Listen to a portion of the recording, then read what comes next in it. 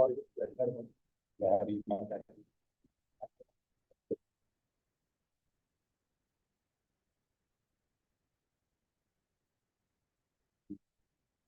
I'd like to call this meeting to order. So at this time, if you would please stand for the Pledge of Allegiance. The flag is over here to the right.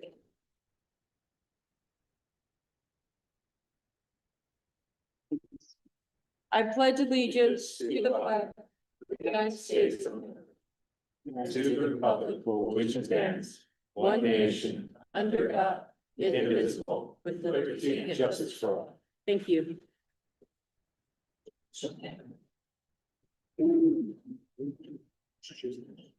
At this time, I'm going to turn it over to Tia for roll call, page number 3.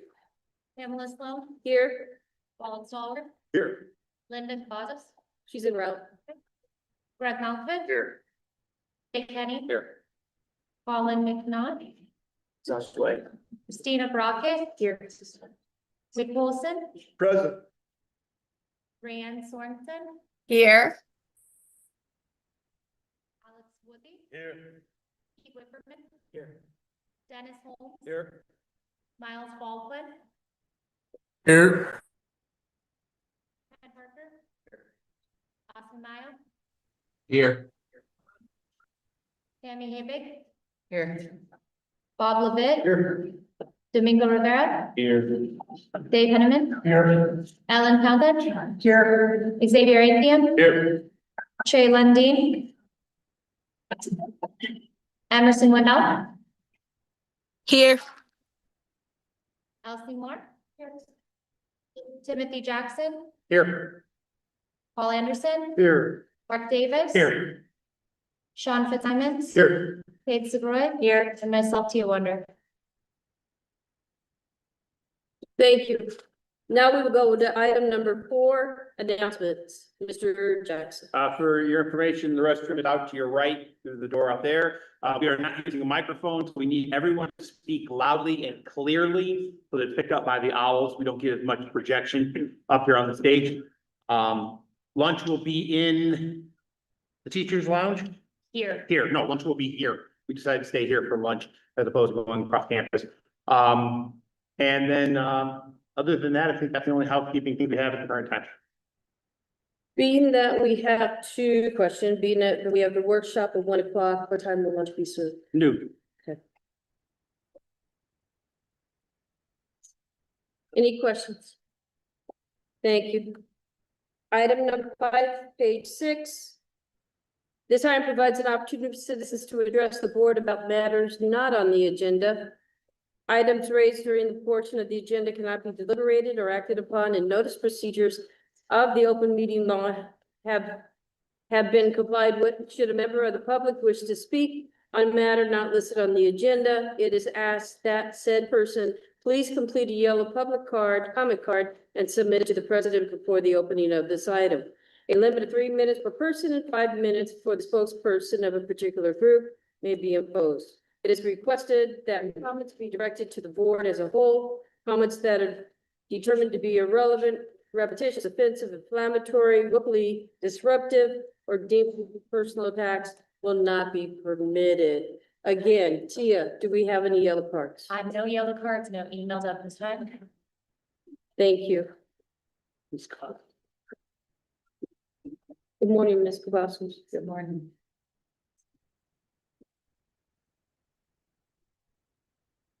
If you now please turn to item number 6 on page 7. This is the approval of the agenda for today's meeting, September 23rd, 2025, and NIAA Board of Control meeting. I ask when a motion is made that we also include that it's a flexible agenda.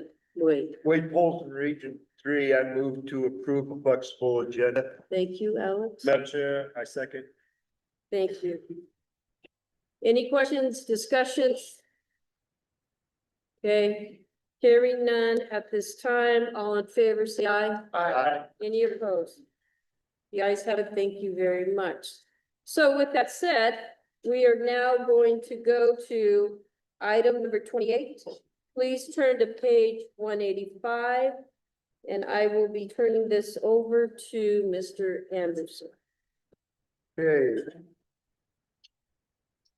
Morning, everybody. So Tim had asked that I do a board training a couple of meetings ago, I think, and based on the agendas that we had, we've kind of put it off, which is probably a good thing because we now have some new liaisons and other individuals on the board. So that's what we're gonna do here. I'm gonna try to get through this fairly quickly. If people have questions, let me know and I'd be happy to answer them. I'm gonna kind of got my outline. I've used this before. I've updated it a little bit, but I want to talk about a few things. One would be the organization of the NIAA, and then what we do and certain laws that apply and that sort of thing. So to some of you, this is old stuff that's really not that new and enlightening, but if you bear with me, I will proceed through this. So first of all, as far as the structure, you hear a lot in our meetings, or you will from time to time, about the National Federation of State High Schools, and that's the acronyms, the NFHS. They, in essence, are the mothership of all state high school athletic associations in the country. There's 51 different high school associations that belong. It's all in 50 states plus Washington, D.C. They're based out of Indianapolis, and they are the ones who create rule books for the various sanctioned sports that we have. They do a lot of things. They have boards that their national board is composed of executive directors from various states, and then they have many committees with respect to the different sports that are sanctioned. And Nevada has always been a proud member of the NFHS and has had a lot of individuals that have served on committees and that have actually served on, we've had executive directors that have actually served on the board. So it's important to keep in mind, that we are one of 51 various organizations. In order for our schools to compete out of state, they have to compete with other sanctioned high schools. They can't compete with club teams. They can't compete with schools that aren't sanctioned by a high school association. So the NFHS is kind of the basis of all that. As far as the NIAA, a lot of this you can just find online, under the regulations that exist that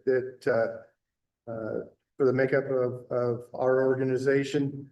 Our legislative commission is the top, I guess, rulemaking body that oversees actually even this board. The legislative commission is composed of our 17, well, I guess 18 now, counting the charter school authority, but all of our public school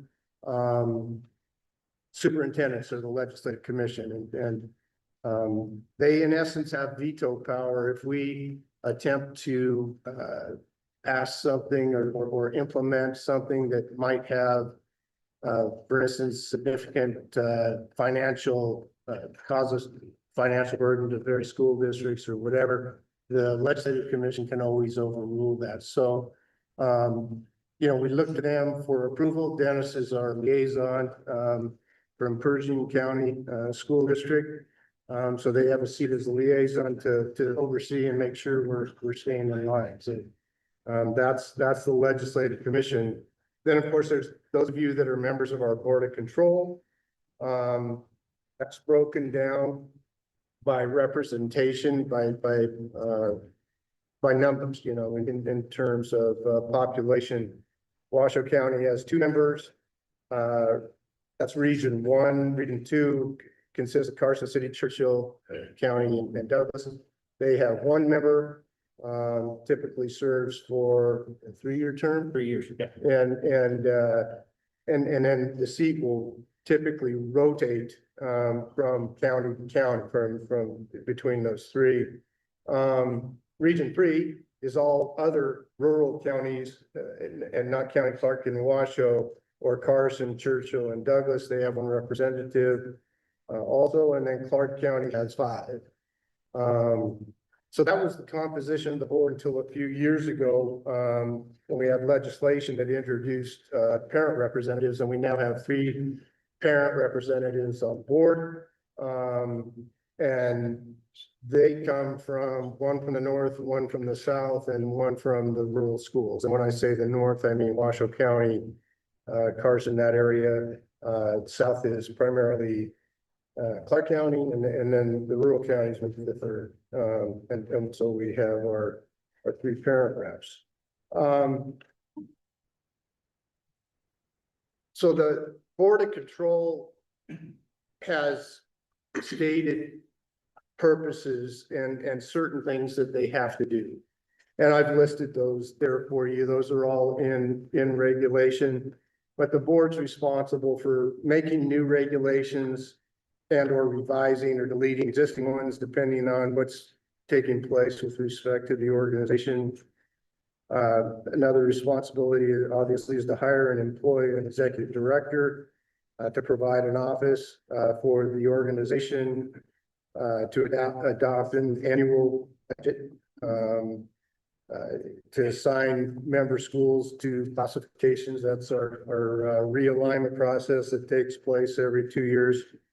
And to provide for the organization supervision and certification of our officials, and to control all sanctioned activities in which our member schools participate. The executive director also is responsible for investigating any violations of rules and regulations. There's only 2 offices, I guess you'd call it, with respect to the board. There's a president, and vice president. Ms. Sloan, of course, is our president, and Mr. Stallworth, our vice president. They're elected once every 2 years and an odd number year at our spring meeting. And their duties are pretty simple.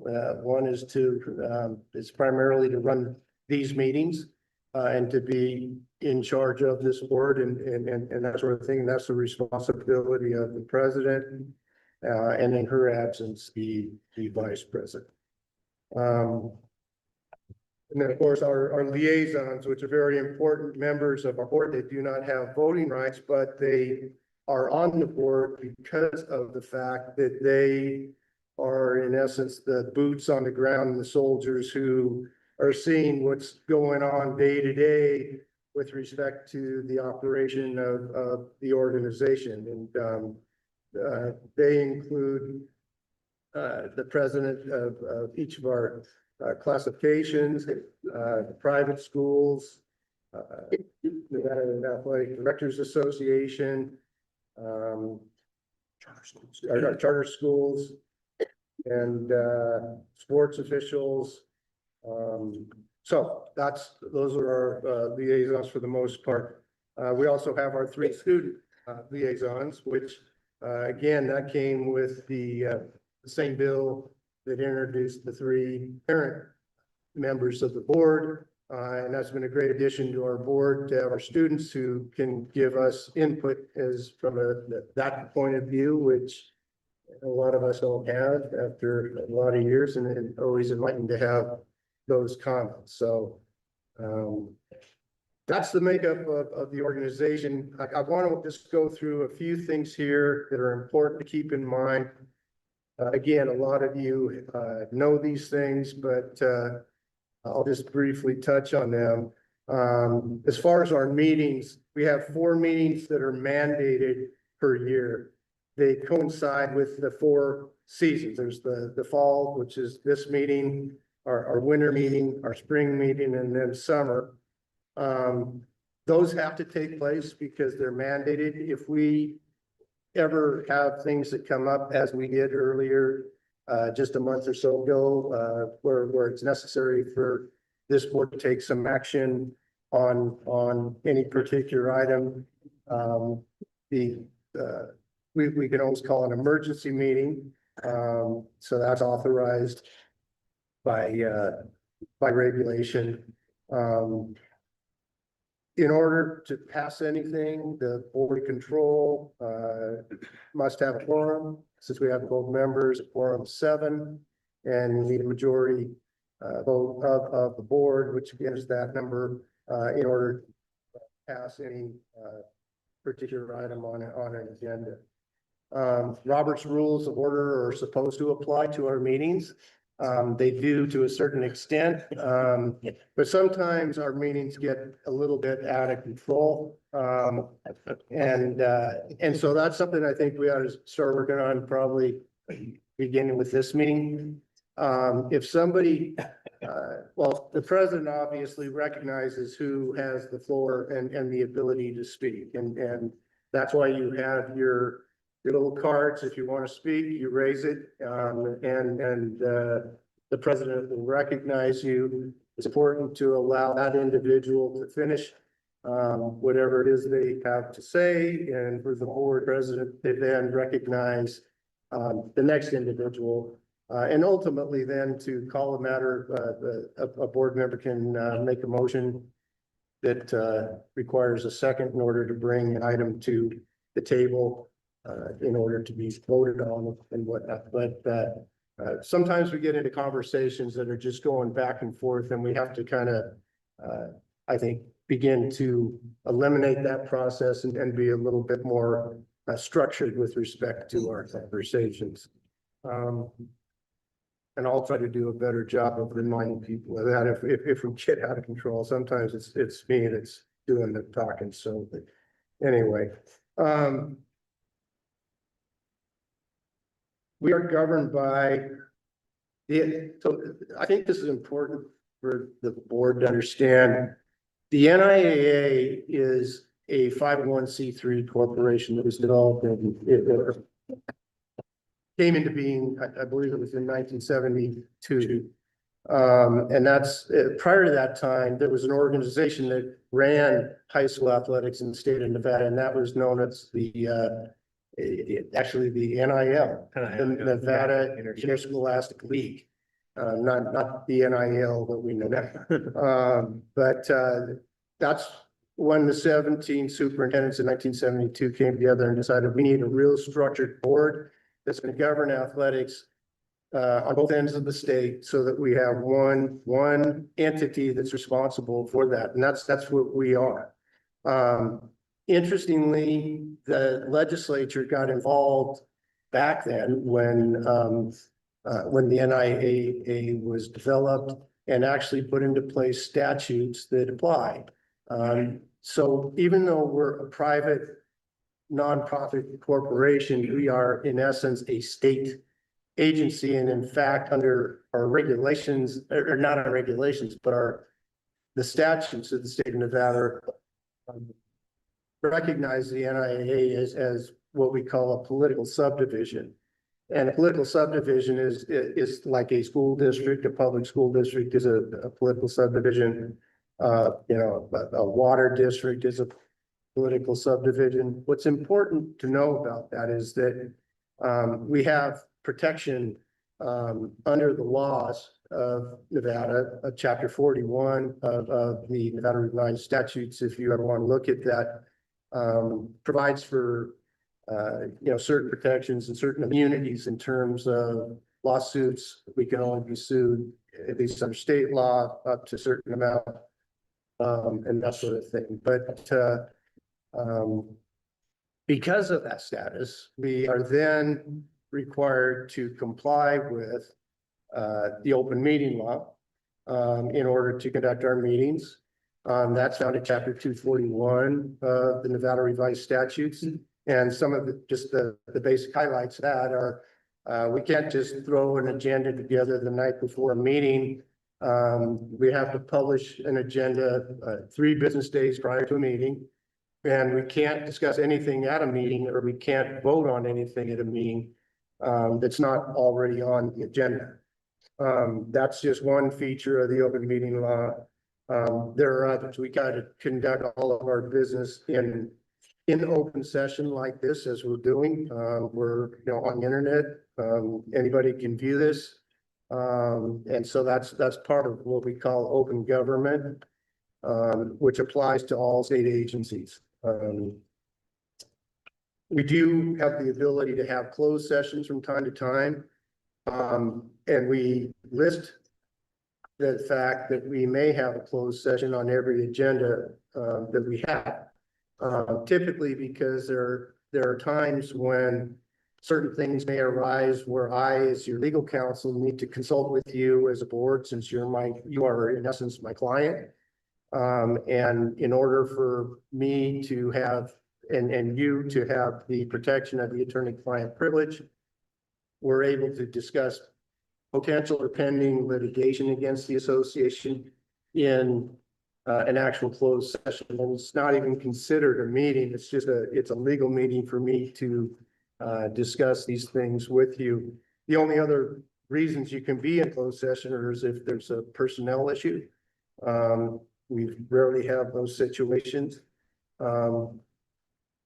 But when we're in closed session, we cannot take action with respect to a particular matter. So anytime we are in a closed session, if that were to occur, you have to come out, and if there's action that needs to be taken, that needs to be taken in the open session like we're in right now. Again, as board members, it's important to keep in mind, at a board and liaison, all of you, there's certain situations, and this would mostly happen in a closed situation, or it may happen outside of a board meeting where you become privy to confidential information. We deal with, minors, we deal with students, we deal with educational records, sometimes we deal with medical records, and that sort of thing. And all of these are private information. And it's important to keep that in mind and not be, if you become, aware of a particular piece of information that might be provided to not just a student, but to anybody. It's important not to discuss that with anybody outside of this group. All right. As far as, I put down some of the things that are prohibited, conduct by the board. I talked about already about just being mindful of discussing matters outside board meetings. You should avoid that. It's important as a board from an open meeting law standpoint, as a group, you that are voting members, not to get together in a group of, in my opinion, more than two or three at the most, where you would discuss any item that we might have on the agenda outside of a meeting. That can be considered improper action by the board. So again, all discussions of agendized matters and board business need to take place during our open meetings. Here's an item that I'm guilty of, and I think all of us are from time to time. And this became kind of a big issue a few years ago, and it still is, in light of all the social media, that we have. But we all have cell phones, and they're all sitting right in front of us here. And from time to time, you get a text, and you might, in the middle of a discussion, be, responding to that text. And from the public perspective, that appears to be improper, because you don't know who, if you're sitting in the audience, you don't know who you're texting with. You could have the assumption that you're texting with another board member on this item, and so you're not discussing it openly. So I would ask people to try to refrain as best you can from being on your cell phones during meeting time, right? We'll get into, as we do every meeting, our regulation process. Today, we're going to have a workshop, I think at 1 o'clock, on some new regulations or some existing regulations that are requiring revisions. There's a whole process under Nevada law. It's chapter 233B that deals with how we develop and or revise and or eliminate certain regulations that apply to our board. I've kind of set forth the process generally here. First, we have a workshop when there's a new matter. And that's like we have here today, that's a noticed process. I think our workshop notice has to go out 30 days prior to board meeting so that people are aware as to what regulations we may be discussing, and we can have input from the public if they have questions or want to comment on any regulation that we're either developing or revising. But once we do that, the board ultimately will vote on whether or not they approve of the regulation in the form that it's in as presented through the workshop, or if we need revision. Once that's done, my job is to then send, after a meeting, is to send that down to Carson City to the Legislative Council Bureau, which is a group of lawyers that are hired by the state, and they're the ones that write all of these statutes for the entire state, and all of the regulations for all of the agencies, including ours. And they have magic, I call it magic language, because it's not the language you speak and it's not the language I speak typically. But they have a certain format that they place our rules and any other regulation in. That ultimately comes back to me, and we put it back on our next board meeting for review to make sure whatever they've done in terms of developing the regulation that we wanted complies with the process that we were looking for, and making sure that everyone's on the same page. If that occurs, our board approves it. It ultimately goes back again. And actually this time it would be submitted to what we call the Legislative Commission. And you'll hear some discussion about that group today with respect to one of our regulations, but that group is composed of state senators and assembly persons who have an open meeting like this every, they're not scheduled, but they have periodic meetings where all regulations for all agencies come to them finally for review. And if they approve it, then ultimately the reg goes to the Secretary of State, it's signed by the Secretary of State, and then becomes law. One of the problems that we've had over the years with respect to our regulations is the LCB's ability to keep up with change. And so a lot of times we'll pass a regulation and then you try to find it online and it's not there. And we're in the process, Kate and I,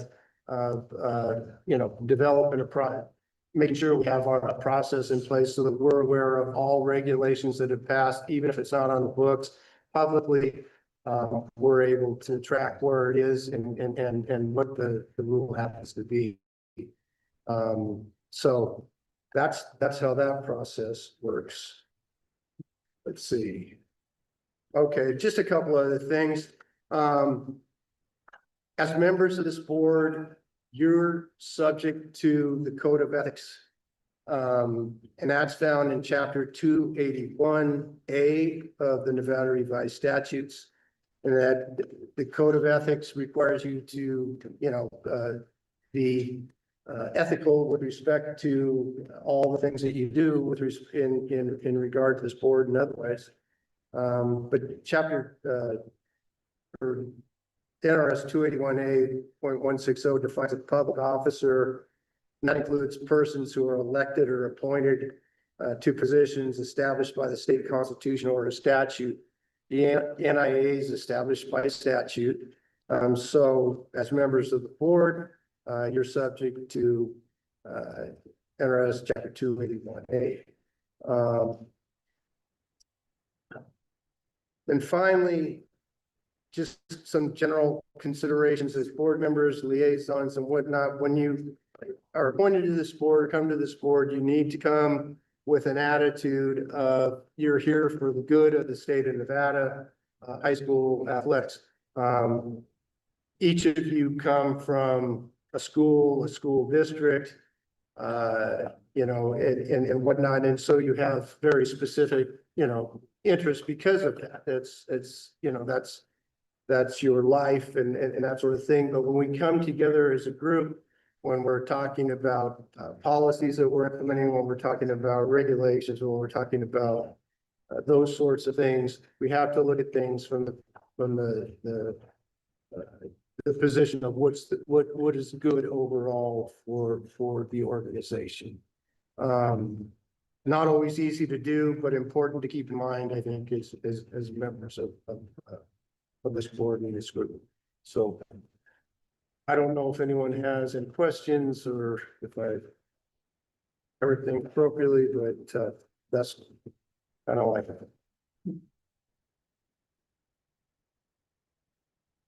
I wanted Paul to do this, more so for the fact that as we're establishing ourselves as a staff, one of my prime directives for myself and our staff is know what your duty is. We've told everyone that we're always able to be reached at any moment, but the number one thing we do after you reach out to one of us is guide you to the person who's over that lane. So you may call me for an eligibility question. I'm going to send you to Kate. I can answer the question, but it's going to Kate. You call me about the rubric, or you call me about the schedule, or you call me about HRM. I can answer the question, but I'm sending you to Park. The reason I wanted to do this was that everyone knows exactly what our expectations are. And as we move forward with the new board, I thought this was a perfect time to do this, as we have multiple new members on the board. And I really think it's important that we get everything in a focused manner. This board agenda is a heavy lift, because I told our staff, we are getting things off the plate that was kicked around for too many months. So that's why this agenda is heavy. There are a lot of discussion items, but there are also a lot of voting items. We want to make sure that we are now moving this association forward, and we wanted you guys to be on board with what we're trying to do as staff. So I think this was important, so we know where we are at, where we're going, and what our future holds. So thank you, Paul. Thank you very much. All right, at this time, we're going to go to agenda item, go back to page 14. Agenda item number 7, introduction of new staff for discussion, information discussion, Mr. Jackson. Well, good morning, everybody. There are some new faces around the table. There's some old faces that had, in the words of Mr. Whipperman, their sentences extended. Mr. McNaught, Ms. Crockett. That was his words, not mine. But they are continuing on in their roles. Thank you very much. And they thank you, David. And I'm sure they do. Joining us remotely, we have Miles Baldwin and Osmeo from our class 1 and class 3. They will be with us obviously up in the north when we get there, but they have joined us as non-voting liaisons representing the class 1A and class 3A. In your packet, there is some information about those two gentlemen, along with Mr. Parker, who is sitting down there at the end of the table, familiar face to many of us out of Needles. He is now the 2A liaison. Ironically, we had to replace 1, 2, and 3 in one fell swoop. But getting some great people on board, and his bio is also included in your packet. Trey, Emerson, and Elsie were all introduced, I believe, at the summer meeting at Legacy. They were all there attending as observers. They have now rolled on formally. I'm happy to have them here with us. I think it's important to hear our student voice, because they are, while our liaisons might be boots on the ground, some of our students are even mud. So they're right there for us, and they can give us that perspective. I want you to also know that our former board member from Cimarron, Nala, I was at a conference, and they had video where she was the speaker of the conference about what it meant to be with the NFHS board, but she was doing that for student council. And I would tell you it was a very proud moment for all of us, because I got to share the board and the members at that meeting that not only was she doing that for NFHS as an NASC member, but she was also a board member for the NIAA. And there was some intrigue into having students on our board. So I provided some information to some other states, and I think that's great. Joining us, who jumped from the liaison over to our staff, we've brought Mr. Fitzsimons on board. Mr. Fitzsimons joined us August 1st and made it through his first month without telling any of us he wanted to quit. But I'm going to turn it over to Mr. Fitzsimons, let him introduce himself. All right, thank you, sir. Sean Fitzsimons, most of you know me. For you that don't know me, I'm used to be in the liaison role, as Tim said. put in for the job last spring and just as a, on a whim thinking, hey, I'll just put in for it and see what happens. And then I had to make the decision. So happy to be here. Mr. Bart Davis called me the day after I accepted the job and said, I don't know if I should give you congratulations or condolences.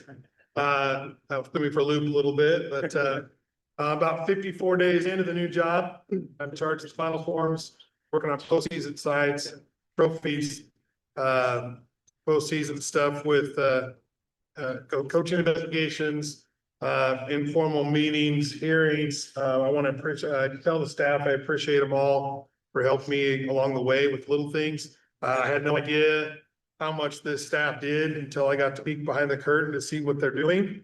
We were at a Section 7 and 8 conference last week, met with several different associations from our Section 7 and 8. And we are the smallest staff by far of all the states. Some of you that have been on the board for a while know that. And it is incredible that, like Tim said, we all have our own things that we're doing, but we also jump in and help each other as well. So happy to be here. Hopefully get through 6 months and then ask me again if it's still fun, but I have a great time. Sometimes this new job is harder than my old job, if that makes sense. But it's been a good ride so far and I appreciate everyone's support and happy to be here.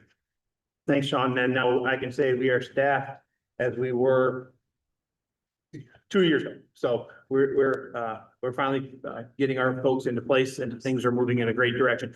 Sean brings great perspective to our staff that none of us had. I'm big school, Kate's big school, Sean's small school. So I'm very happy to have that perspective. And Sean's rural. So he brings a whole new perspective to when we talk about travel and what it entails. So very happy where we're at right now and hope to continue moving forward with that. Thank you. Thank you. Now we'll go to item number 8, introduction of new board members that I apparently you just did. Please Okay, go ahead and feel free to fill in where I apologize. put arrows back and forth. Gotcha. Okay, we are good with that.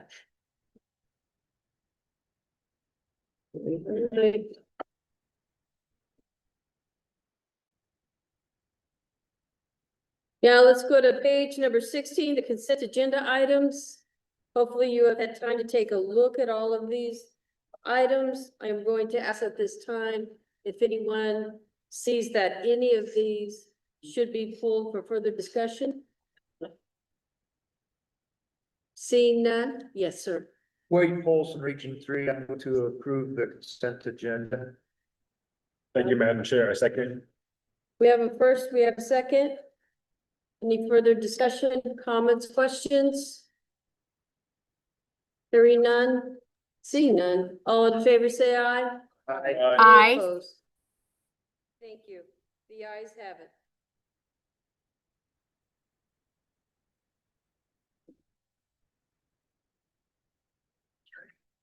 Okay, let's go to page 51 for the financial report. And I will turn this over to Mr. Jackson. Okay, a couple sheets should be in front of you, I believe. One would be the NASC. Obviously, we'll go over this and then we'll bring it back for a final vote. This is the NASC balance sheet. You don't have it? No. Might have yours. Wait, wait. I have extra. Wait, that's right. Okay, let me. Okay. The NASC balance sheet, you can see that they are sitting pretty financially well. This is as of September 19th, but it actually is September 1st when the last reconciliation was conducted. I just ran the report on the 19th. So that one's there for your review.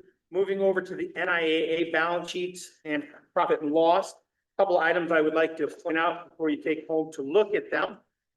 And where is my folder? Apologize. And that's why I can. We did. Yes. Mine is the tag. There are some numbers that may look a little, I would say, askew to an eye. First one being board expenses or board of control costs. That says $57,000, I believe. That is not, you guys haven't cost us $57,000, just so you know. Let me get that. Where's Yeah, that? hold on. Threw myself off by not having my right papers in front of me. Deep breath. Okay. Why in the world is my balance sheet? I need my balance sheet. Okay, Tia, give them back. Come back. I got also. Your call. Okay. So if we go over to profit and loss. Yeah, that's page. Oh, thank you. Thank God. Did I clean that up already? Just cleaned it up. It's the last page. I cleaned it up. Right, page of mistake. No, there's a.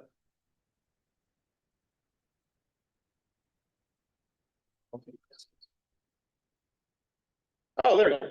Page 1 of 2 on the profit loss at the bottom. There it is. I will say, I don't know I didn't get that out of there yet. Board of Control expenses setting at $57,000 so far this year. That is not a Board of Control expense in this sense. Where is it? Bottom of page 1 on the profit loss. Item number 6020, Board of Control expenses. Bam, right here. Right there. Page three. Oh, but I was on the bottom of this one of 2. Okay, There we go. You'll see $57,503.96. That's the conference expenses that we've incurred to date.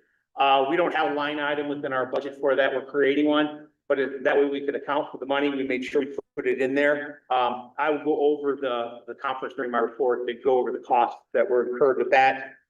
So that number is going to change in the next board report or the next, financial, it'll drop dramatically. As we put it into, what we're going to do is we're going to actually put it into special project. If you flip that page over, the last page, you'll see at the bottom, there is a total for 6860 special projects. We're going to create a line item in there for that, for the board to review. Our salary costs at the top of that page, line 6120, 30,364, right on par where we should be. I also want to point out the other one that may cause the question is the partnership revenue. On the front side there, it is line 4620. It sits at 177,252. That is because not only did we get the 140 that Playfly promises us, but we've received and accounted for $37,252.91 of revenue share as of September 1st. We're still waiting on the rest of that. I do believe it's in there, but it wouldn't show yet because we are not running September numbered. We are running them as of September 1st. Other than that, if there's anything else you would look at that raises any questions, well, we'll be glad to go over them. You can see 4675 on the profit and loss, section 7A, 6500. We're also going to make sure that those are more allocated out so we can show what they were. yes, sir, Wade. Yeah, Wade Polson, Region 3, just a question on the partnership revenue.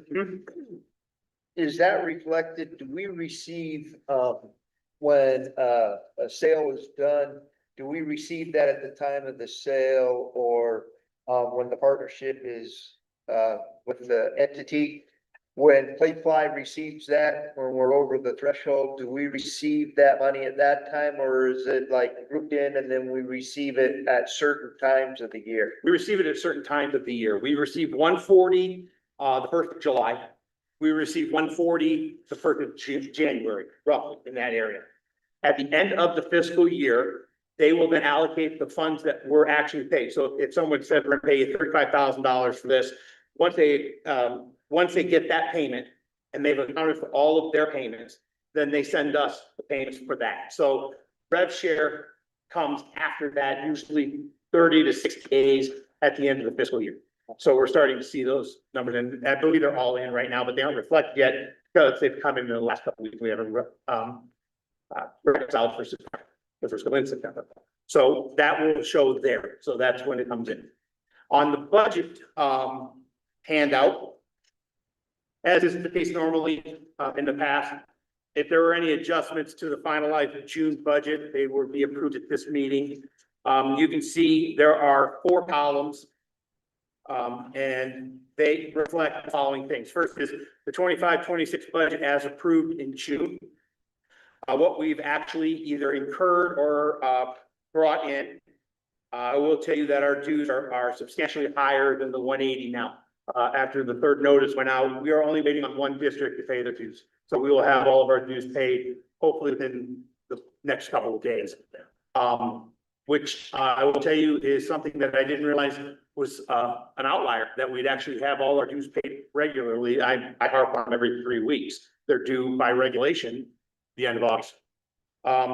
Then the percentage that we've either brought in or met, and then what we need to adjust.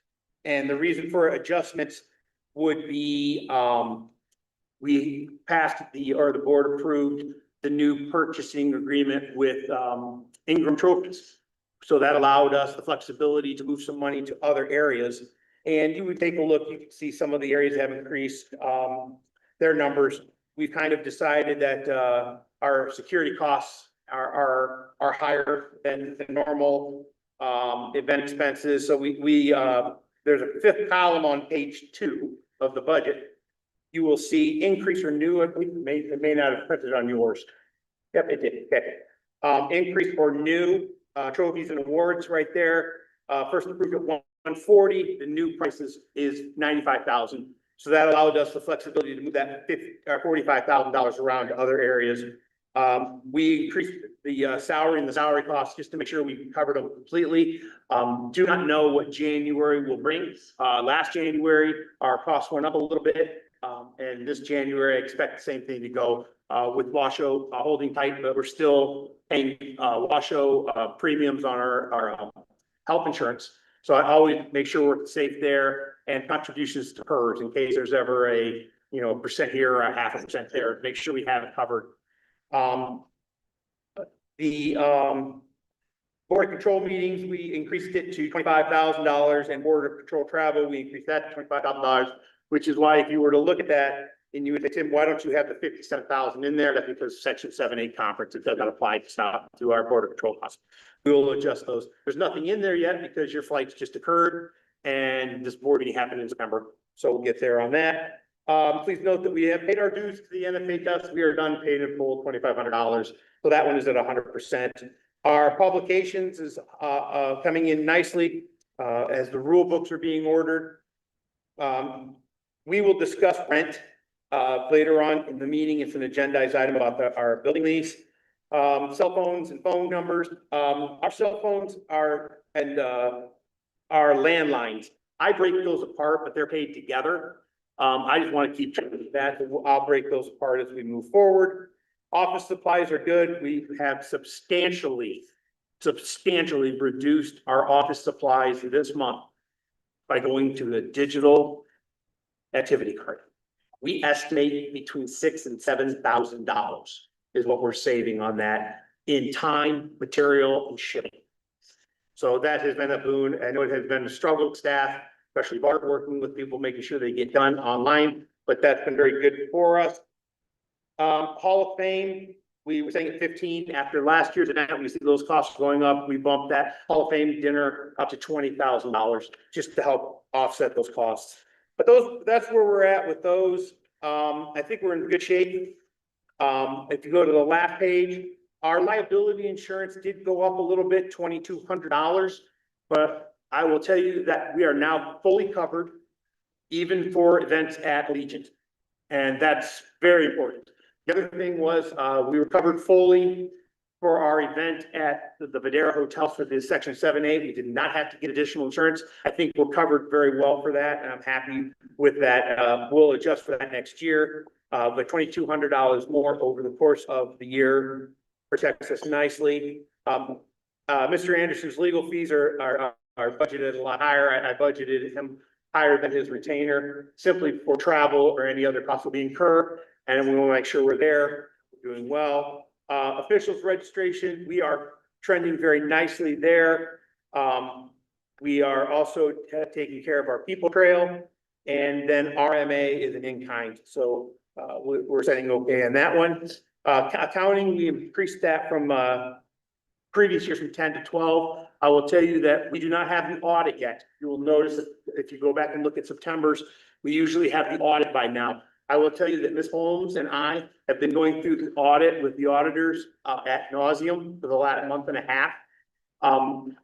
The reconciliation in June, July, and September of last year did not occur.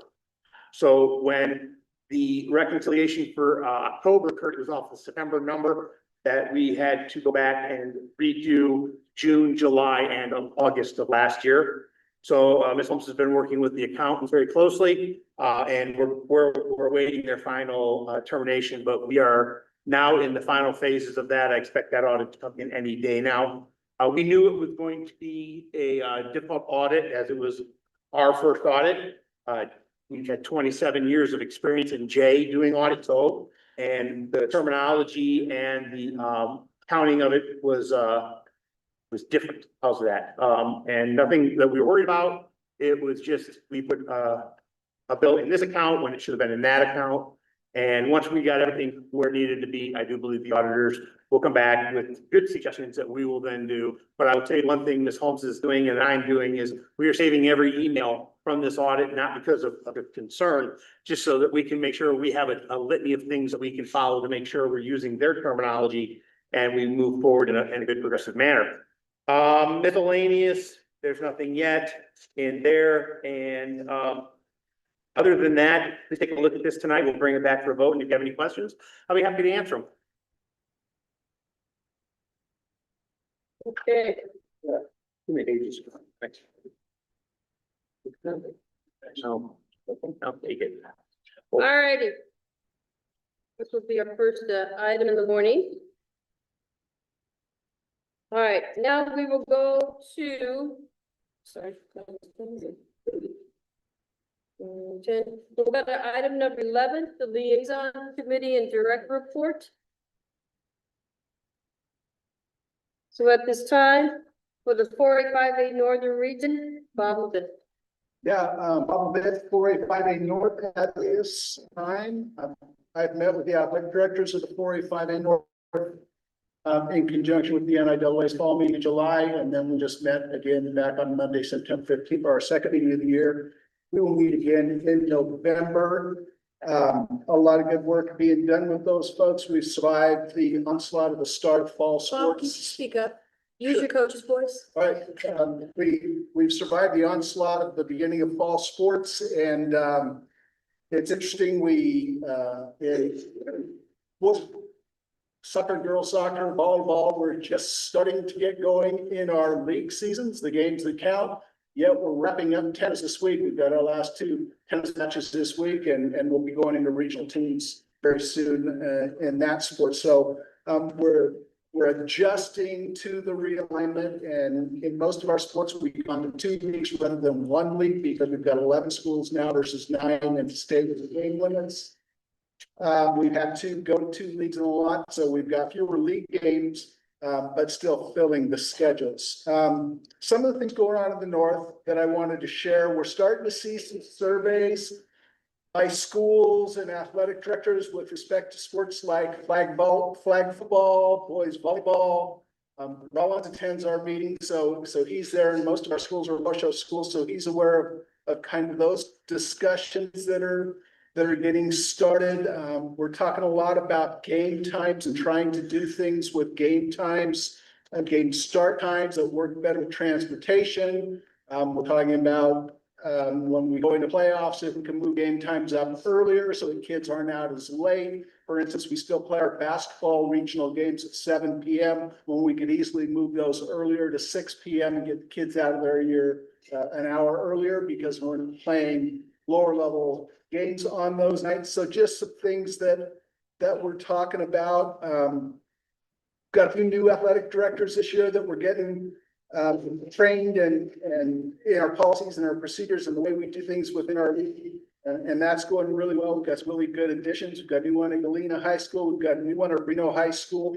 So that's all going really well for us. We're seeing some changes in Washoe County schools where principals are starting to take over responsibilities of athletic administrators. So there's always typically been an assistant principal that had athletics as a responsibility. And those folks, along with the ADs, would attend these meetings where we do the work that we do. And so now that's starting to change and we're seeing fewer in attendance from the schools on that level, because typically the principals, we know how thinly they're sliced or their time is sliced, so it's difficult for them to attend the meetings. So it's sort of impacting our ability to make sure that what goes on in the room with us when we're talking about high school athletics gets back to the school, gets to the principal, gets discussed as the administrator at the school, and then we'll make decisions. We're making sure we're making decisions based on input from everybody. So that's a little bit of a challenge for us. Working real hard to identify regional sites and state sites to support the NIAA. That's becoming more and more difficult. I don't know why it's happening. But we're just having a lot more trouble finding sites and suitable venues for those regional and state events. So continue working with Bart particularly, and I'm sure Sean, as we move forward on identifying those sites and having a plan moving forward. Those folks at schools know how much stuff goes on in the spring, following school year, and then there always ends up conflict. So those are some challenges that we're facing. I think that's about it. Thank you. Any discussion, questions for Bob? I would also like to ask staff that as we go through liaison reports, and I have asked of this before, is that please take note of the comments. And if there's anything that should be brought back to the board as a discussion later, next meeting, let's do so. Because primarily that's why they're here. Thank you. Good conversation. All right, we're gonna go now to Tammy Habig, 48587 region. All right, so same thing, fall sports is underway, and I wrote this, said that the weather was cooperating before we had our onslaught last week of the rain. Wait, But I think it's mostly tennis that was, that was affected, but, for the most part, it's been great. This has probably been the meeting that I had the most input from. I know you guys have your meetings quite often. With 40 high schools, it's a little bit harder to meet this often. So I do most of my communication through email. And wow, when I sent out this, hey, what do you guys want me to bring up? My email just started ringing. So I did my best to kind of bring everything in, as tight as I could. The realignment, I think, as you stated again, we're kind of trying to get used to it, and seeing already a lot of issues, which I think we kind of knew were coming. The one was particularly brought up, and I've actually been living for the last month and a half, was 4A tennis. Wow, it's bad. I would say 90% of the teams don't even field the team. Yeah, it's tough. You have your upper like 1, 2, 3 maybe on our side. We were probably 4 on our side, and we have exactly 6. So if one's gone, we can't fill the team. But actually, Mr. Whipperman and I sat last week because our 2 teams played each other, and he just talked about how drastic it is. And I think we had a different perspective because we were in 3A last year, and I saw how competitive 3A is. And then to jump up to 4A and see how there's not a lot of competition. So I know it's nothing we can fix right now, but it's just definitely something that we wanted to note. Also girls golf. I don't know if anyone has been out to that in Southern Nevada. It's probably worse than tennis, unfortunately. I think I was talking again, as you guys know, my golf coach is the coordinator. He said there's maybe 3 girls in Southern Nevada that can break 100, unfortunately. So, I know that there's some ideas being tossed around about how maybe you can't just make it go away. You can't say, hey, golf is that sport that's different. But people are looking for maybe is there different ways that we can do this. let's see here. Oh, a concern was brought up, and I'm sure we're gonna get to this at some point, that a lot of our schools down here have the same coach for boys and girls. And then if we have regionals on the same day, they can't be in two spots at once. So, I don't know when we'll get to that, but that was a big concern by, I think, 3 or 4 different coaches. Of course, AB 184 was a very hot topic. I did my best to try to explain to everyone that that wasn't the NIAA's doing, that it was the legislators that made it happen. But I think a lot of people want to see, they want everyone to understand how it's affecting the public schools, basically. Because it just seems like every rule that's passed makes it harder and harder for the public schools. And then again, CCSD passed a recent I don't know what the right word is, cohort, yes, age cohort, which again is another, because private and charter don't have that same rule. So now we're losing more kids to that. They say, oh, you can't, you're gonna be a sophomore because of your age. In CCSD, they don't care. But you can go over to a charter school, they can make you as a freshman, so you get another year of eligibility. That's hard to fight for us because we can't do anything about it. 4A cross country was brought up after I sent this in. I think coaches right now in 4A, it's very small as well. 4A is small, very small for cross country. They're a little frustrated because the perception is, that they're just kind of being told to figure out state on your own because 3A and 5A are going up north. I don't think that that's the case, but that's the perception.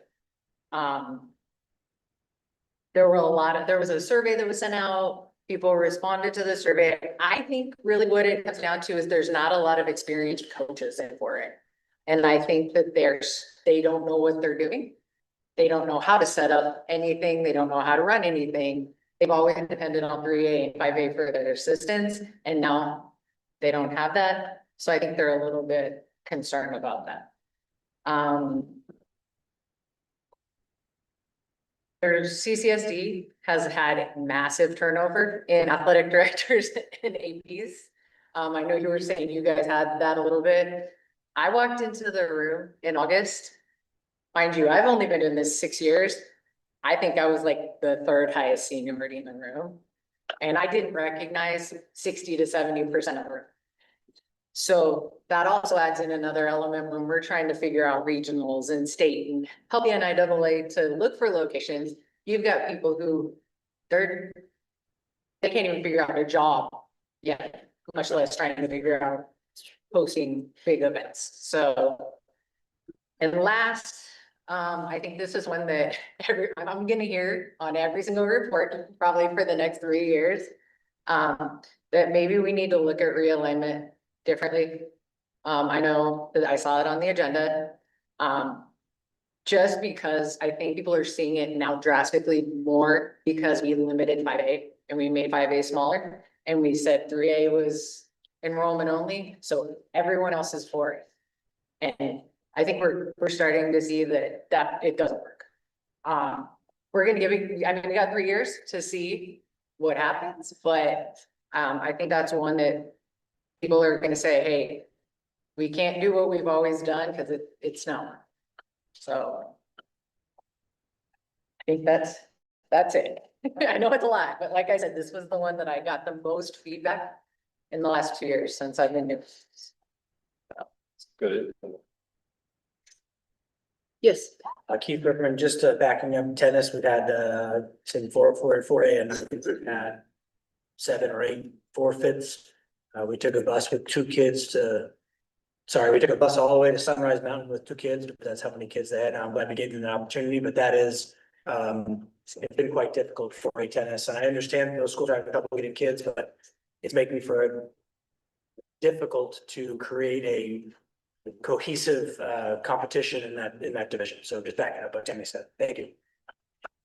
Well, Just a question, since we're up north and kind of far away from this, when we look at the number of schools that are in the 4A, which my guess is close to. Depending on the support for tennis, you're looking at probably about 30 in the south. So you're looking 30, out of those 30, how many are able to field the tennis team? Based on the standings that just talked about. Roberts. go ahead, Clark. Thank you, President Sloan.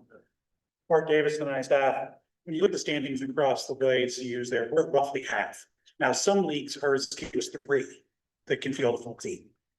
You've got one league that's basically, there's one matchup between those 3 teams so far. So it's difficult to tell who's any good. When we talk about a full team, you need 6 in tennis to post a team score. You need 9 to fill out your entire lineup. And some of these schools are posting a score, still aren't all the way to 9. So in terms of actual fill out the 9 and maybe have a sub, 60% of those probably don't do it. Mr. Jackson. This is not a new issue. This is not a new issue, but the difference is this. And take this for what it's worth. The one thing I think we have done poorly in a state for decades is assume every school, every program, every level. We live in a bubble in the southern part of our state because we do not realize that just because you have 3,000 kids does not mean you have 3,000 athletes. And just because you have 3,000 kids does not mean you have 20 kids who want to play tennis. But what we have done is we have regulated and stipulated, if you're this school and you're this size, you're offering this program with this many kids. What I think we need to look at from a new perspective is this. We do not have 5 divisions of all sports. Why are we so, pardon my French, hell-bent on having 5 divisions of tennis, or 4 divisions of tennis, or 3 divisions of tennis, and make them exactly the same? What we need to look at is a different perspective. And the perspective is this. Perhaps we have an open division of tennis where you just have 1 or 2 tennis players and you quit playing the I have a tennis team game because you don't. Until you do, then you participate as a team. Perhaps we look at golf in the same manner.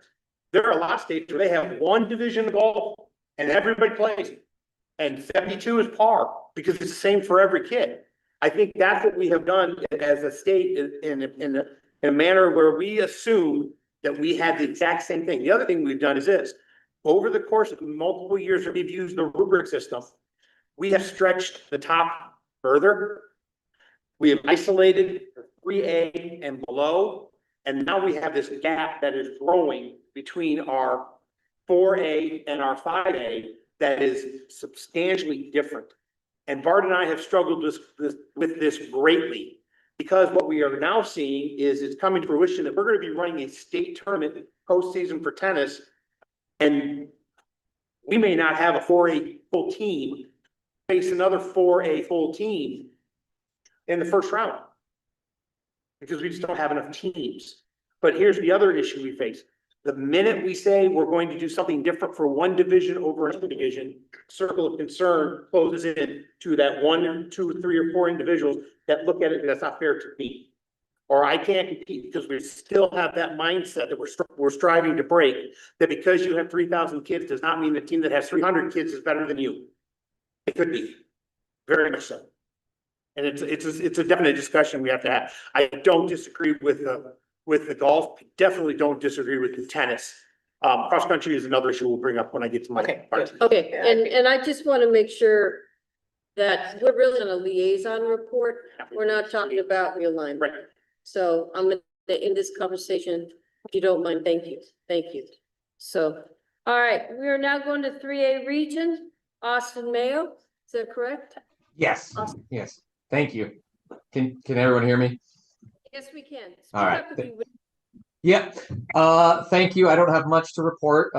We are now into league play for all of our sports. I'm, like I said, fairly new to this role 2 weeks ago, so I'm excited to be here. Kind of building those lines of communication with the South, reached out to Dallas Larson. One thing I know we have up here in the north that we've started to discuss is a girls golf regional, kind of to be more in line with every other division in league. But so we've started that in the north. But other than that, that's really all I have. Thank you for allowing me this opportunity. Thank you, and again, welcome aboard. Okay, I will now turn it to Ken Parker, Director of TUIT. First of all, I want to thank everybody. I appreciate all the work everybody does and what we're doing here. Thanks Sean for the extra work. Thanks Sean for the extra work and the nomination for this new role. I do appreciate it, but I do work with everybody. The 2A South, the 2A North, I talked to Mike Roach, everything's going pretty smoothly so far. A couple concerns. The still thing is, Tim said, 2A is in fluctuations with new schools coming in, the transition of the realignments and schools coming in, not having JV programs. So we're getting pretty creative on what we're gonna have to do. A lot of our schools don't have JVs, or they're dropping JVs as the seasons are already starting. I do want to thank Travis Barron and Beatty to get creative, because we don't have on our football, we have 4 football teams, 5 football teams in the South, so we have 4 games.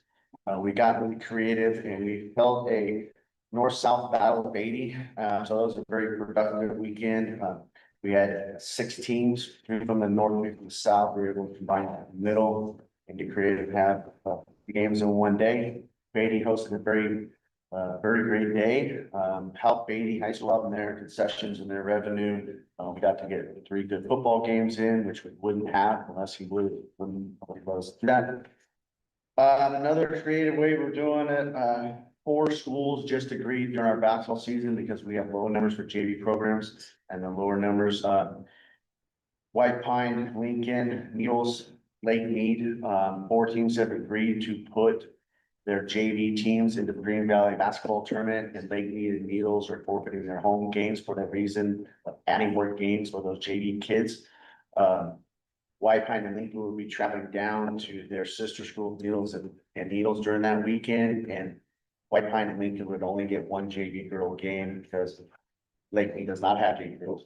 So we all got together, made a decision to do the best for those kids, put them in that tournament, get 5 games versus 1 or 2.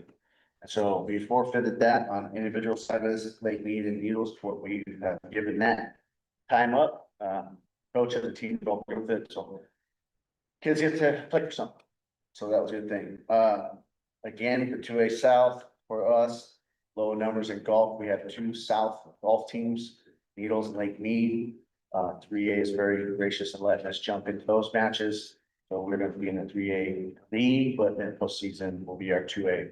That way we can help out and talk about those guys don't have to travel, and we're making it easier for everybody. I do want to thank all the 3As, 4As, and all the up levels that are accommodating the 2As and our leagues, north, south, and matching up. It's very nice knowing that we can make something work at those other schools, because we do have a serious game issue with finding games. Other than that, we got a lot of new ADs, some new schools.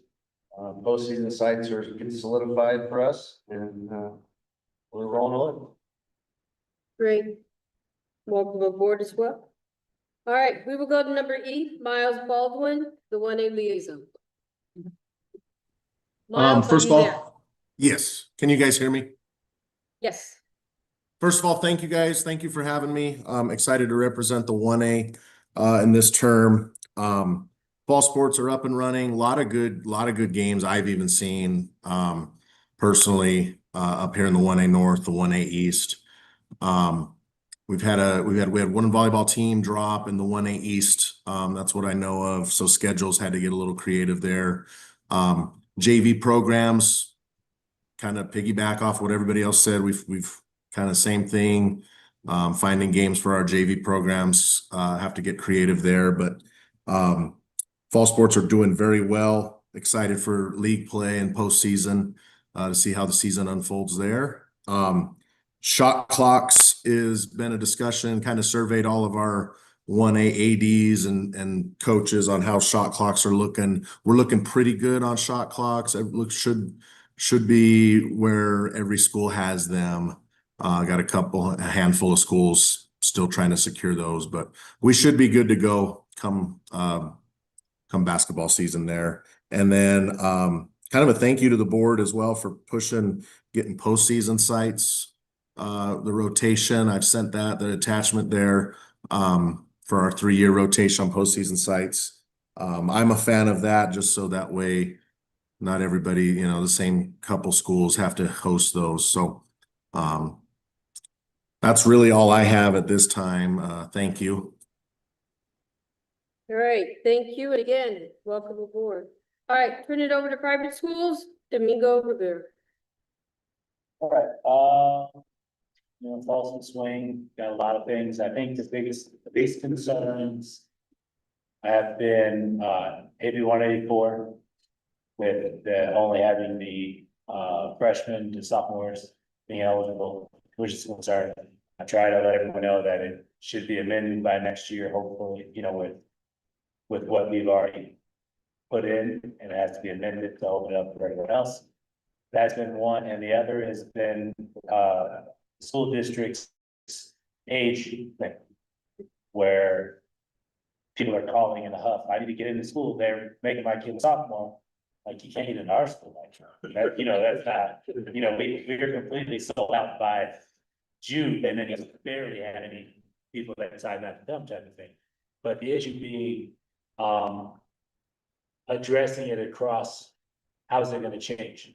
So I've received lots of phone calls, not even our schools, not private schools, but just the general public. What are we gonna do about making it fair for public schools? And so my general concern is what public schools do, how does that affect the private school stance? Like, how are we supposed to adjust to something that they have done in terms of the COSAs, they took away COSAs, and now they only have, there are certain things that they go to school that live in the area. And then that became a problem where Liberty targeted us because now they could get kids in because the school changed their policy, the school district changed their policy. So, with that age thing, we've changed our rule. I can only speak for our school, where you have to be, your birthday has to be after August 1st of your senior year before you turn 19. To guarantee there's nobody 20 on camera or whatever that the whole discussion is about. They made it evidence that at 19 through the season that you played, it's 19 the whole school year, no matter what happens. You have to turn 19 after August 1st. So that's what we've done to adjust. And that's just a mission. That's not a big deal. But I don't know that all the privates are in line with that, and everyone has their own stance on it. So it's really difficult to address. And I think the biggest concern is when rules change in CCSD, how is that supposed to affect privates and or charters that matter? Where they have a different set of rules, and they change the rule in the district, and now they expect us to change to match their rule that they change, which is really odd, because I understand you changed your rule, but that's not the state rule. So as long as we're following the state rule, and that's been the major concern, is that the transfer of freshman to sophomore, that only ones that are eligible, and the age of CCSD age rule that is in effect immediately. And so how it affects friends. Good question. So that's really it. That's the only thing. Thank you. All right, charter schools? Our liaison, falls swing with our charter schools. It's great to see everybody out there, meeting. We had a full athletic directors meeting with charter schools on September 11th. They and Sean from NIAA coming out, and they're being part of it. They do it by Zoom, and it's April from CCSD is also a guest. So thank you for doing that and answering a lot of the questions that we had. New sports coming next year, lacrosse was discussed, and know that Soul Canyon is full board. They're gonna have lacrosse, and that's only charter school. I know right now that is 100% annual lacrosse. So we're thinking about it still. We did talk about the transfer rules. of 81, 84, and then there's even charter schools have questions because of the whole, yes, we have coming in, they can come in as a junior or after the sophomore year because of the wait list.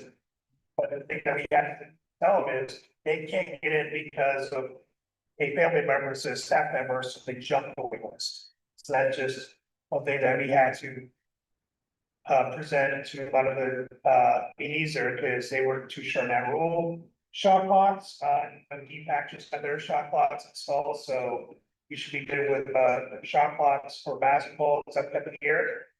Nothing that we discussed, I know there's been emails that have been sent to me about our liaisons. And how many of us now 4A5A that we want to be a part of the discussion, and so we are getting a list together of all 4A5A schools.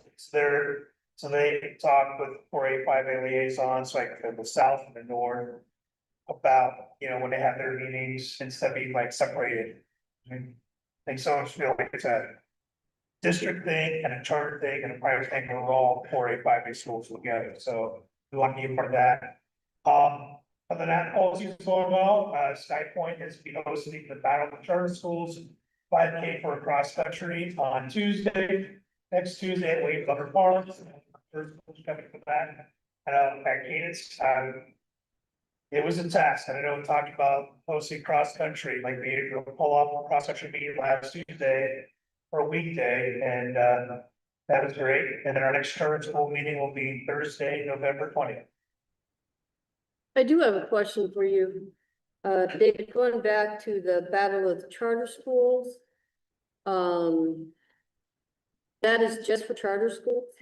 Yeah, so what they did is for the weekday meets. I know Tyrell and it's all Shepherd over at Side Point. For a weekday meet, they just said they got all the charter schools involved for that. I think we have never, when we've put schedules together, I did it for 100 years, X has done it, Tim has done it.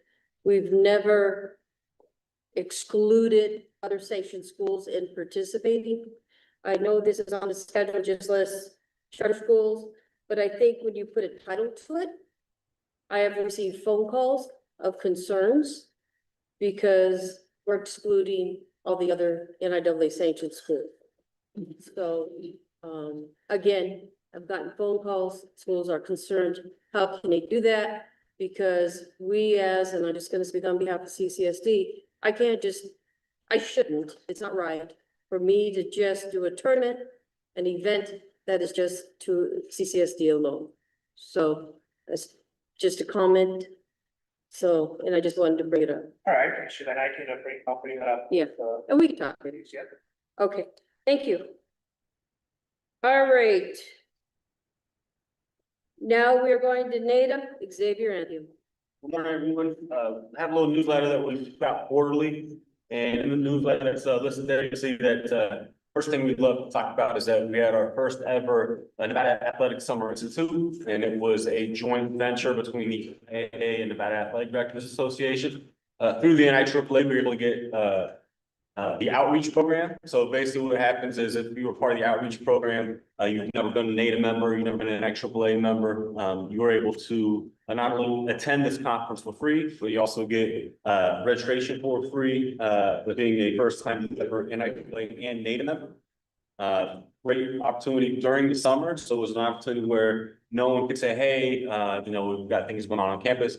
It was during their vacation. So if you really want to take the opportunity to become and learn more and grow, here was the time to do it. We did it at Shadow Ridge High School one weekend, and we offered another opportunity in the north with being at Woodtell in Tahoe. We thought that those times were great because of the start of school year. And what was interesting is we had some northern folks that decided to come down south, and we had some southern people that wanted to cool down a little bit and go up north. So it was a great attended event on both days. Great opportunity to grow and learn and do some workshop with Activate, with Final Forms. And there was also the opportunity for some of our lead members to actually do some of their own teaching, where they did some general sessions on like 8101, the how-to, so to speak, And we also had the opportunity to offer classes 501, 502, and then to complete the outreach, they have to complete 503 within 60 days. So that was pretty good. That I thought was very powerful, very beneficial to hopefully give everyone a new step up, especially those new athletic directors and those new athletic administrators that maybe been 5 years or younger to the job. But we've had some old timers, I could say, come in and be part of it and take the opportunity to take some classes. Moving forward, also, I want to give a big shout out to Reed High School, as they're the first in Nevada to ever earn the QPA Quality Program Award through the NIAA. Big kudos to Jen Ridge and Ryan Sims for working together with the NIAA to get this award. They will be honored in Tampa, and I rolled right into Tampa as the national conference will be in Tampa, December 12th through the 16th. I can't encourage enough of our members to go and be part of Tampa, as it's a great opportunity to go to workshops, take classes, network. Just can't say enough great things about the national conference. Move forward, Ryan Sims is a name I'm gonna say a couple more times, but he's had a great last few months. He just earned his CMAA, Certified Master Athletic Administrators certification, being part of the QPA. He also worked hard to get that CMAA project taken care of at the same time. And we had our first ever middle school person get their CAA. Janine Rover out at Fertitta Middle School got her CAA and is looking to potentially get on committee and maybe attack her CMA. We have to be patient, as she's just happy to have her CAA at this time.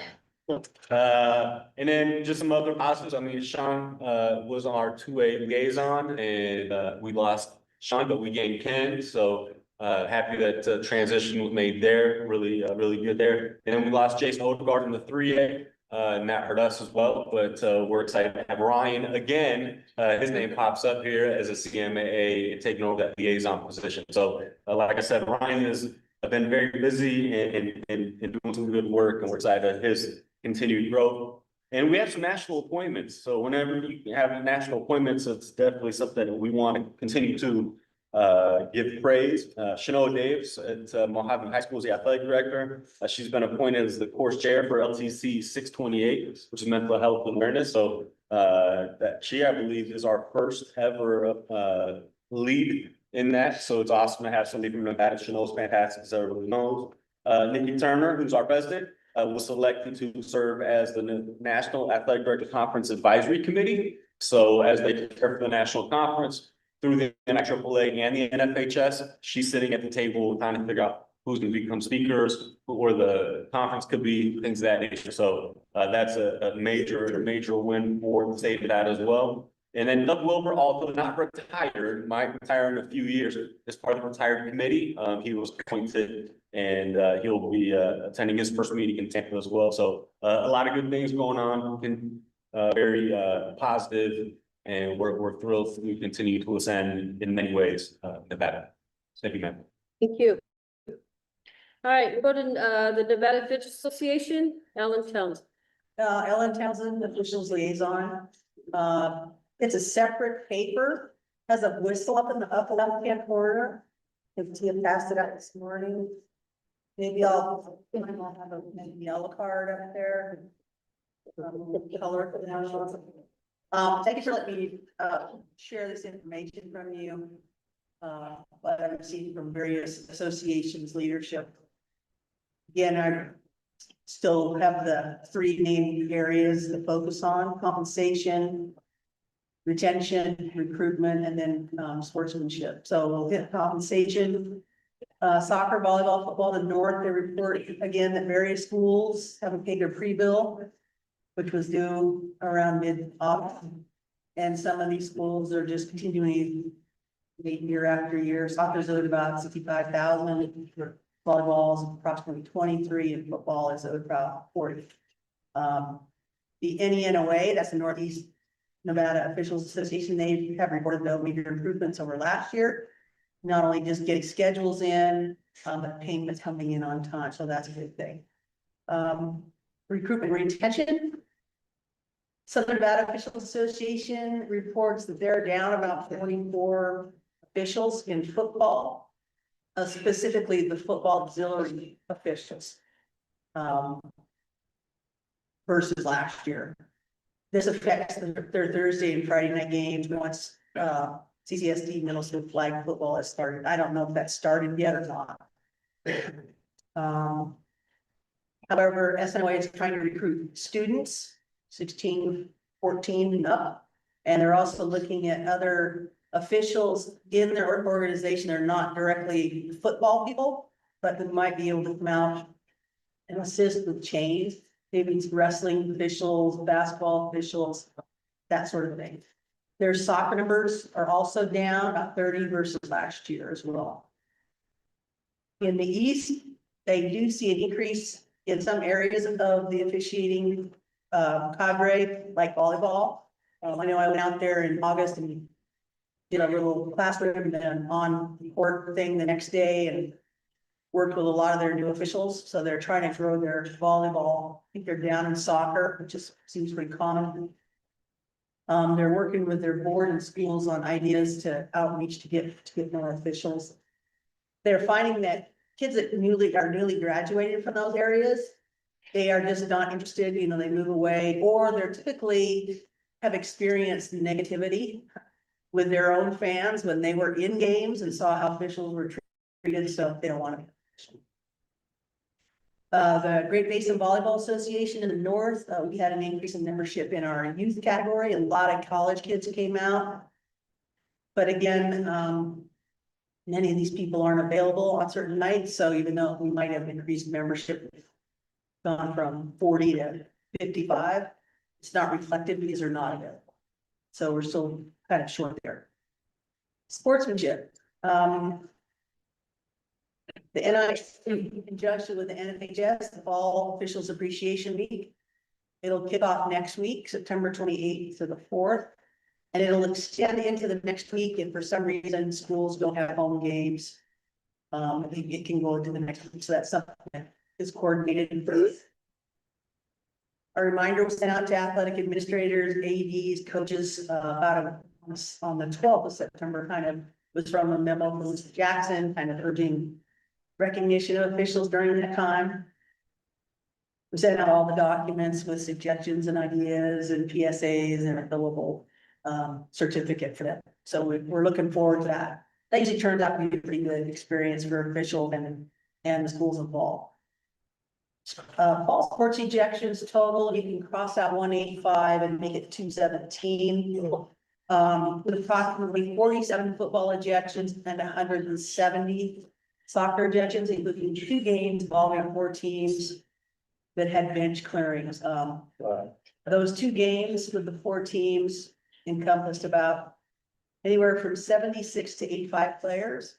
One school decided that all the JV players that were there and participated, they were also going to go through the whole sportsmanship to the bench clearing thing. So you could figure out why my numbers were a little off.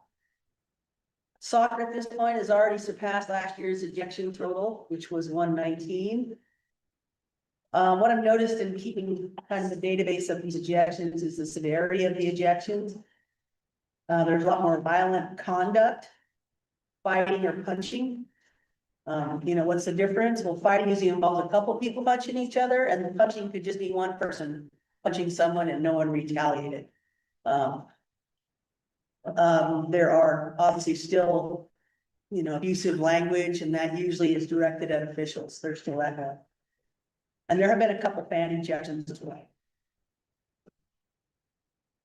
Other news, the Las Vegas Raiders provided some financial support to some the Southern Nevada reps who attended the National Association of Sports Officials Summit in Alabama in July. So they were able to pay for their registration fees, hotel, travel.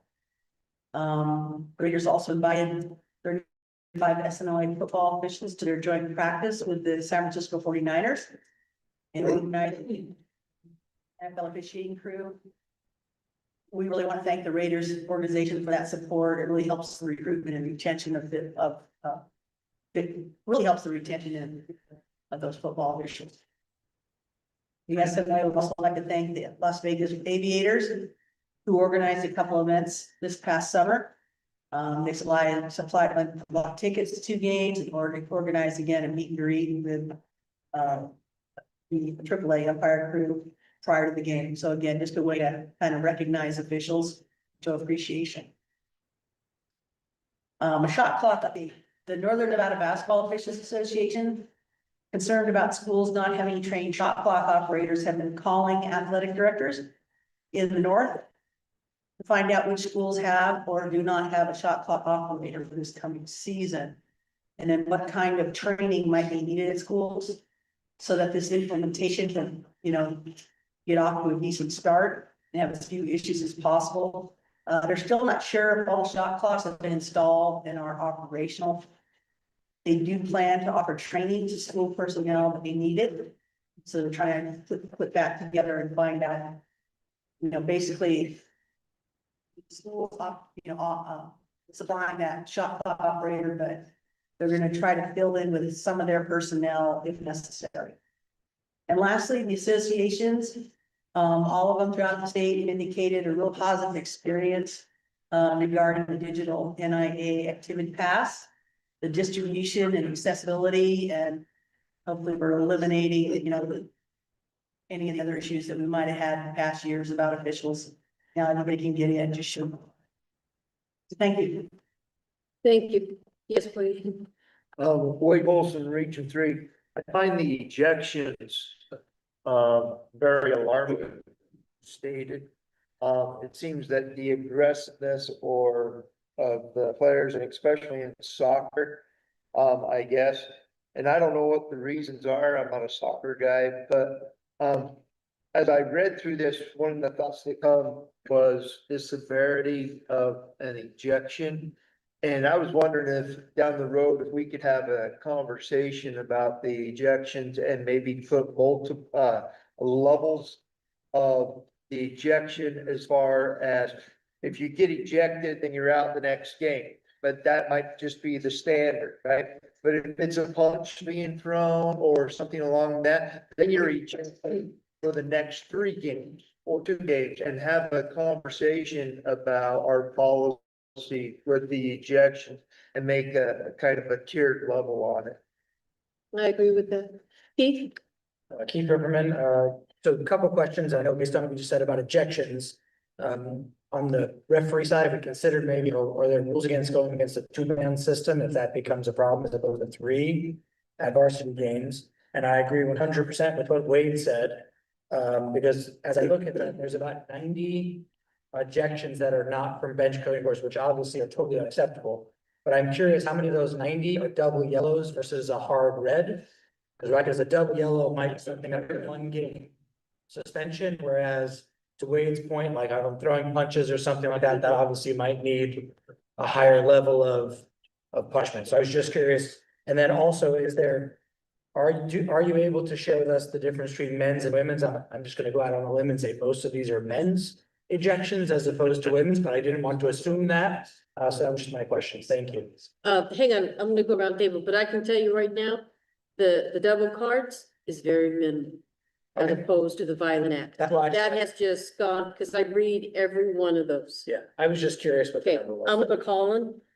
Colin Dow, Region 4, I think, so there's one comment, then a question. The comment being, I think I agree that we as an association should look at more severe consequence for student ejections. I also would encourage member schools to hold their students accountable as well, right? So like as at Simron, if a student is ejected for a red card, I also discipline them on the school side of things to hold that accountability, right? I don't necessarily leave a red card and the consequence associated with it, especially when violent, is enough to hammer home the point of like, this is not appropriate behavior. So I agree, we as an association should evaluate that. I also think as member schools, as principals of member schools, we should consider ways in which we are consequencing the students for violent behavior outside of the athletic realm. The question I have is just about the compensation layer.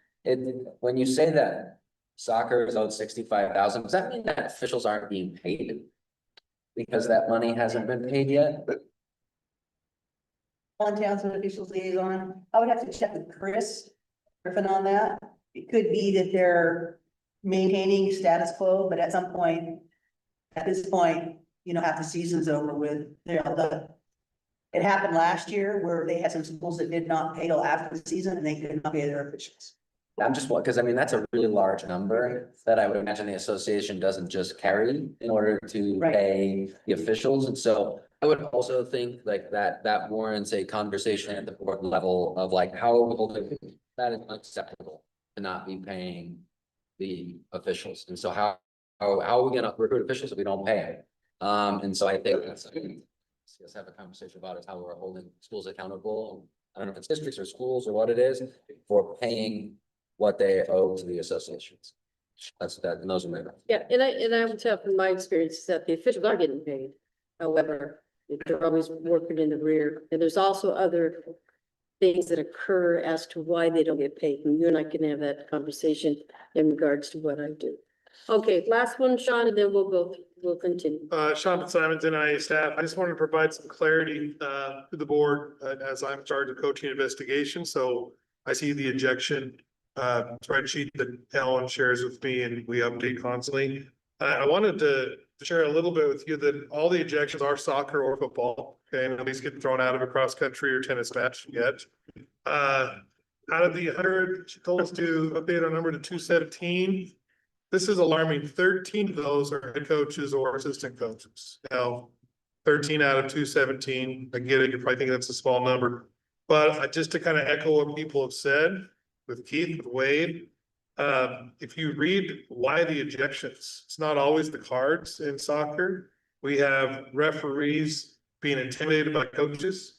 We have players bumping the referees. We have getting into arguments with other coaches post-match or post-game, shoving matches, taunting, using the F word. We have taunting going on, soccer, boys soccer player will score a goal and run all the way down to the other visiting team or the opposing team's bench and yell derogatory and F bombs and stuff. So there is a point to what Colin said too, that I hope that administration, as you go back to your schools and your liaisons to talk with your athletic directors and whatnot to try to curb some of this behavior, because it isn't always just the cards that are protecting people. And Ms. Sol said she reads these reports as well. How much is it derogatory, racial, F word, taunting, bumping an official? It's I mean, appalling. so we've got it, we're doing this board and the NIAA trying to best for kids, right? So we need to hopefully get this under wraps. Ellen and I we shouldn't have said anything. Our goal was 300 ejections this year. We're at 217 and we're 6 weeks into the fall season. So anyway, sorry, just wanted to add some more clarity. All right. Quickly, because we, Yeah, wait, hang on real quick. Let me go to Dennis. Dennis, you haven't spoken. Dennis Holmes, Superintendent Liaison. Appreciate it, and I'll try and make it quick. Was the principal of the school who was called in front of another state's association because our soccer culture was so toxic and abusive that we had to write a corrective action plan. And we had to implement a corrective action plan with the threat that if it wasn't sufficient, we would be removed from soccer permanently. And it was a real wake-up call, and it was a pretty stern wake-up call. And it took a pretty large group effort, coaches, ADs, and so on, to change the culture and make it right. Obviously, we survived it, but it was just unacceptable. And even as the principal, I was in full agreement that we needed to make the changes. It was unfortunate it got to the point that it did, but it was either fix it or find something else. So, Like this. Like that. All right, Ellen. Townsend Officials Liaison, part of my liaison thing is also with the NFHS, so to speak. And I was on a football NFHS webinar yesterday, talking to a few different folks from state offices, and the head of the NFHS, he said, we're seeing a lot of ejections across the country. The CIF reported, I think it was CIF reported to me that they have a 3-game suspension. Football doesn't matter what sport. Then the New Jersey reported something kind of interesting. They have a similar bench clearing type policy with us, 3 or more leaving the bench area. And what they do when that happens is that team is no longer eligible for postseason. It's like, and he said that really cleaned up a lot of their issues. So, you know, there, various states have different things to do, and that's something where, you know, we might be able to survey the states and just kind of see what they're doing in some of the other states. or Thank you. sections. Yeah, because the sportsmanship regulation is part of the packet today. Right. So we're gonna go in a positive direction with, okay, so we can go on. Now I'm gonna go to our student liaison. Emerson, are you online? Yes, I am. Okay, would you like to speak at this time? And two, I would like to welcome you. I think that what you guys are saying is like great. You're covering like all the topics that I would want to talk about. That's a great. That's an excellent report. I'd like to welcome you as well. All right, we also have Elsie with us. Yes, hi. You gotta speak up, girl. I'm Elsie, the student liaison for the Southern region, and I have an update. A few months ago, I had a Zoom with Ms. Tia and we were some ideas, and one of them was regarding the student liaison running the NIAA Instagram. Can I? Absolutely. Yeah, sorry. You're fine. It's okay. You're not like coaching for this.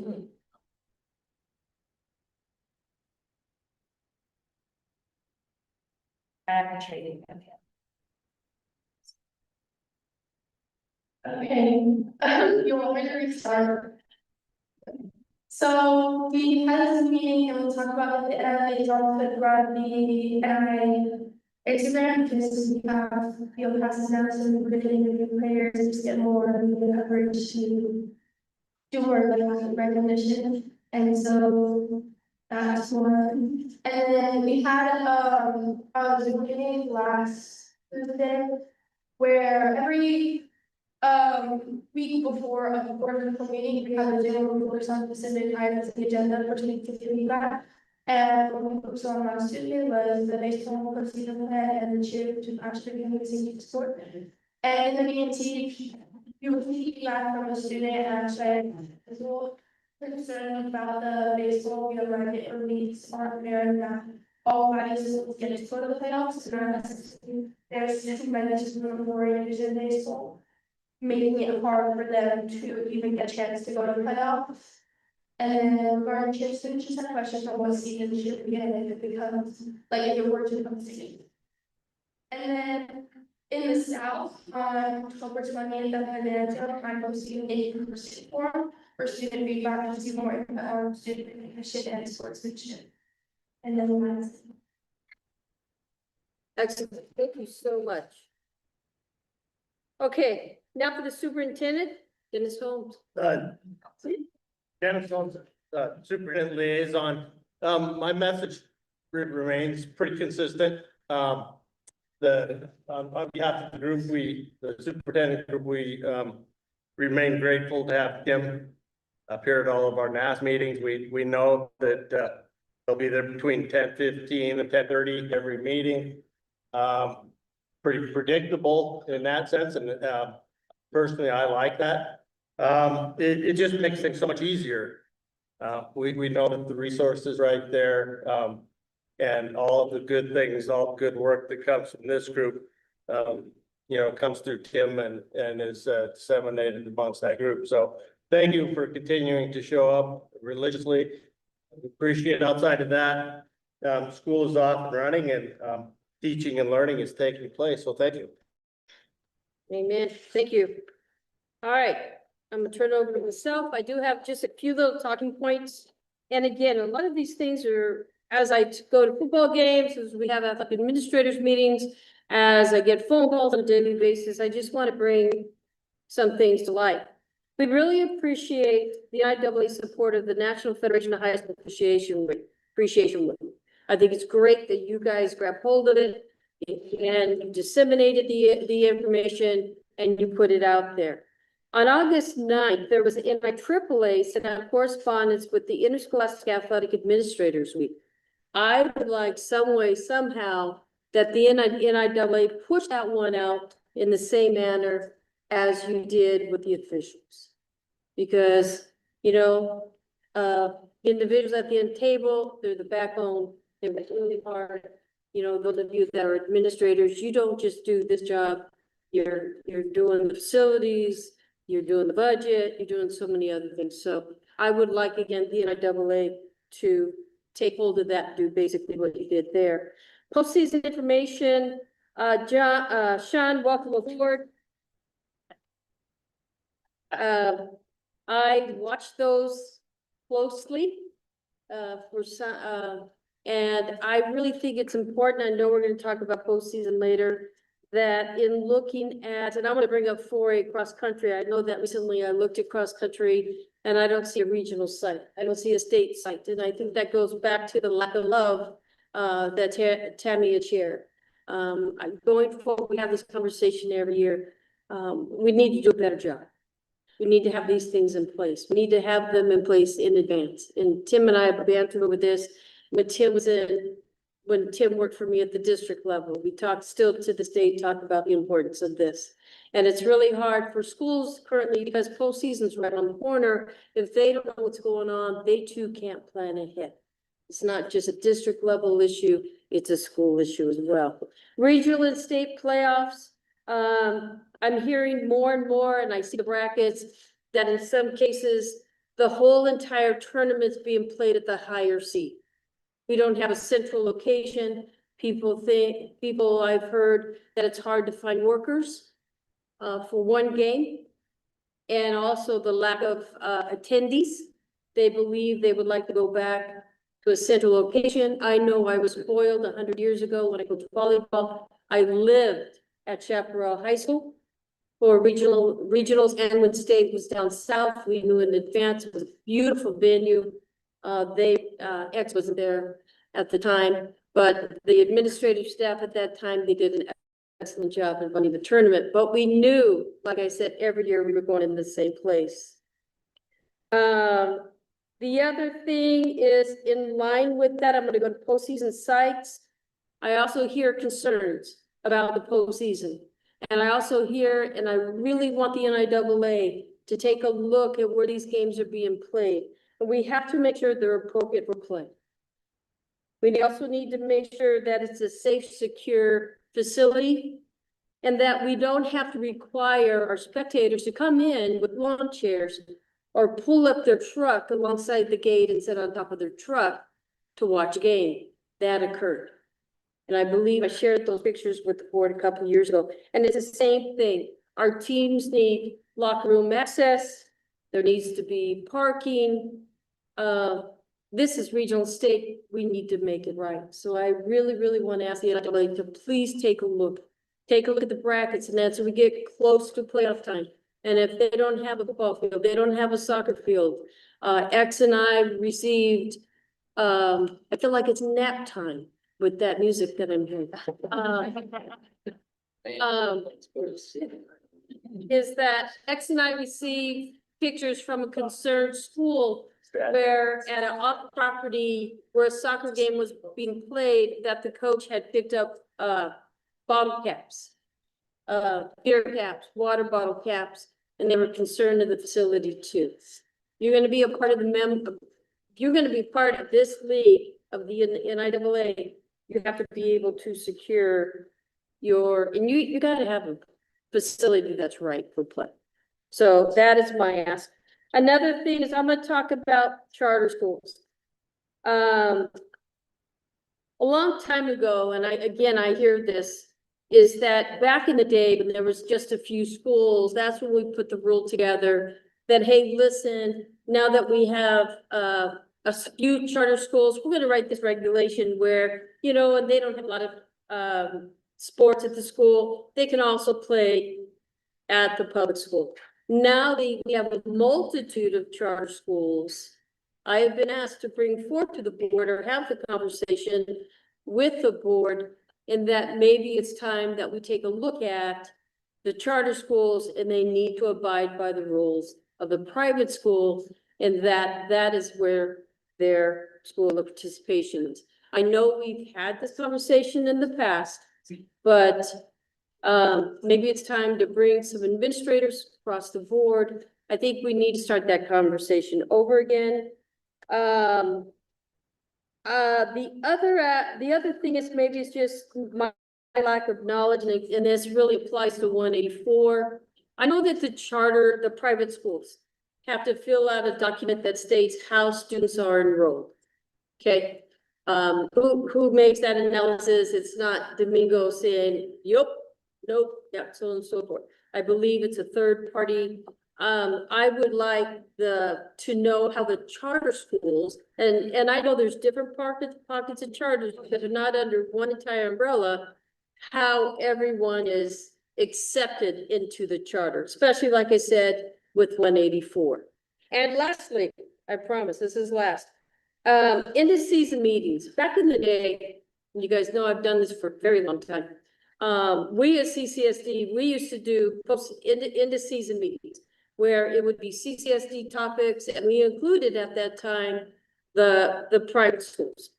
We brought in NIAA, we brought in SNOA, but more and more I'm having conversations like Vince brought it up when I spoke with him. We've had our coordinators bring it up. And what had happened was, as the charter schools more and more and more, then we lost that whole thing, and Tim knows this too, is that it no longer became the CCSD meeting.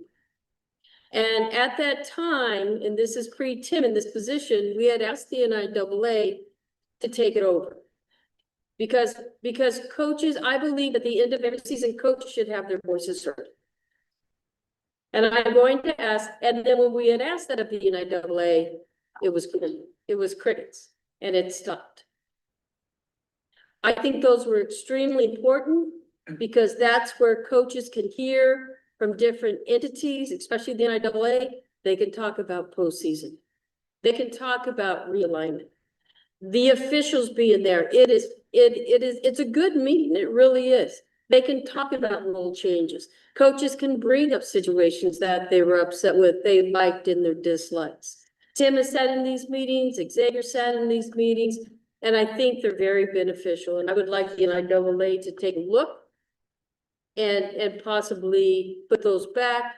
I would encourage east side of the state also to have those as well. So that is it. So, and I just saw Brady walk out. Next. Okay, oh, that's right. All right, Rollins. You know, Washoe County doesn't get a specific opportunity to talk. I know, Bob mentioned our region, but specifically for Washoe County, I want to bring attention to a situation that happened with us with a recruiting violation that took place within our district. And as a result of that, there was some suspensions taking place with coaches in our region. And it was all stemmed around the rumor of the passage of 184. And I think it's important for the NIAA and for us to make sure that we're communicating with our schools that with the passing of 184 and the possibility of that 184 being changed in some capacity, either to include juniors and seniors and or the one that we have proposed as a association. There's that possibility as well. That's still on the table, am I correct? Yes, one-time transfer. The one-time transfer, which would be basically 9 through 12. Yes. That a penalty of recruiting still can take place even with the implementation of 184 and any proposed new proposal. And I think it's important for this organization to make sure that we're still spreading that word out, because for some reason, coaches are looking at that thinking that it's just full-fledged. I can go talk to anybody about coming to my school now. And I think that attitude got some coaches in trouble in Washoe County. And I want to make sure that we are passing the word around strongly from this particular office and this organization with regards to recruiting kids is illegal. And it's not right. And you're going to be punished if you do. Thank you. Thank you. Anybody else? All right. My report. Tia, you got my report? My word report. Yeah. Thank you. Yeah, the heck of a morning.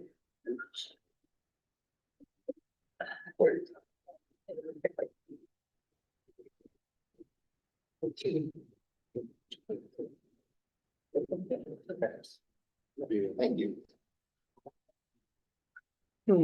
I don't like to hand these out until the day of because, well, at the time I'm adding to it, we come into the meeting. I want to thank everyone for their reports, did take notes. We'll address, bring back or follow up with some of the comments and questions or concerns that were raised. And some of them are vital and response is required. First off, I heard some comments about shot clocks. We are moving forward with the implementation of shot clocks for the winter 2025 season. I hate to be this guy to say, but we've been warning everyone for 3 years. It's fine. Oh, they should be there and ready to go. We have had conversations with schools that do not use their own facility and use other facilities or rented facilities. We have informed them that if they do not have adequate shot clocks, they will be road warriors. They will not host. Their games will not be sanctioned. They have been told numerous times that they have to do this. So we're working with them. We have often offered them assistance to locate shot clocks if they were running into trouble. The NIAA has carefully evaluated the logistics costs, the training requirements. We worked with the Northern Nevada Officials Association to remind schools the officials will be calling. In fact, they're offering to come and train. Should be something that they should take advantage of. We'll work closely with our member schools. It's an exciting step for Nevada. It brings us in line with the rest of the states in the country that have the shot clock. Everybody has it now. So the growing pains we felt are self-inflicted for some schools as they've waited 3 years to do it. Volleyball adoption. After this meeting, there will be a survey going out in a week or so to seek input from member schools deciding on a new volleyball adoption. Beginning with 26-27, the NFHS will allow state associations to use the traditional smooth volleyball or the newly approved textured volleyball. Each state may decide whether to adopt a change based on local needs or preferences. Schools will be asked to do one survey for boys and girls and then provide feedback. Once we get that information, we're going to evaluate it and then we'll tell you what the results were. There are some officials who take it upon themselves when they hear these things are coming out to say, you got to do it now. There's no requirement now to change your volleyballs. We want to get this information now so we get it to the schools before they order volleyballs for next year if they're going to go with the textured or the smooth. Then we'll make an adoption of our own for postseason and make sure everyone is aware. It's not a dramatic change, but it is a different type of ball. And it has more to do with what ball is being used more often, regular season, postseason, and fall. So we'll get there on that. That information is coming out. I want to discuss the Wells Fargo account with this board. I'm going to make a recommendation at the next board meeting that there be an agenda item that the NASC transition its banking accounts out of our direct control. I'm going to sidebar on this and tell you why. During the audit, we had to provide the monthly statements that we have that you approve and all that, but also the monthly statements that are sent to our office from Wells Fargo. The other thing we have to do is go to that bank or that establishment and pull from their register all action. So we get a statement, pull another statement, make sure the two match. Like I'm not taking the Wells Fargo card and withdrawing. When I went to Wells Fargo to do that, I was not on the account. Now I had asked to be placed on the account, I was not. What we discovered at that moment was that the individuals on the account were 4 executive directors ago, Mr. Bonine, and Felicia Rasmussen. Jay had been taken off. At that moment, we had to go through a process that I can only tell you resulted in my sending in a Wells Fargo bank in excess of 20 hours over 3 days. Ms. Sloan was there. I brought her up to speed on this because there was no one in charge of that account technically. And if we didn't get it done correctly and by the proper steps, that account could have been frozen and that money would be gone. They would lose it. My concern is this. I think the NASC should take over control of their money. They need to have somebody in charge of it that they appoint and they put on that thing, on their accounts. We got it worked out, we believe. Knock on wood, I haven't heard from Wells Fargo in a couple weeks, that it's all set, I'm on there. Once this decision is made, Ms. Ginger, who is the student council advisor for Nevada, is gonna go with me to Wells Fargo. I'm gonna have her put on the account. But I'm going to strongly recommend that the board consider the NASC account being severed from the NIAA accounts so that they can run their account correctly. And that way they can put people who are over NASC, because we're very fortunate that we were able to do it. We had to provide minutes, we had to have board agenda items, and this board had put an agenda item on last August, if you recall, where it said all accounts for the NIAA to be adjusted to meet current personnel. It concerns me greatly. The maintaining of the separation ensures that financial decisions are made solely by that governing body. I was very concerned that they were going to lose their $200,000 plus, that they were going to be frozen. And Wells Fargo was I was very lucky the person I worked with at Wells Fargo understood what we are and what we did. But there's been a long litany of issues that we had to address with Wells Fargo that were not problems. They were just things that we just didn't know existed. Believe we've gotten everything straightened out and everything is good. So I'm going to talk to Ms. Sloan and Mr. Stallworth about an agenda item, and I'll talk to Ms. Ginger about that as well. But I think it's something we really should look at, because Lord forbid we didn't get the right person at the right time. Banking laws have changed so dramatically in the last 20 years. Ironically, the account was set up by Mr. Hughes as a way of helping NAS was not solved at that time. They needed money. He set up the account for them, and the bank he set it up for was in California. The branch was in California, and it was moved over to US Bank, and then it's just been moved around quite a bit. So we think we've got it squared away, but I think it's something the board should look at closely. Mid-season meetings and dates. This was one of the projects for our staff to do. We recognize the value of maintaining consistent communication with athletic administrators and directors throughout the course of the season. While preseason and postseason meetings are essential, the addition of a mid-season virtual meeting provides a critical opportunity to address emerging issues in real time and ensure alignment across all member schools. Mid-season check-ins allow the NIAA to identify and resolve challenges earlier, provide timely updates, support collaborative consistency, increase accessibility, as this will be a virtual setting, and postseason preparation as we head into postseason for some sports or come out of postseason for some sports. Issues, concerns, and venues, changes to the postseason operation. Holding these meetings virtually, we promote efficiency while still fostering meaningful dialogue. This structure strengthens communication, supports corrective problem solving, and ensures that Nevada student athletes, coaches, and schools receive consistent and well-informed guidance throughout the season. We are discovering that the information relay of telephone that we play right now, the message is so wrong or convoluted or strange, or it doesn't even reference what was originally stated. So we want to make sure the right information is out there. So the first one is set up. We're doing it. I believe the date was in October 21. Yeah, so we're all set there. We got that. We'll be sending out information after this meeting. We did not want to send it out before this meeting, so we would not get lost in the shuffle. Mary Casanelli from NIAA, the commissioner invited Ellen out August 8th and 9th to conduct an officials training. They covered her lodging and her meals. The Great Basin Volleyball Officials Association president assisted, and the training was on a Friday night in a 3-hour classroom review of new rules and videos and case studies from about a dozen officials.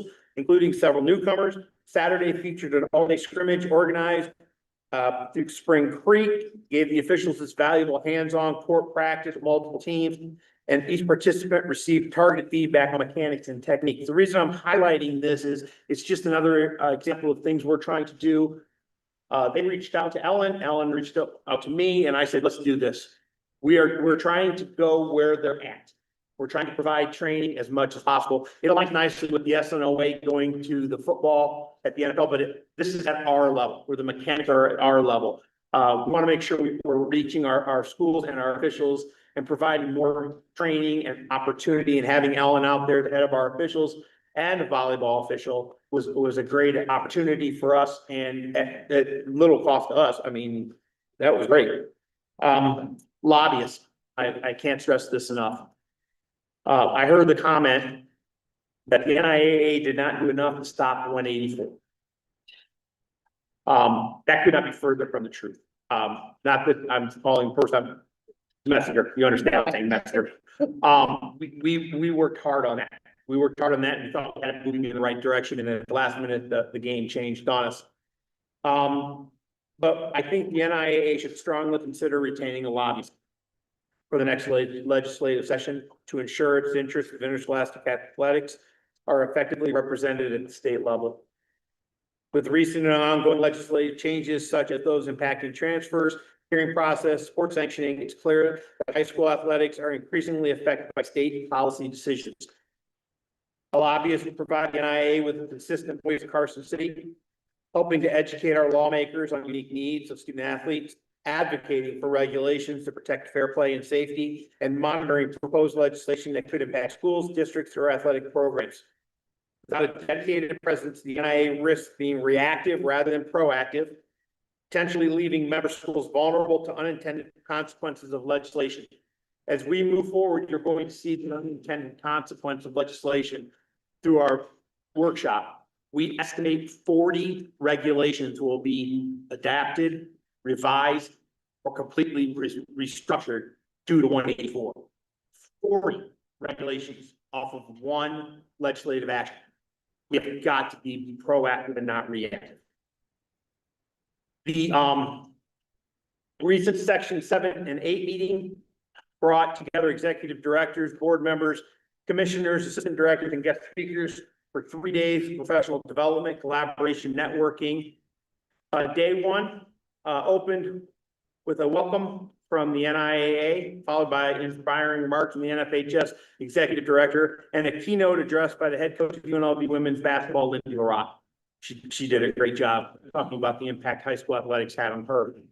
The evening concluded with a lively reception and entertainment provided by Green Valley High School music instructor Michael Klein, allowing attendees to connect and share ideas. He was an amazing performer, runs a great program. We're happy to have him. We want to thank CCSD Music Department for providing him for us.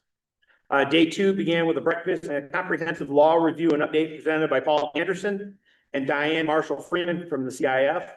The morning continued with an engaging session with SNOA referee recruitment program featuring Larry Hansen and Vince Christosic.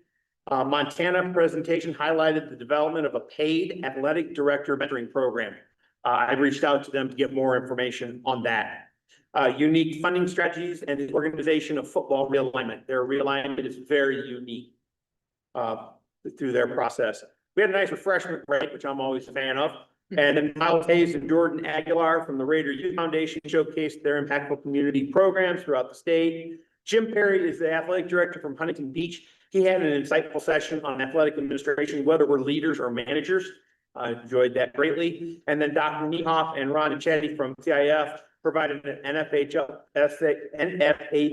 update before attendees enjoyed lunch. Between that, we also offered an excursion for our attendees. We connected with the high roller at the Link Promenade, and I actually got to go with the group to the Mob Museum at Fremont Street. I had never been. If you have not gone to the Mob Museum, I would highly recommend. It is not a Vegas central museum.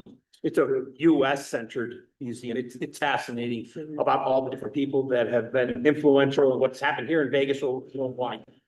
Day three opened with a session covering spectator ejection policy from North Dakota.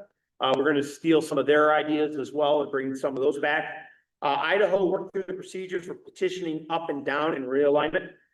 Their petitioning process is substantially different than ours. And it has some legs that we may want to run.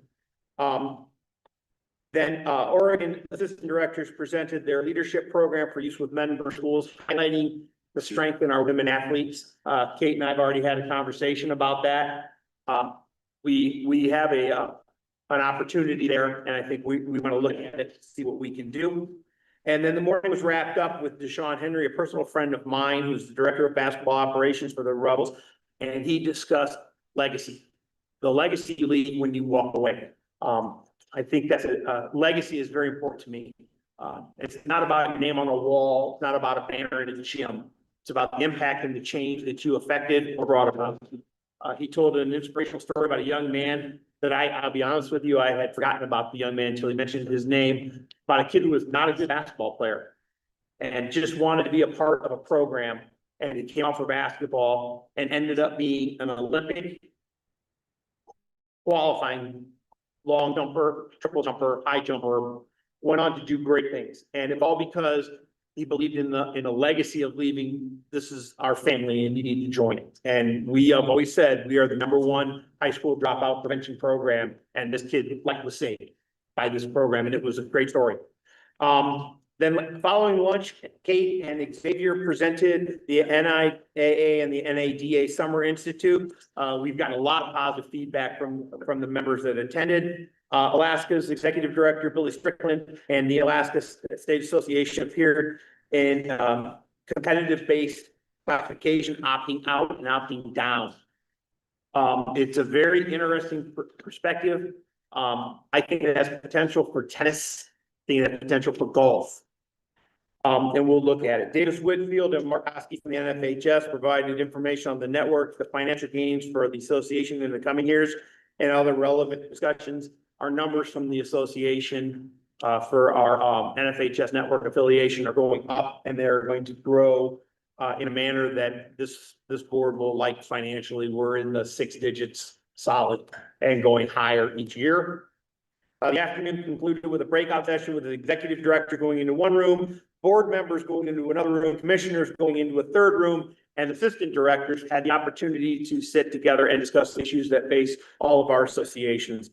Afterwards, we had a nice dinner and provided legal insights, recruitment strategies, program development ideas, leadership perspectives, strengthened our connection and our collaboration across 7 and 8. Because let's be honest, there are some states in 7 and 8 that we do not look like at all. California with thousands of schools, but there are 7 and 8 that look just like us: Montana, Idaho, Wyoming, and Alaska. New Mexico is on the fringe there in 6, but we include them whenever we can get them around because they're very similar. I want to thank the support of all of my staff. They were phenomenal, the work we did. The one thing I want to say is that while that was going on, they were not any different than any other assistant directors at that conference. They were clearing kids, doing their work, and updating and seeing other people doing it and hearing the issues that they were facing was very positive. With that, I think I also attached the 2 letters that came from the NFHS thanking us, and Washington. I've received some others here in the recent days. But at that, we'll stop. And wait. Yes, Jay. Jay, technical record. Well, will we have the ability to talk more about this lobbyist issue and how that would work, and where it would be in the budget? I think it's up today. I'd like to agendize it for the next meeting. The next meeting. Yes. Wade Polson, Region 3, along the same lines as what Jay talked about with the lobbyists.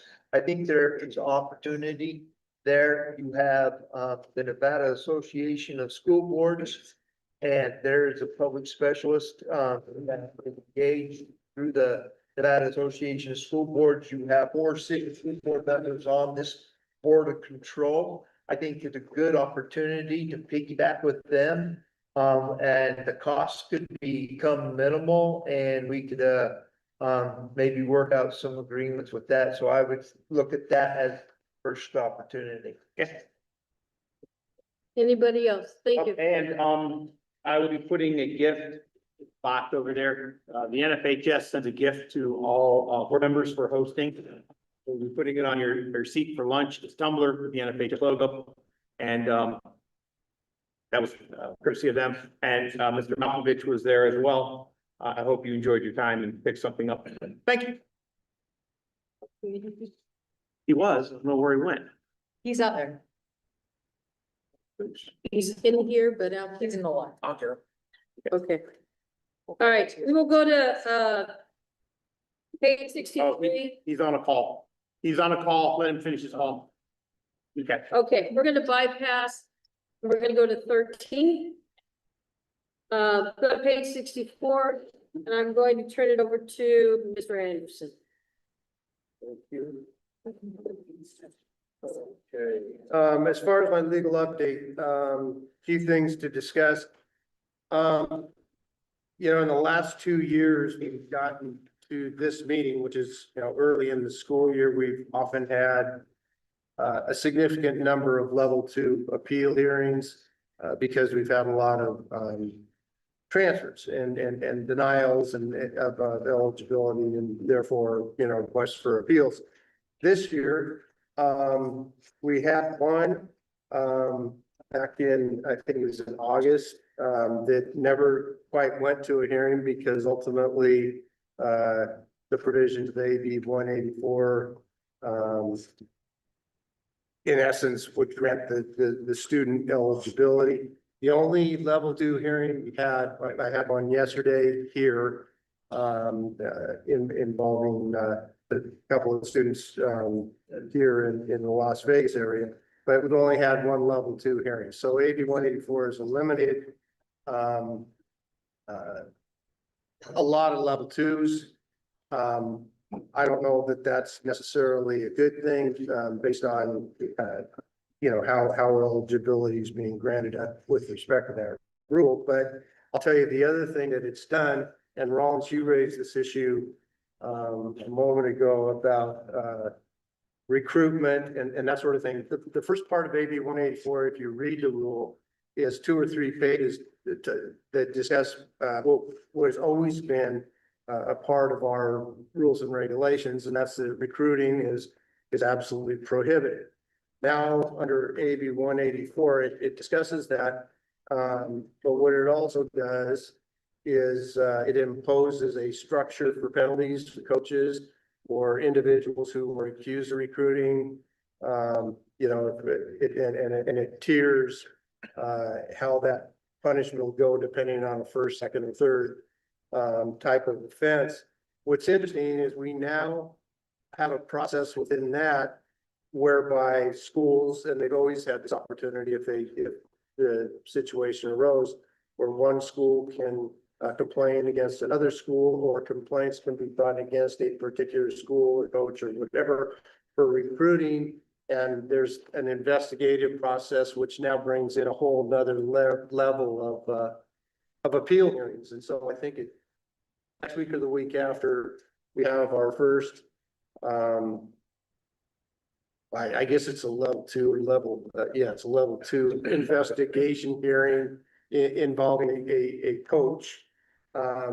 There's a couple of others that are in the queue, and I mentioned during my presentation at the section 7A conference when discussing AB 184, I think we're going to have more hearings involving allegations of recruitment than we are going to have students seeking eligibility under a hardship.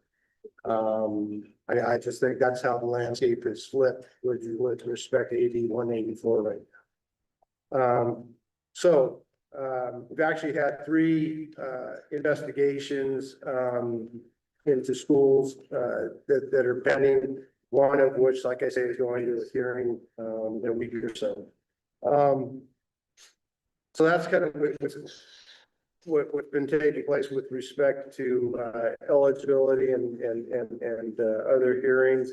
As far as legal updates, I was aware of this or became aware of this summer following our meeting, but the California Interscholastic Federation, CIF, and all of their sections have been sued in a class action that's pending in federal court in the Northern District of California over NIL issues, name, image, and likeness. Here's a copy of the complaint. It's 84 pages long.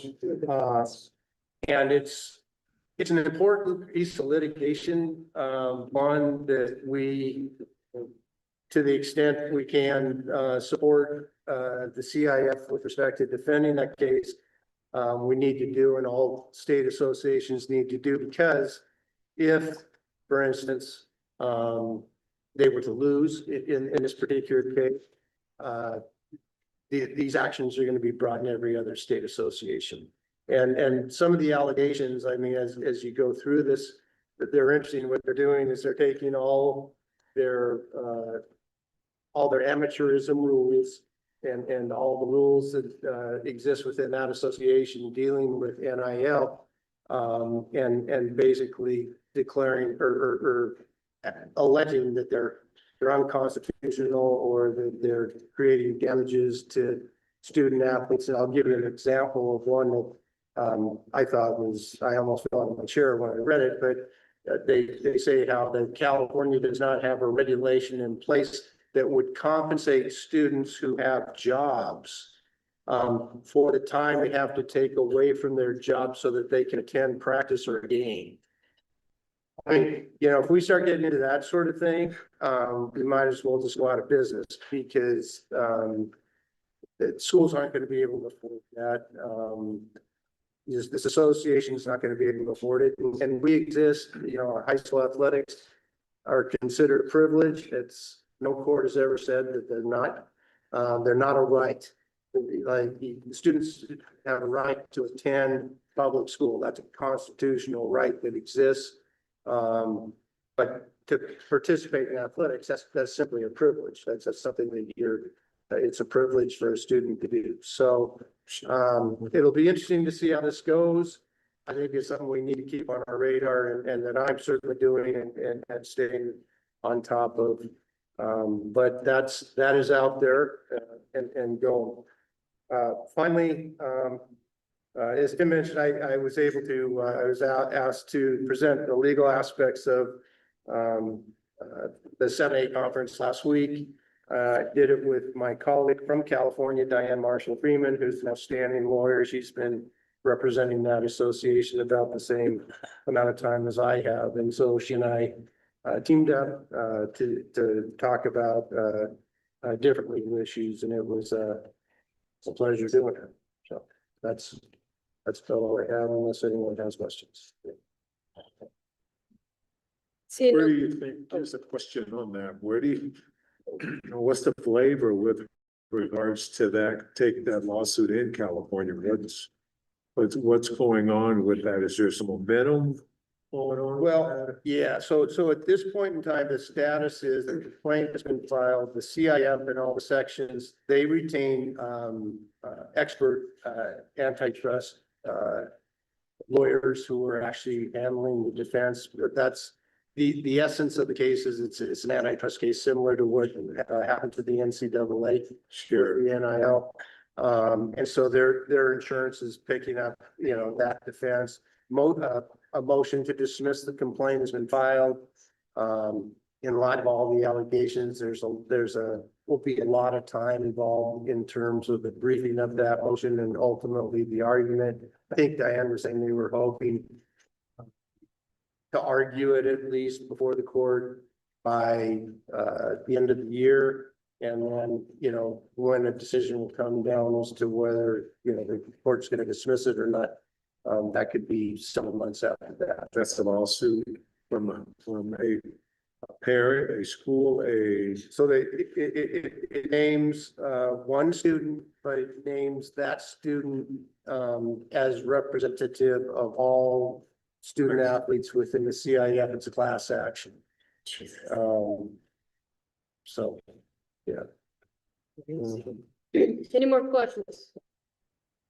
All right, we will now go to item number 14. As Paul or Tim alluded earlier, we will always keep this item on. And when we get to the closed session, I'm going to ask Paul if there is a need. If not, we will go on. I don't believe so. There's no need. Okay, we can post that one up. Thank you. Is Brady back in the room? Not yet. I can go grab it, so.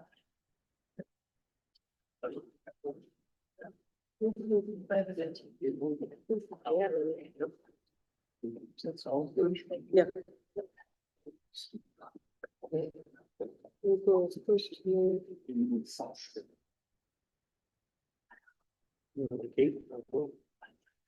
If we can get which one.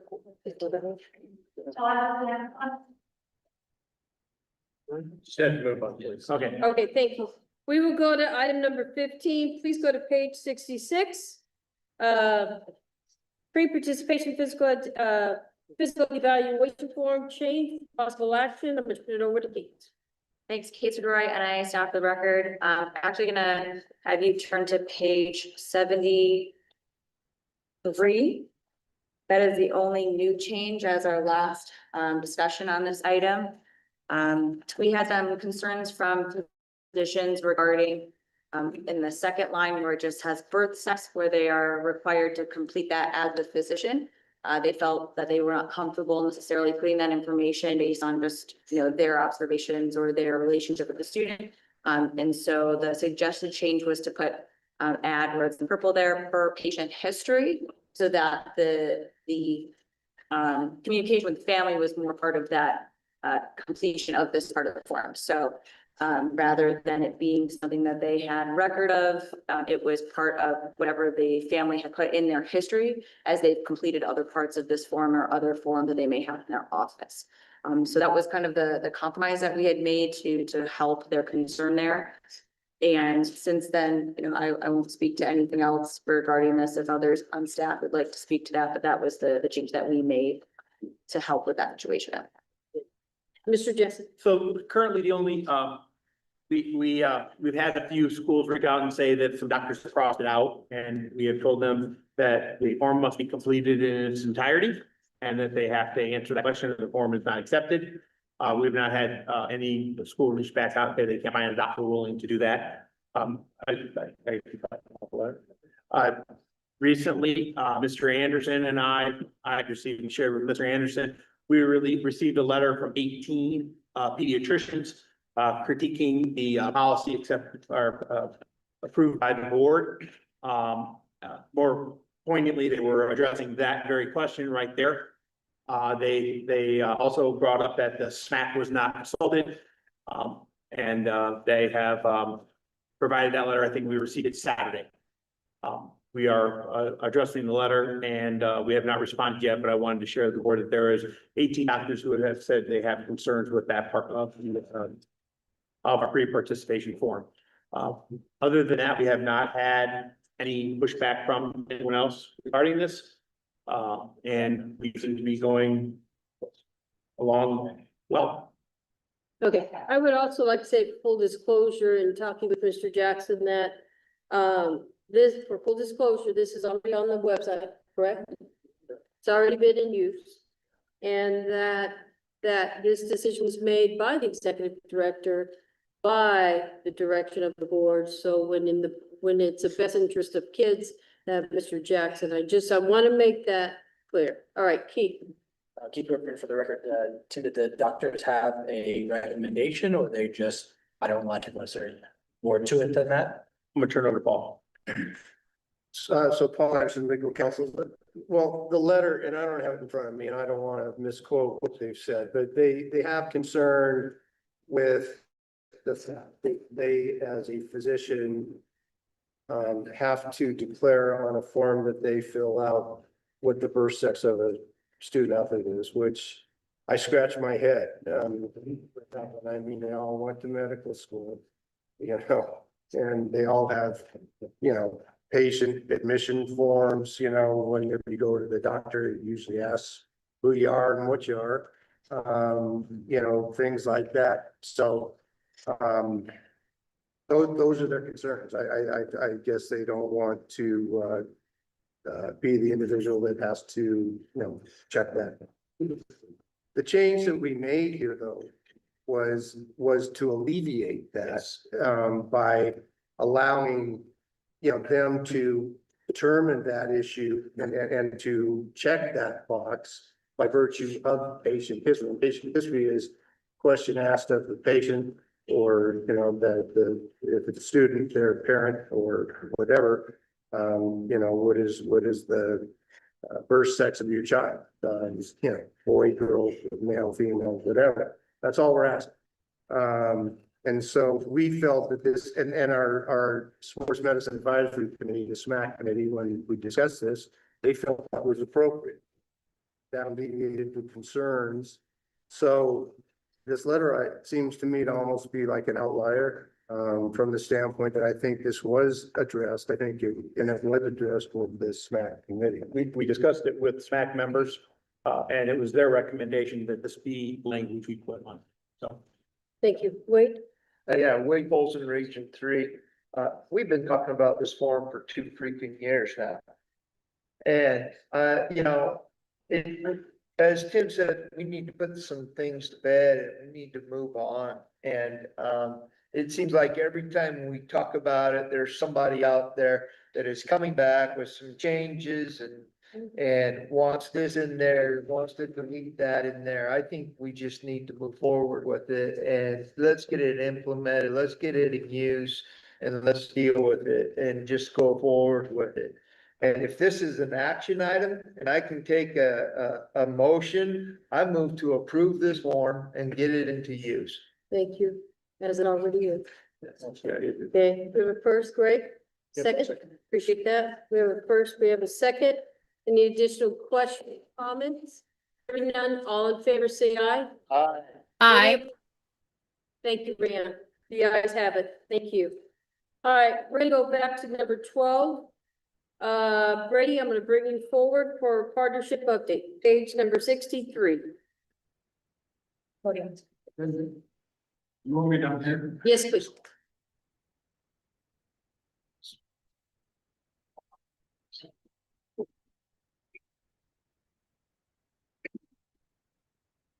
Give the both sides.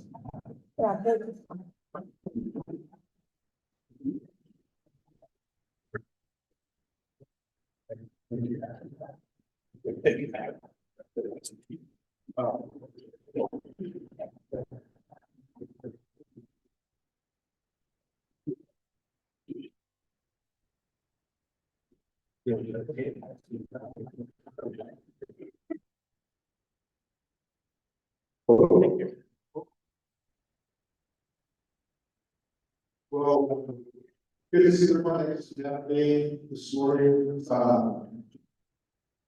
CS passes out of Chicago. This is a partnership update, plan line. On the first day of the financials, we'll put on a file with number from last year, 754, which is 6 Timothy. That's what I earlier on the data is data for the below that right now, revenue as of today is 7.55. Yeah, 12,500 left for the rules. And interest is now is 267,500. So we're next page shows our current one, actually 2025-26 school year. We've had some deals on the next page, but we're at 31 partners right now, which is nice. The NIAA, which is exciting, and there's more to go. New partners, 25-26, that's the same. Shaker, outboard goes over. Full-time productions, ULP, Salad, the Marines, Strip Institute, and Super Civil Flying. You'll see there as the prospects, is out, so some is, one Valley Credit Union, Grand Federal Credit Union, the Land Mining Association, Soul, Philippines, Marines, we have during the spring seasons.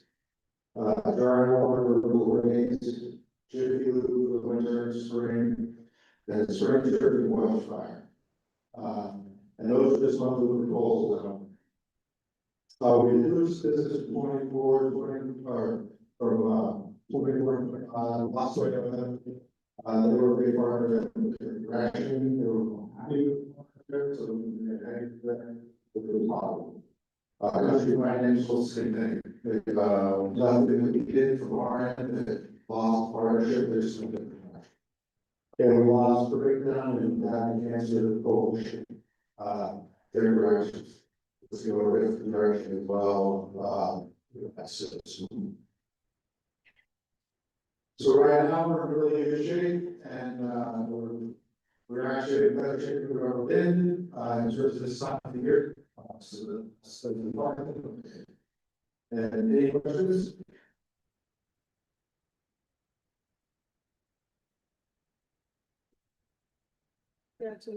Is there anything you can share with us or need to share? So far, we have, like I said, with the financial, that did not include the last 2 weeks of September. We have seen the money deposited in to our account for the red share. There was $10,000 that came in from UFC. Which one? Huddle. $10,000 came in from Huddle earlier in the year. What usually occurs is this, when Brady secures a partnership, they send a check to the NIAA, the NIAA puts it in our account, and then we transfer the money directly to Outfront Media. That transfer did not occur. We missed it in there. So the 10,000 was already in there. So what they did was they credited that to us, so we already have it. So I think we should have been pretty good. We should have all of them now. All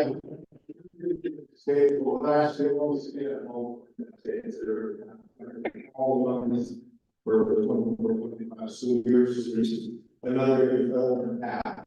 Everyone's there's these contracts we I'll do it on paper, back company and pay that paper. A lot of companies will sit on, we'll sign the agreement with their paper, and once we do that, we do it some, to accept on. You do whatever it does. You're talking a lot of those contracts, people, and that's why that is very. We're whole. Any questions? Comments? This is a discussion item. Brady, thank you for your time.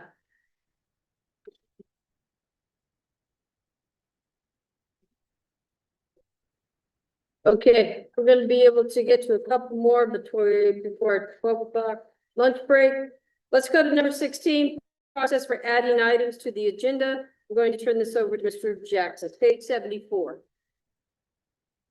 One of the requests from the board was that we put together a process for agendizing items.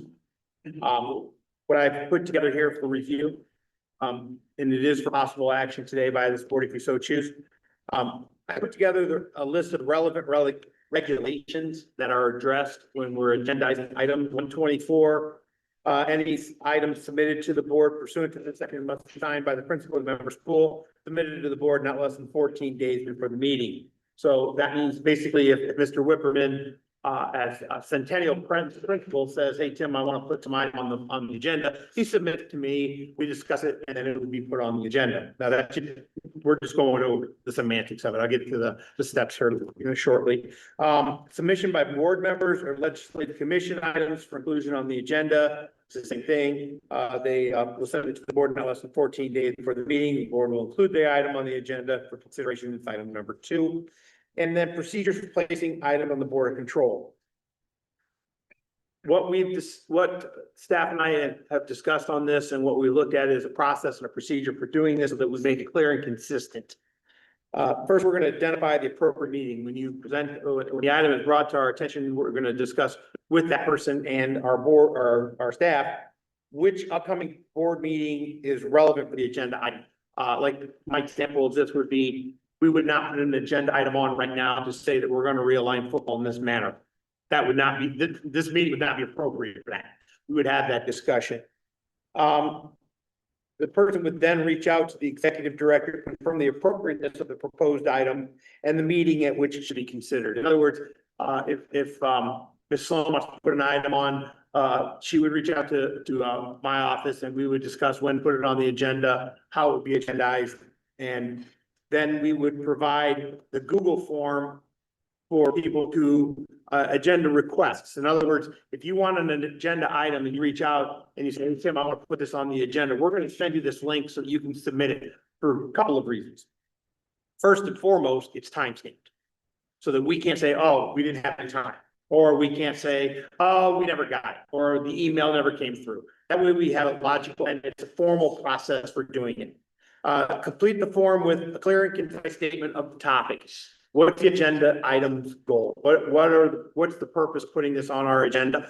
The specific action you are requesting, whether it's for discussion only, whether it's an action item. And then any relevant background information. In other words, what we're trying to avoid is we don't want people to just call us like, I'm sorry, Dallas, I made eye contact. What I don't want Dallas Larson to reach out and say, hey, Tim, I'm going to put an agenda item on. You go do all the legwork for the agenda item. I just want you to pass this. So what we're asking for is if you're going to have something on the agenda, what's the relevant information that we need to have to support it?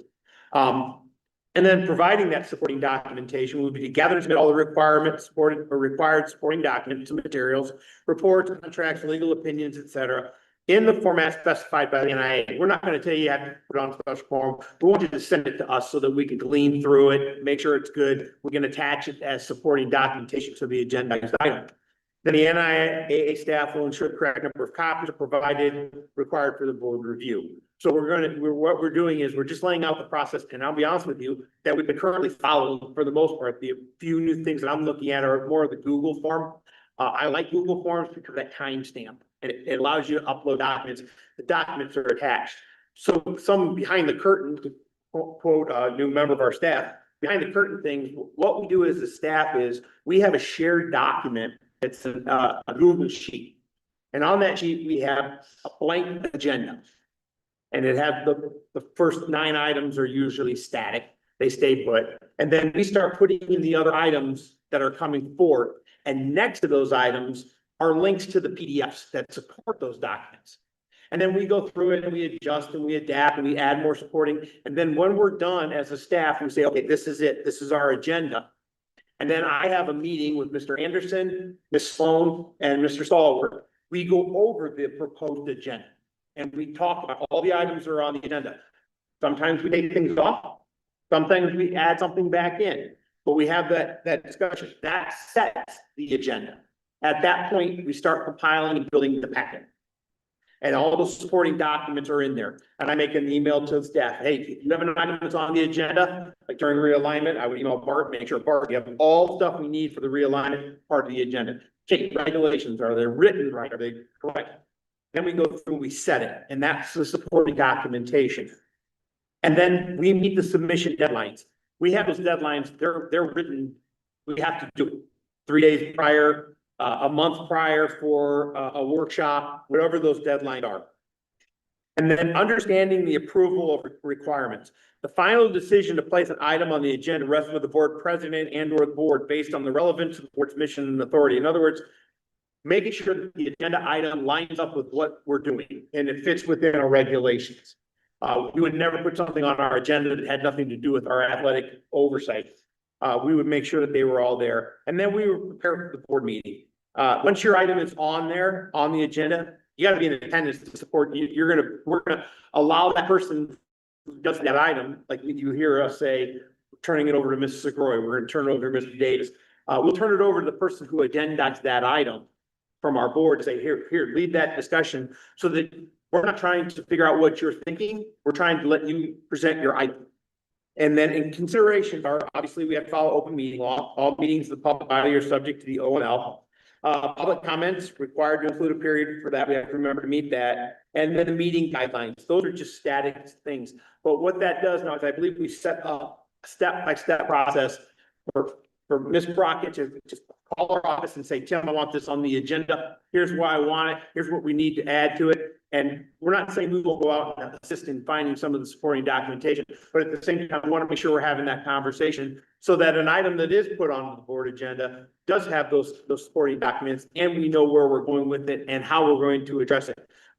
If you remember when we talked about the sanctioning, we were going to take through those steps and those processes. And if we're going to bring an item that's brand new, whether it's going to be for discussion or for action in the first time it's on the agenda, what we're trying to do from our office is, and like Wade supported earlier, is we're trying to stop the kicking the can down the road. If we can get it on the agenda, get the supporting documents, have the discussion, have the vote, and move forward or not, that way we can get these items off the agenda so we don't have continuing items appearing on our agenda, meeting after meeting after meeting, unless they have to. The things we bring back, they should be things we have to bring back, not things that we just weren't prepared for, and we want to make sure we are. So with that, I'll stop and we can have some discussion about this and see where you fall on this. Any comments, questions? Yes, Wade. Wade Polson, Region 3. I like the concept. I think it needs to be refined. I like the fact that, we're making it, a process and everybody understands what that process is. And who can add what to the agenda, and just not having dealt with agendas for a lot of years. It needs to be a structured process so that the public knows and understands what the process is. The committee members know what the process is and understand it. And so then it just helps move things along, and you just don't shotgun approach and splatter your agenda. The other thing I'd like to add is the 14 days before the meeting is very important, and I'm gonna tell you why. Because I will be honest with you, I get phone calls from sitting to my left. When's the packet coming out? When's the packet coming out? Why isn't the packet out? And the reason what we tell her, we're compiling it, but there are times when we're still scrambling to get items from people to put on the agenda. And without throwing people under the bus, we'll say, we're working on it. It's coming. It'll be out shortly. We know we have a hard deadline 3 days before it, but I would prefer if we can get it out 7 to 10 days before. So that you have more time to review, and not sending it out on Friday with you to review it for a Tuesday. And we understand that. We're hoping that that would help to solidify that. Because we have a lot of deadlines that sometimes we adhere to in spirit. And I would like to continue to be some hard deadlines. Plus, that takes a lot of the stress off of our staff to try to compile this. Packets are a piece of work. And this one is what, 259 pages? It's a lot of compiling of a lot of information, and mistakes are made. You're going to hear about one here shortly when we get to the calendar. The calendar year flip-flopped.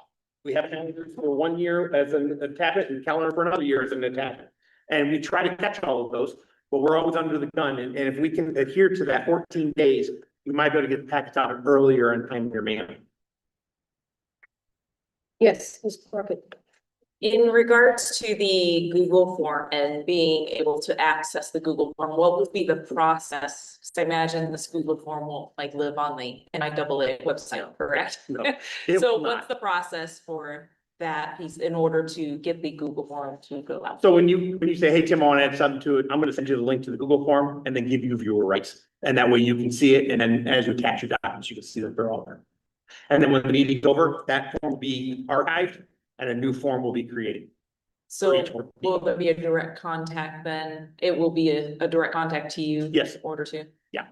Yep. And that way I have an archive of the submission, and that archive is it's not dead, it's buried. And that way the next one is clean, so that we'll have a running archive. Because that is the other thing I've discovered is we have a lot of information that is still in this form in our office. And let's be honest, paper is outdated and we need to make sure we digitize as much as possible. But that's one more step for us to make sure we have a digital record of everything. So, yeah. And the reason why I'm on them all the time is because I have to review so I know what's being presented. So I'm gonna go to Wade and Linda. Go ahead, go. Okay, I'm gonna go to Boston. I think this is good. I wanted to point out on page 75, number 1, when you're looking at identifying the appropriate meeting, I think that sometimes some folks might need some assistance with that, to clarify that, just so that it's not something, again, like we're talking about, not kicking the can down the road, that we think it seems like it's going to be at the appropriate meeting. When we get into the discussion and it turned out like, hey, this was actually should have been on a different meeting. So if we could get some clarification on that or some assistance, for people that are not familiar possibly with, how to read the agenda or what is going to be appropriate. I think that would be helpful. The other thing is on page 76, again, going to what Principal Brockett brought up on the Google form. On again, having a lot of experience with writing agenda items where it says a clear, concise statement of the topic, specific action you're requesting, whether it's for discussion, possible action, relevant background information. Something that might be helpful here could be possibly like a very brief example. Okay, this is an example of, I don't know, just throwing out some just generic from prior experience. Put that link directly in the question. Okay, all right, thanks. Hey, Wade, I'm going back to you. Yeah, with Polson Region 3, I move to approve the process of adding items to the agenda and for Tim to bring back any changes that have been requested to the form or whatever. And Madam President, Alex will be second. Okay, we have a first, we have a second. Yes, comment, Keith. I just, Keith Whitman, Region 4, just a quick question. So just trying to determine when you're talking about, let's say we were talking about lacrosse in this case and putting lacrosse in as a sport now. Who would be the person that would be responsible for putting together the specifics and the logistics of like lacrosse, let's say fields and the, referees and rules, like, is that a member of the committee? Is that an outside group? Is that Tim and the NIAA? So that's, I guess I'm just asking that question. Mr. Jackson. So I think that's probably a difficult question to answer because of NFHS sanctions support. We would then provide all that information in that as supporting documentation. So in other words, if let's pick a sport we don't, let's pick horseback riding. Okay, bad example. There's horseback. Let's pick unicycle. We want to sanction unicycle. So Mr. Whitmerman calls me up and says, Tim, I want to have a talk about sanctioning unicycle. I would immediately then say to Mr. Whitmerman, that's obviously going to be a discussion. We're going to discuss unicycle. Yep. So then I would say, do you have all the information about unicycle? And he would say to me, yeah, I've got all this information. And then I would go out and I would get other supplemental information. We would compile it together. In other words, what I don't want is, I don't want us to, because I don't know exactly what he wants to do with unicycle. And he doesn't know exactly what I think unicycle is. I mean, I can tell you what a unicycle is, but Mr. Whipperman may be able to juggle while he's on a unicycle, and that's unicycle. So I think that's where that conversation would go back and forth, so that we're moving towards the same end goal. And I think that's important. Did that make sense? Makes sense. Okay. Yeah, Mr. Anderson. Paul Anderson, legal counsel. So on page 75 under NAC 385E126, I caught this going through the, well, I think the sum K and we need to look at as rules and regs committee. The last line of subsection 3 says the board made by a majority vote of the members of the board at the beginning of a meeting of the board add to the agenda. Can't do that because of the open meeting. So I think we need to look at that and make a regulation. But that really doesn't affect necessarily the way you're. That's just a whole reg. It's gonna slip through that we're gonna still. We need to resend our vote. No, I Well, think. not our vote, but the motion. No, I think, like I say, I don't think this affects the motion, that's just something separately that we're gonna use. It was one sentence, it's gonna have stricken. Write that down. Okay, at this time, we have a first, we have a second. Any additional comments, questions? Hearing none, looking for a vote, all in favor, say aye. Aye. Rayanne, Aye. thank you. Any opposed? The ayes have it, thank you. All right, at this time, nice timing, we are going to take a break from 12 to 1, and then we're going to start with Kate when we return. Thank you. You do the health dinner. Oh, yes. At. The Mexican restaurant is Saturday. That cut off. Christina Huston. All right. Time's not on the table right now. You guys determine our dinner time. So if you are interested, doesn't matter the time, please raise your hands. Dinner tonight at the hotel. Thank you. Yeah, I hope everything's okay. Thank you. So. Thanks.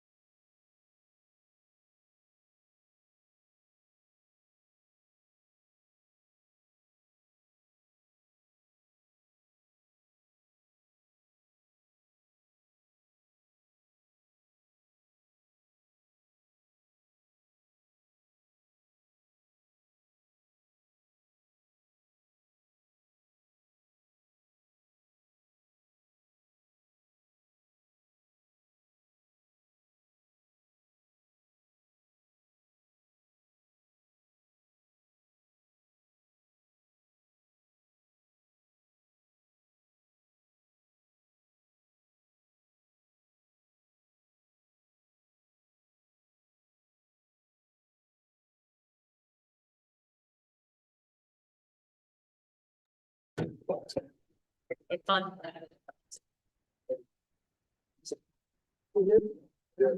All right.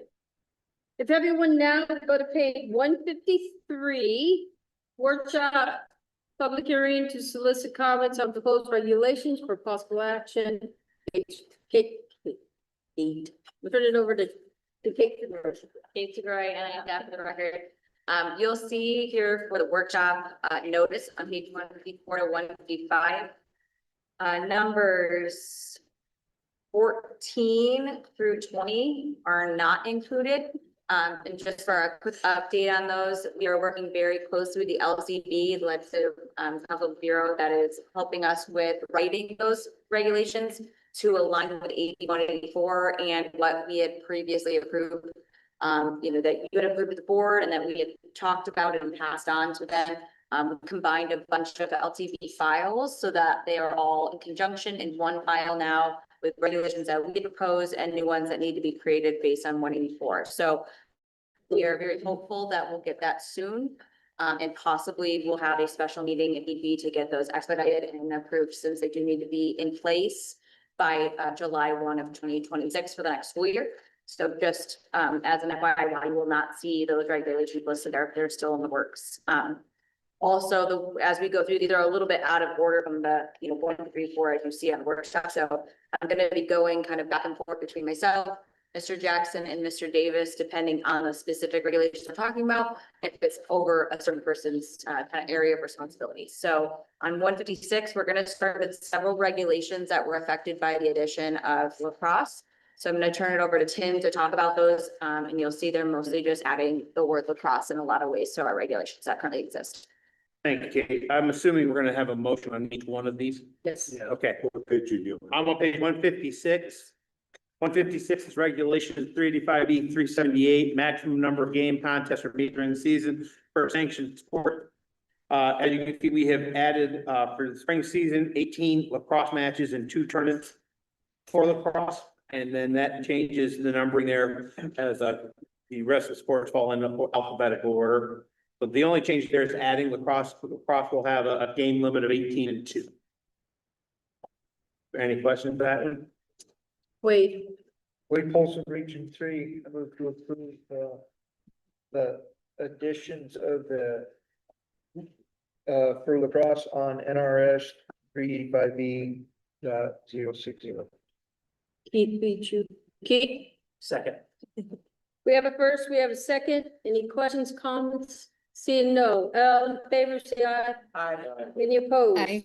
The ayes have it. Thank you. Thank you, Brianne. Moving on, we're gonna just keep going with lacrosse here, Kate. Yeah, just go right in order. 390, put lacrosse in there as a sanctioned sport for boys, changes our numbering. And also, B for girls, we put in lacrosse, and you'll see at the bottom number 14, wrestling. So we now have 14 boys sports and 14 girls sports in the state of Nevada. Yes. Madam Chair, I move to approve the amendments as stated in the packet for NRS 385B. We have a first. Second. Wade, we have a second. Any questions, comments, concerns? Hearing none, all in favor, say aye. Aye. Any opposed? Thank you. Thank you, Brianne. 385B 652 is the awarding of state trophies and medals and purchase of additional medals. What you'll see here is for the spring season, we have added lacrosse to each member of the championship team. That's just gives us the authority to issue the trophies and awards. Wade, Polson, Region 3, I move to approve the additions of lacrosse language for NAC 385B.652. Keith, Equipment Region 4, I second. thank you. We have first, we have second. Any comments, questions, concerns? Real quick, comment, there is no addition to the wrestling because regardless of boys or girls, the places will be the same. Thank you. Hearing none, all in favor, say aye. Aye. Aye. Any opposed? Thank you. 385B 852 registration assignment of use of non-association officials. You will see in 2A subset 3, February 15th of the year in which the applicant wishes to register with the association. This is the registration of lacrosse officials that follows all other spring sports. Wait, Mike Polson, Region 3, I move to approve the additions of lacrosse language in that 385B.852. Keith. Second. We have a first, we have a second. Comments, questions? Hearing none. All in favor, say aye. Aye. Any opposed? The ayes have it. Thank you. Page 160, NAC 385B, unassigned numbers. Each sport has an identified section within our regulations. This places across in that same section with their season and scrimmages and games. The language here for this one is mirrored with almost every other team bracketed sport. So this was not something that was recreating the wheel. This was simply just creating another section within our regulation. And below it is the manual alignment of schools to determination of a championship team. Do we need to be separate? Yes, sir. I'm sorry. Let's do the first one. Okay, right now we are just looking at 385B XXX. Wait, Mike Polson, Region 3, I move to approve the addition of lacrosse for NAC 385B XXX, number to be determined. thank you. Madam Chair, Alex will be second. Any questions, comments, concerns, anything? Yes, Keith. Sorry, No, you're good. number 4 says team shall not participate in more than 2 lacrosse games during the day. Does that include if they play in a tournament of some sort? Like if they had, and I've never been in a lacrosse tournament, so, but basketball, you can play in 3 games in a day, or volleyball, so I'm just curious. That's an issue, or is that how it's worded elsewhere for other sports? That's how it's worded elsewhere for other sports. I can confirm that with other states, but everything I've gathered, that's been what has been 2 in a day. But if it's not correct, as we learn, we go through this, I will bring this back. I believe basketball states the same thing. Colin? I'm sorry, Mr. calling out me before. Mr. Jackson, did you say that the season was mentioned in here somewhere? End of season. Did I say it? No, it just says, it says the beginning of practice and end of season. Oh, okay. They'll be established with the spring I sports. thought you said that this regulation established the season. No, season was established with 385-652, 2 pages prior. Oh, okay. Yep. Thank you. Yep. Okay, now we will go to the second NAC on that page. And 378, sorry, Colin. It's also 378 established. Okay, that's fine. Yeah. I just think sometimes we move a little fast. Yeah. In I order think we just voted. to approve these, and so that's. You didn't have to vote. Like, We need to vote on the XXX. The X, I don't think we ever voted on, we got 2 approvals, but I don't think we actually ever voted on it. Thank you. Yeah, we did. Over the top of 160? Yes. Okay, thank you. Yep. All in favor, say aye. Aye. Any opposed? All right, we went straight to questions. Thank you for that. The second regulation on this page is the manual alignment of schools. This is where the language is written so that we realign it. This falls in with all of our other realignment language. Participating in lacrosse league shall include alignment in a manual prepared by the association. This is the alignment, like falls under the alignment. Am I missing any part of this one, Bart? I don't think I am. This is this tells us whether they're gonna be 1A, 2A, 3A, 4A, 5A, based on the board's vote of it. So it doesn't say it's gotta be 1A, 2A, 3A, 4A, 5A. It just says that as soon as practicable, after aligning a school with the participants in the process, sanctioned sport in the league, the board shall include that alignment in the manual prepared by the association for that purposes. Basically, once the realignment committee or our office comes to the board, says, we're going to align lacrosse in 1 division, this is what it's gonna be, or 2 divisions, or 3 divisions, or 5. Then board would then say so, and we would put that onto the website as part of our alignment manual. Any questions? Yes, William. Mike Polson, Region 3, I move to approve the addition of lacrosse for alignment in NHC 385B XXX, number to be determined. Keith? Second. We have a first, we have a second. Any other questions, comments? Hearing none, all in favor, say aye. Aye. Any? Thank you. And the last one on that basically establishes if you play at home, you wear a light colored jersey. If you are on the road, you wear a dark colored jersey. Yes, Is that aligned with what's in this rule book on lacrosse, or is that what's being practiced by the current clubs in the north and south that are playing lacrosse now? Yes. Yes. I don't want to say, universally, yes, which one? but we said It's NFHS NFHS. and the clubs. But I don't want to say universal because I'm not sure about the clubs. I don't want to speak for the clubs. Yeah, and as long as it's covered in the Right. important thing, it's in NFHS, even Yes. if that's contrary to what their practice is now as clubs that are affiliated with schools and institutions. Correct, and I will say that switches every now and then. And I do know that the states do have a little autonomy in that manner. So this aligns with our other team bracket reports, I think, except for, football just switched again. All right, Bart Davis. Thank you, President Sloan, Bart Davis, and I staff, sorry for not catching this earlier. But part two, what if two teams are playing away from home against each other in neutral site? I can answer that. There's always somebody indicated on the schedule who's home and anywhere. Yes. Do we need to rewrite this so it says the home team and the away team, as opposed to saying if you're playing somewhere that is not your? I would have to say we then have to go through our regulations and change them all, because I'm gonna be honest with you, I cut and pasted this out of our regulations for team practice for basketball. So we may have to add that to the list of regulations we need to check. Once again, on a schedule, you have a home and away. Yes, sir, wait. We Polson Region 3.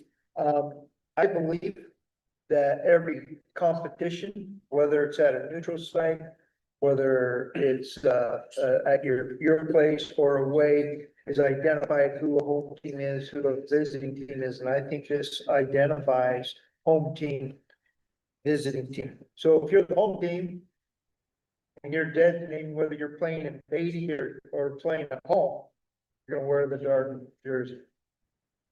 Tournament play as well. There Yeah. was indicate where your placement on a bracket. Yes, Mark. Thank you, President Sloan, Bart Davis, and I thought the problem is the language that is listed here is not inducted at the school where the pupils enroll. It doesn't say home and away. And I'm getting picky on it, I realize that. Somebody's gonna, a problem, say point out. Mr. Anderson. Oh, that's Paul Anderson, legal counsel. We could amend that here. If you want, and you can amend the motion. I haven't made a motion. Okay, I thought we had. But what you do, make your motion. Yeah. You can make it based on the amendments discussed by the board, and we can then make it on to the LCD. All right, before we do that, let me get to Ellen. Ellen Townsend, officials liaison for NFHS, the home team shall wear white jerseys and the visiting team shall wear dark colored jerseys. Thank you. So we are correct. Okay, so my recommendation would be that we. No, right here. Yeah. Okay. We gotta change the wording. The identified home school. Designated. Okay, so number one would be. I got it. The designated. Home school, get rid of where the pupils enrolled. The designated, so the first phrase, first thing, the designated home school. Will or shall wear a light colored jersey. They love that, they love the word shall. Like, that just mentioned. Okay. White colored jersey. The designated home school shall wear a white colored jersey during the game. The designated visiting visiting. I think like some teams would want to wear yellow. Yeah. No, it's white. It says white. White jerseys. Yeah, it says white in that. It says white White. NFHS for lacrosse. Yes. Okay. These boys. Gotcha. And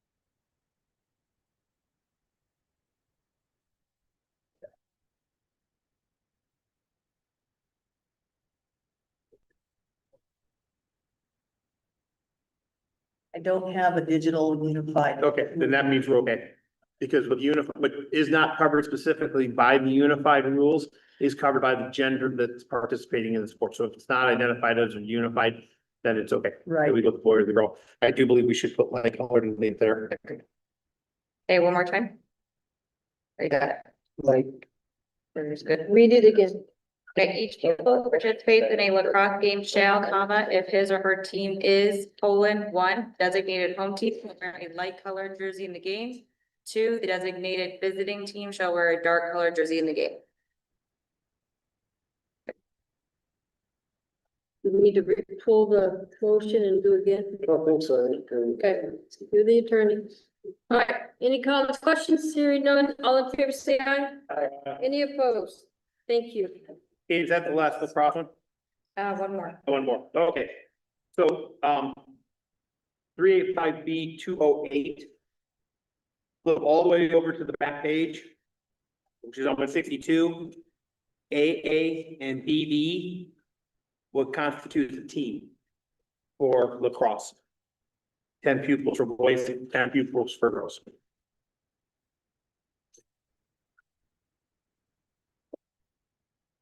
Just a note, this regulation is with the LCB currently because we had added 3 for a bunch of edits to this. So we would just be kind of rescinding that and repealing it and bringing it back with additional edits.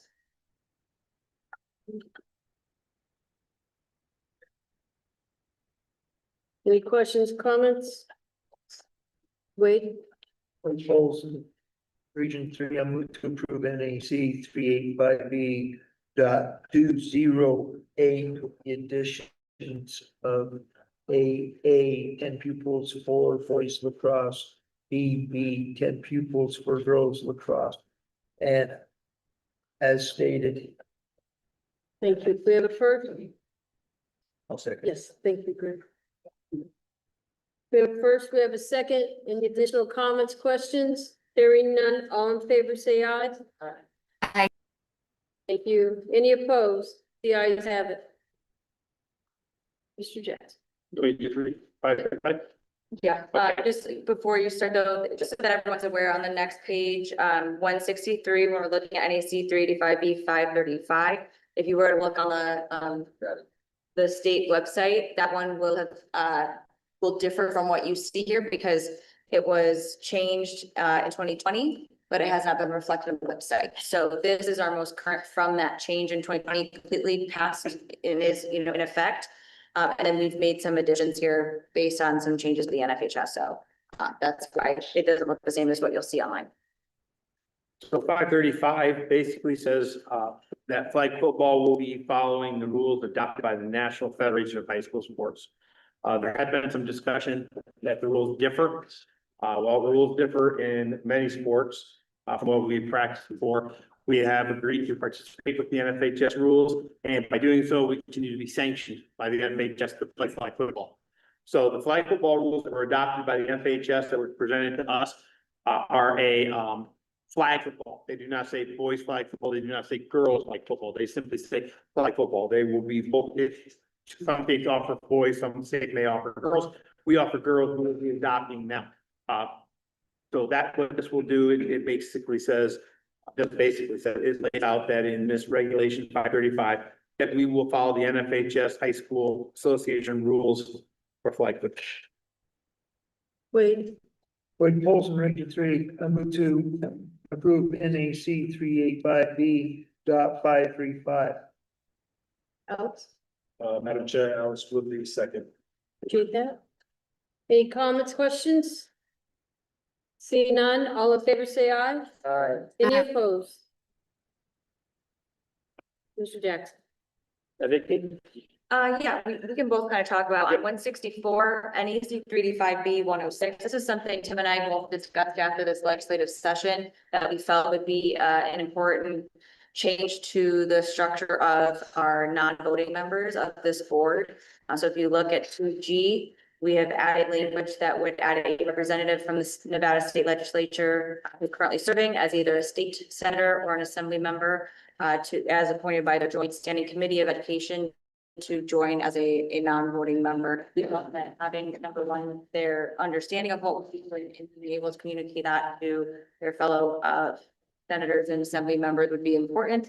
And to have their voice also heard here so that we're hearing what they're hearing from the community as issues would be a good change.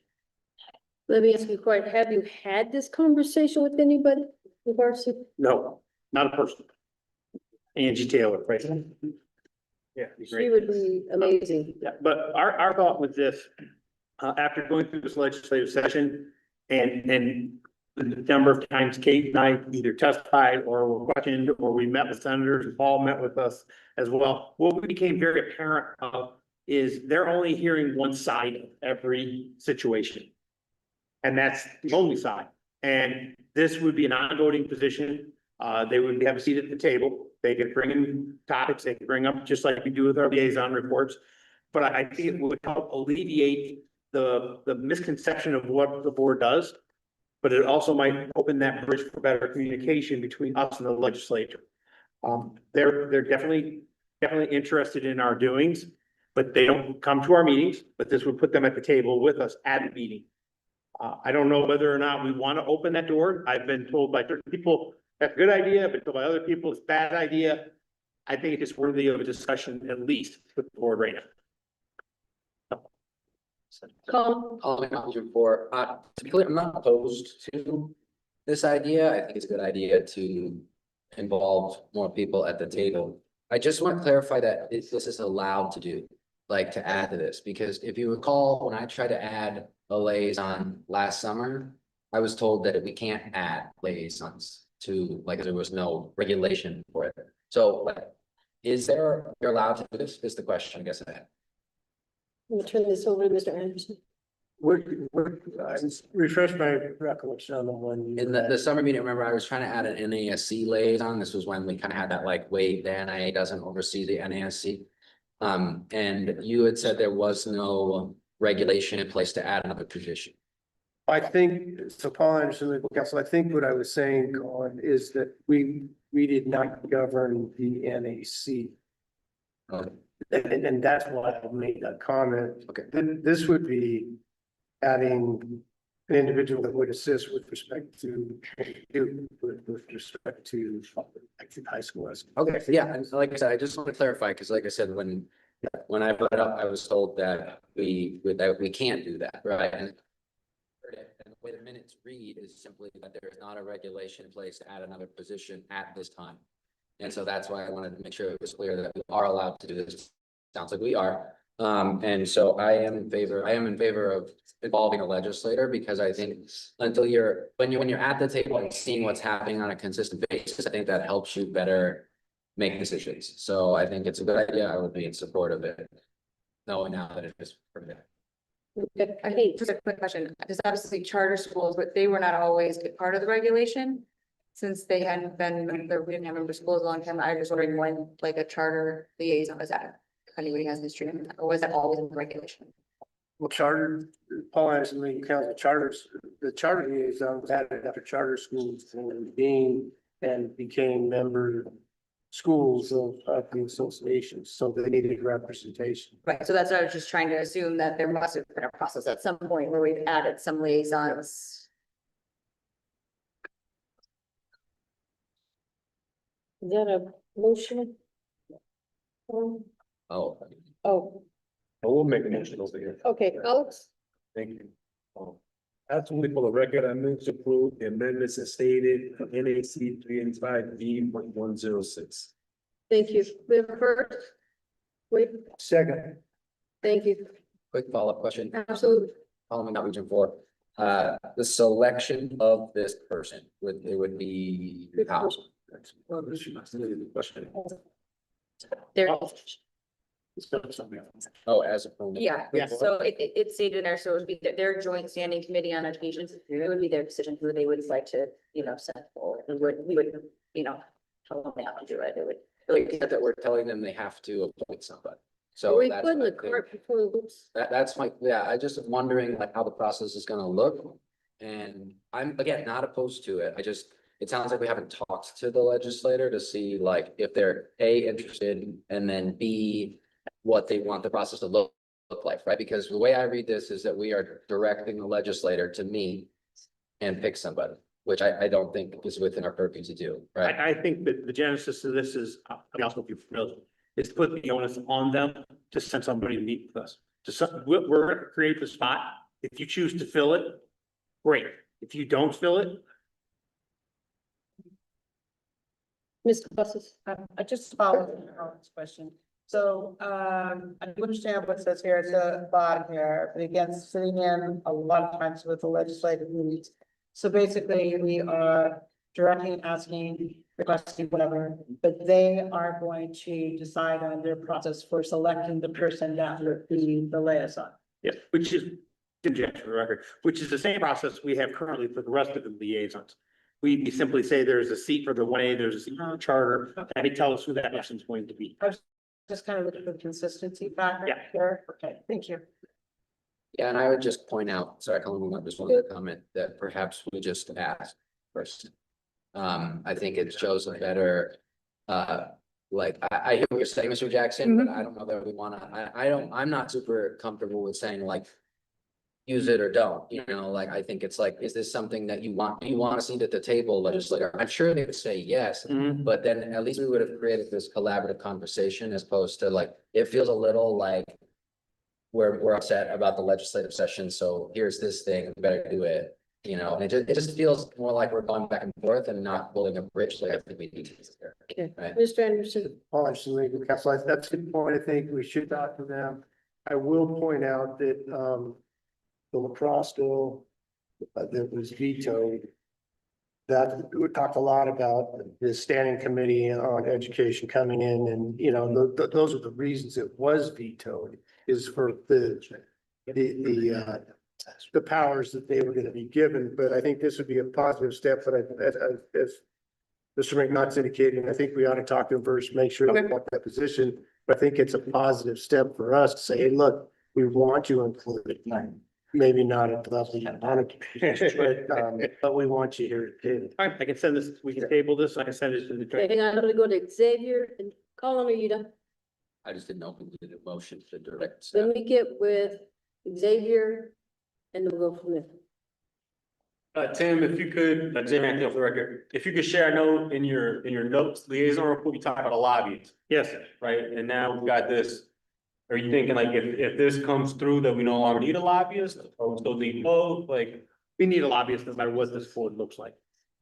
We could go down to 5 people on this board. We go to 3. We need a lobbyist. We go to 100 people. We need a lobbyist. This is not a bridge to a lot of our needs, our wants, our desires. This is more of a communication bridge because the number one thing I pulled out of this legislative session was there's a lack of understanding and there's a lack of communication, and we need to open that up. I agree with Colin. Reach out to Mr. McNutt. I agree with Mr. McNutt that we should reach out to them and say, is this something you'd be interested in? And I don't think it's out of the realm of possibility they say no, and I don't think it's out of the realm of possibility they say yes. But I don't think it does not negate the need for a lobbyist. The need for a lobbyist will remain no matter what the board looks like. Okay. I'd like to withdraw my motion, please. Whit Polson, withdraw my second. Thank you. Any other questions, comments, good dialogue? Yes, sir. Whit Polson, Region 3. I think we should give direction to our executive director to go to the joint standing committee during the interim session that's going to be coming up. And go to their one of their meetings and present this to them. And talk to them at one of their joint committees meetings, education during the interim session. And present this to them, talk to them about it and see if there's a flavor for them to have a non-voting member on. Noted. Mr. Jackson's real. You do that. Rise by language. Okay, so that motion has been, so we can proceed. Next you'll see on 165 is a. Let's do that. Yeah. So we I don't can have, make a motion of that if you want, We don't but I have- don't think the agenda item covers that. okay, so we don't have to do any. Just leave it, give staff direction. Got it. Okay. All right, sorry, Kate. You're good. Okay, 165, you'll see this is LCB file R 57 24. This is 24 is the year, so this was all the way from 2024. We've been working on this for quite some time. This is the sportsmanship regulation. I'll let Mr. Anderson speak to the hearing and how that went. And then I will discuss the changes that we made at the board regulations meeting to address the concerns. Paul Anderson, legal counsel. So this is a regulation that, as I was talking earlier, in my board orientation presentation about the regulation process. This is a reg that 2 years ago or more, we had gotten through the board process to the LCB and whatnot. And what this board was trying to do is to bring some teeth into the ability of an administrator at a school to be able to take action against a spectator who is out of control, either attempting to assault or batter an official or somebody else, or just not acting in a sportsmanship like manner that we would want to see. And so we had added a lot of language about spectators and that sort of authority. This regulation went back and forth several times and finally ultimately made it through the process with the LCB. And so I presented it this past June, I think it was, to the to the legislative commission. The meeting was in either July or early August, I think it was July. And it's the only time I've ever gone to the legislative commission with a final reg from the LCD that they rejected. And they rejected it. There were 3 individuals on the legislative commission who raised issues primarily based on First Amendment rights of individuals, spectators, for us to attempt to regulate that through regulation. So in other words, opponents of conduct that's not becoming of what we want to see at a high school game. Because they're afraid that, that would potentially constitute a violation of their First Amendment right. The head of the committee suggested that I get together with the individuals who had problems. I attempted to do that. Only one of them responded to me. And the comment from that individual was, don't you already have regulations in place that, or don't schools already have the ability to do what you're asking to do? And the response I had was, yes, we do, but we don't necessarily have the ability to ban people for periods of time and to have things set up the way we did with respect to the regulation. In any event, the suggestion was to bring this back, eliminating reference to spectators so that we at least now, once again, have a revised sportsmanship regulation that we can implement. I mean, we have one, but have it more detailed as done with respect to the rest of the regulations, simply eliminating the effect that this would have on spectators. And so if our board wants to approve this, then I can take it back to the legislative commission for the next meeting. And we can get this passed, hopefully, in place, absent reference to spectators. Okay, by the way, Kate, you have to wait. Yeah, and I'll go to reach. What polls the region 3? So if I'm understanding this correctly, it's okay for a spectator to say whatever they want at a school game to the players, the officials, or any other fans without repercussions, other than the fact that they can be escorted out of the building, but then they get to come back the next game do the exact same thing.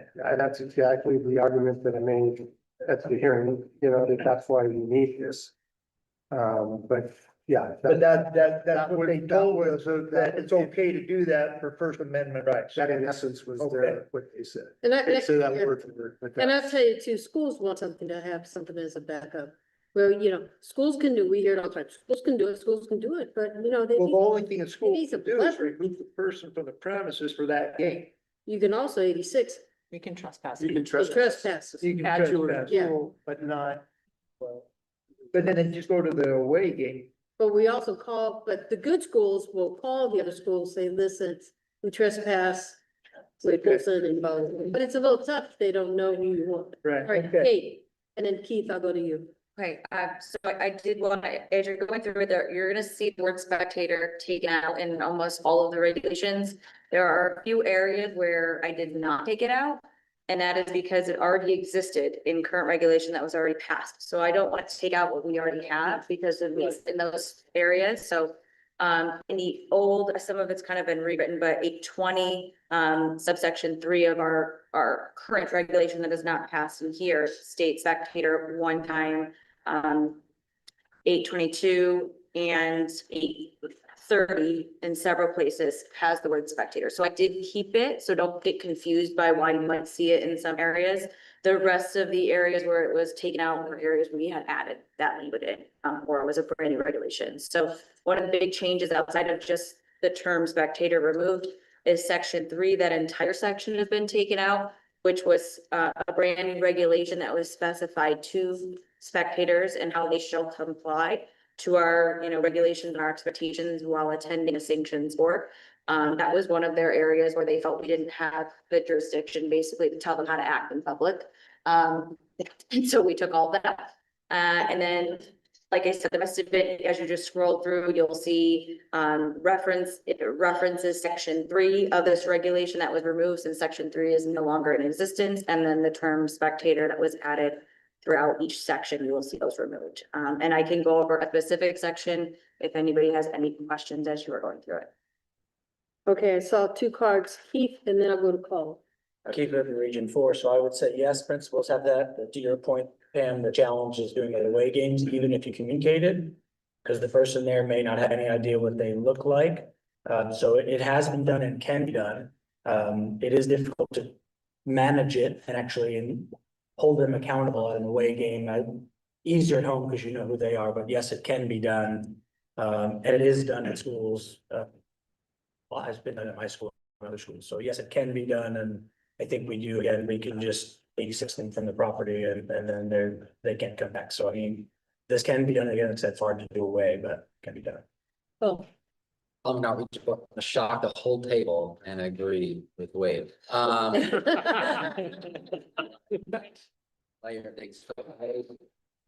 I'm disappointed to hear that we are not gonna support the schools in that regard. I think that's disappointing.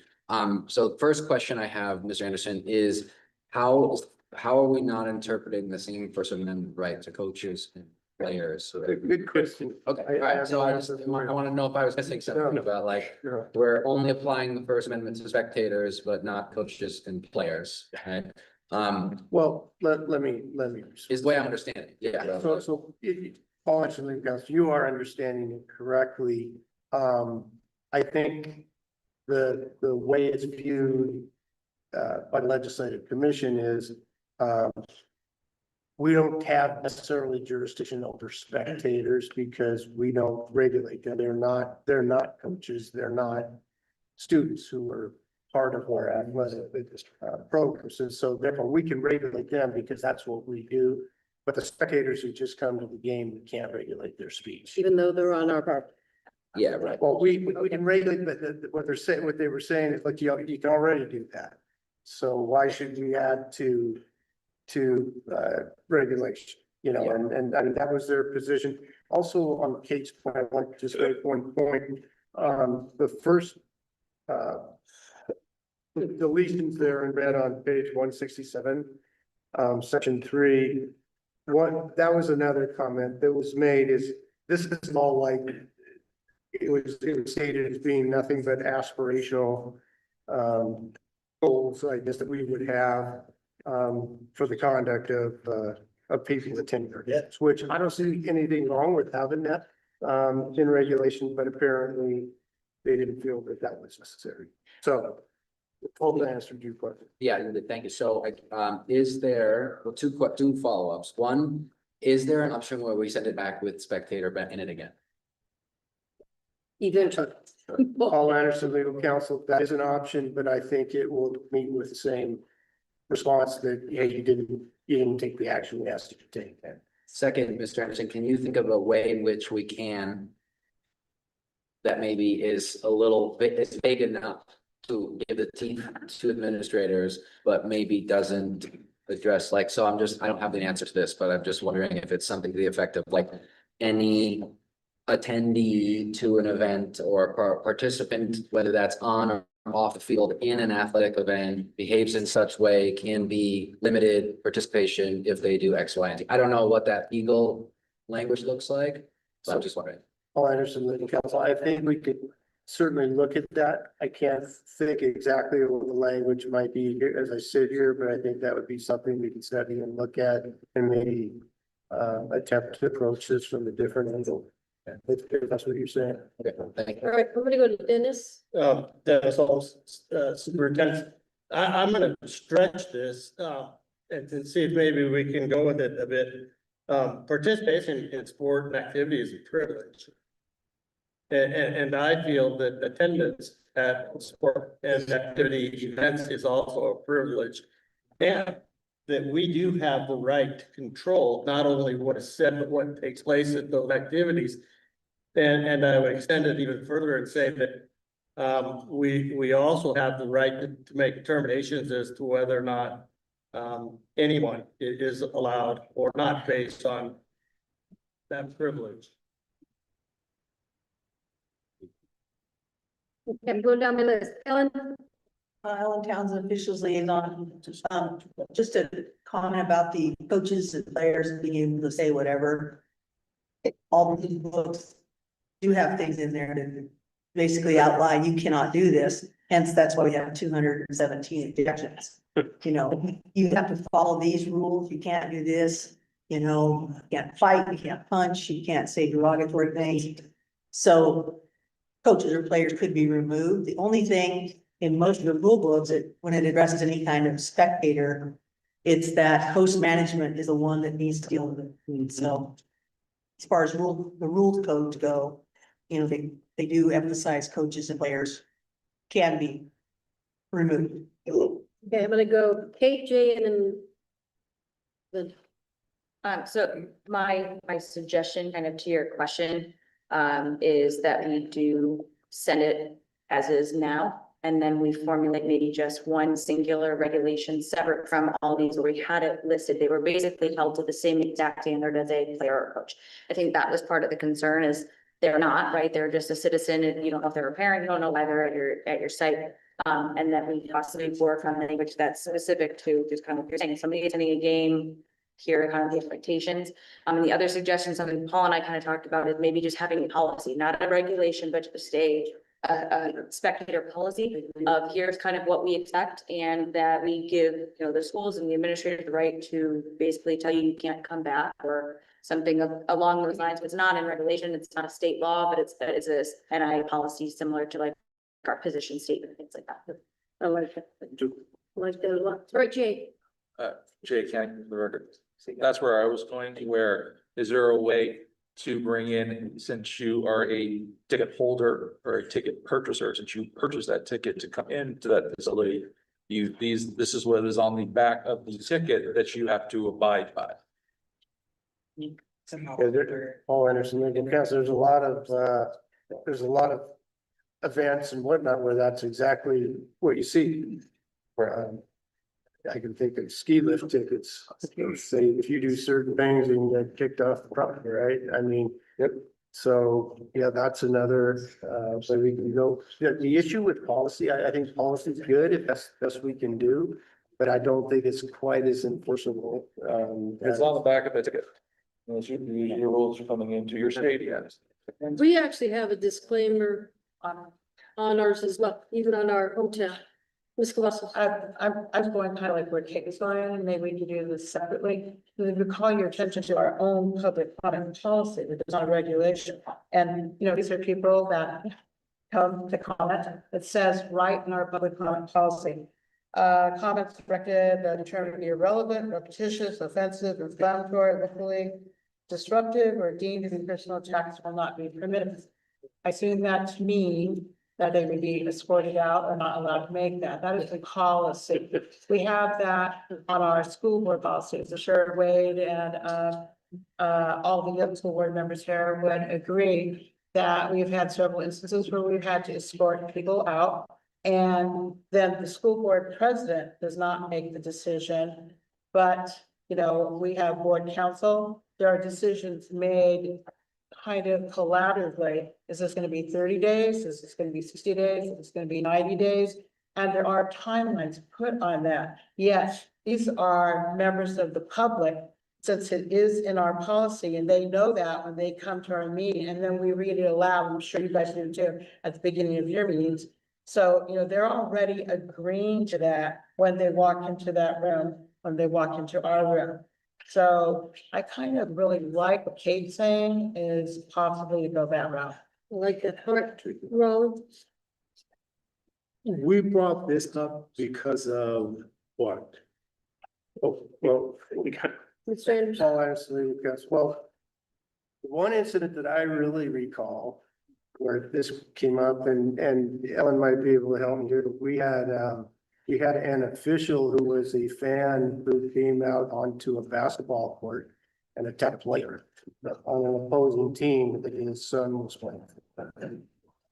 Up as in the northern part of the state. And we've had, you know, I think when this first came back, and I had mentioned how it's been denied, Rollins brought up, hey, we got all kinds of documentation, videos and whatnot. I mean, that's another sort of thing I think we could take back to the legislative commission and say, look, this is why this is needed. And show them some real time events that have happened, because we had a lot of them on film, right?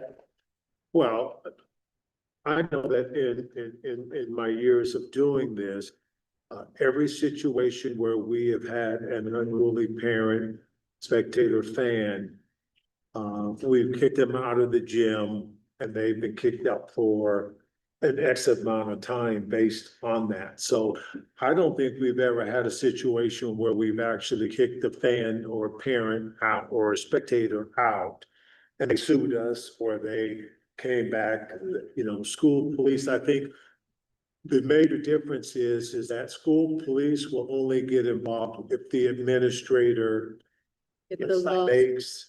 makes them get involved. They're waiting for the administrator to say, go get them. So a school police officer will stand there and just wait until somebody tells them to go get them. Whereas an administrator, we're jumping up into the stands and going up and getting them. And I don't think we've had any issues with any suspensions of parents in the past that I dealt with at the school where we're saying, hey, look, you can't come, you're leaving this game, you can't come for the next week, and then we'll have to have a meeting before you come back, or whatever the case may be. And so I think in a lot of cases, we are solving it already in most cases. And so, and I think in most cases, we're solving it by using just what Kate had mentioned in terms of there's an announcement being made and sportsmanship at the beginning of games and all of that and blah, blah, blah. I agree. And just in closing, I'd like to say, and probably ask Paul this as well, I think we need to go forward with this. This is a long time coming, very long time. And I read those reports. I see those reports. It's cold. You know, soccer is worse. It's becoming, it's not the double red or yellow, whatever. That's very small percentage. It's the language, how we're talking to officials and how we are threatening officials and these coaches. And every year, more and more coaches are getting kicked out of games. I would like, and I think this is where we need guidance, is that I believe we need to strike spectator, go down the road that we've discussed, get it to the LCB, get it passed. When it returns, Tim immediately sends a correspondence out and says, effective immediately, any objections were to. We have had this in place, it's time. Can we do that? And what do you believe the timeline would be once we submit it back to the LCB? Okay, so Paul, as legal counsel, I want to make sure I'm understanding exactly what you're saying. You're saying to take these proposed pages that we have in Striking spectator. spectator and taking that back to the legislative commission, that would be timing wise, would be a matter of when are they gonna meet next and it's get on the agenda. I don't know what that date is. It's probably within the next month or two. So that likely would pass. I can't guarantee it, but I think it likely would, with the elimination of spectator. And then, you know, as you're talking about policy, I mean, by the next board meeting, or if we wanted to have an emergency board meeting to deal with a new policy or something like that, we could do that. But in regards to this coming back from the LCB, we don't need to meet. We don't need to meet. No, you would need to We're done. retain, because this would become a revised regulation and go into law. But it wouldn't address spectators directly. Yeah, and I don't have a problem with that. You gotta do something about the kids, gotta do something about the coaches, and baseball season's run for. So. Okay. We are looking, we need direction and motion, direction, Colin. Well, I'm sorry, just, two things. One, Ms. Townsend, the officials can eject a fan, correct? No, Ellen Townsend officials liaison, what they do is they go to host management and they ask to have they may ask to have that fan removed. And hopefully the fan is removed. Sometimes they are removed and officials don't even know that they were removed. Because an administrator noticed it. They took action on it before it even got to that point. Okay, just wanted to clarify that. And I do agree though, a little bit with this, I agree with the policy approach. I agree with Mr. Anderson though, that it's be nice to have something in here to hold a little teeth to that. But I agree, Ms. Long, in a sense of like, let's get the coaches and the players rest first. Right, and then we can move on from there, so then we can fix this in the future. So with that being said, I would make a motion to approve, NAC 385B.106 as presented here today. Okay, we have a first. Second. Wait. Wait, Whoa. no, it's R057. Oh, sorry, amendment, motion to approve R057-24 as presented. Thank you. Second. Wait. Make your magic work, Paul. Yeah. Can't wait for that email. Not yet, hang on. Did you do it? I'm just excited where we're at right now. All right, any comment, additional comments, questions? Already wrote approved. Okay, seeing none, all in favor, say aye. Aye. Any opposed? Thank you. The ayes have it. Thank you. President Sloan? Yes, sir. Colin Outreach for us. So can we, to give some direction to staff to have a policy in place by the next board meeting that would address all attendees and, or maybe specifically attendees is where I'm gonna put it, I think, and how we're gonna execute that. Yeah. Mr. Jackson. Can we, just sitting here spitballing back for Paul of it, they come back with a spectator policy, would you, is that what you like? Perfect, okay, it's fine. I didn't know. I wonder if attendees, just in general. Okay. Thought enough to cover everybody. That's at the event. I wasn't a spectator, I was just walking through it. But you're right. I mean, yeah, I just happened to a baseball game. Maybe pull the other associations. Yes. Don't reinvent the wheel. Okay, 179, this is just a change to language regarding when we vote for president and vice president. The board, since it had a date of conducted not later than March 31st. Sometimes our meetings are flexible and can be not, so it's just the spring board of control meeting. So easy change. Wait. With Polson Region 3, I move to approve NAC 385B.112. Alex, Madam Chair, Alex Woody, second. any questions, comments? See none, all in favor, say aye. Aye. Any opposed? Thank you, the ayes have it. Okay. Okay, 180 and 181, I'm gonna turn over to Bart. These are tournaments for girls and boys golf. Mark Davis and I, staff, thank you, Ms. Roy. Made a change here to a couple of the items in 452 that goes along with what we passed for the golf tournament rules for qualifying for state. Well, we didn't want to say any more, such as item number 2, that must consist of 5 or 6 members. First of all, we don't score 5 anymore, we score 4, this regulation. But because a team qualifying for state doesn't mean all of its team members who qualify for state based on some of those state qualifying provisions that we passed, or this board passed earlier.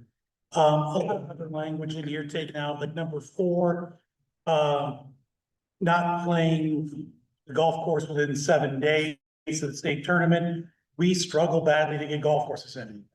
We can't be policing that exact item when we need a course to play. Same thing with number 5, can't conduct that region or state or region tournament. State tournament, there are situations where that course is only we can get for both region and state. We don't have number 8, any sort of timeline where the coaches have to meet with the director. We do have meetings before the start of play. Doesn't have to be 45 minutes before. That's always posted to coaches meeting at this and such time. When we have a 2-round tournament, maybe that coaches meeting's real quick the second day because nothing is changing. Do you want me to pause here because Mr. Whitman says guard up? Sorry, just number 5 seems to say the same thing we took out number 4. Shall not within 7 days before the tournament. Yeah, we definitely, to me, we need to strike all 5. We need to strike 4 and because right now 5 is not struck, that first sentence is still there, so there's no question, it looks like it says the same thing. About 7-day rule. So does 5 need to be struck as well? In my eyes, yes. Mr. Jackson? No, in the struggle, we have to find golf. I agree, I agree, it needs to go. We're saying the same thing. Yep. Yep, So all of 5 will be is. yep, 4 and 5 are now gone on both, 52 and 56. And then picking up where we left off, number 9, director of the state tournament shall ensure that a score is at least 18 years of age accompanies each group. Like we struggle to find monitors for some of these tournaments. We have coaches monitoring. There was a tournament. No, is a boys tournament for Rump, where we still had a student who was a girls golfer who was along with that group. Was very good monitor for that group. The age thing there to me, I don't want a 6-year-old out of that group, but same token. You know, if we have somebody who's 17 and can monitor, monitors don't issue rulings. They're just along for the ride.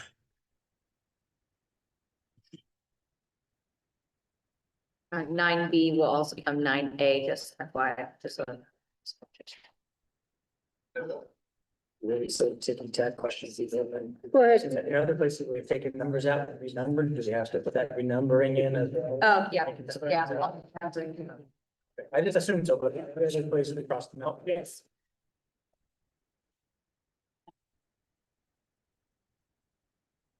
Yeah. Yes, sir. Yeah. I just want to make sure I'm understanding what you said correctly. Basically, you're just saying, previously when we passed it, we said that the team is 4 scoring. So the other, say a team has 6. The other 2 have to qualify as individuals. They don't automatically get in just because the team, so it's only the top 4 and they can't switch out and be like, oh, I want. It can. Sorry, Bart Davis and I staff. When you advance from region to state as a team, Right. you advance as a team. You can take 4 members of your team and put them, it doesn't have to be the same 4 that scored in region.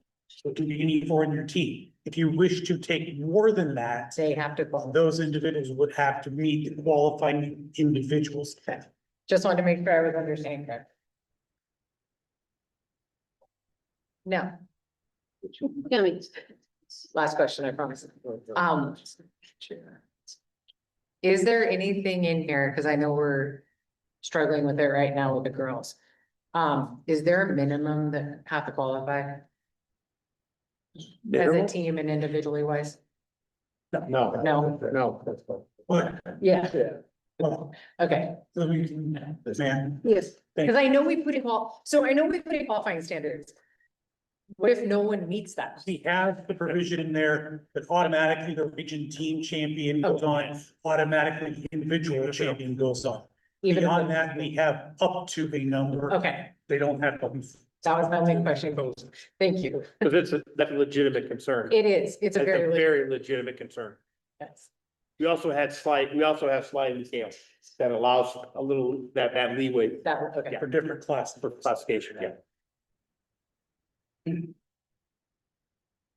Anything else? Looking for a motion, Keith? I make a motion to approve, NAC 385B.452 and NAC 385B.456 with the, changes discussed.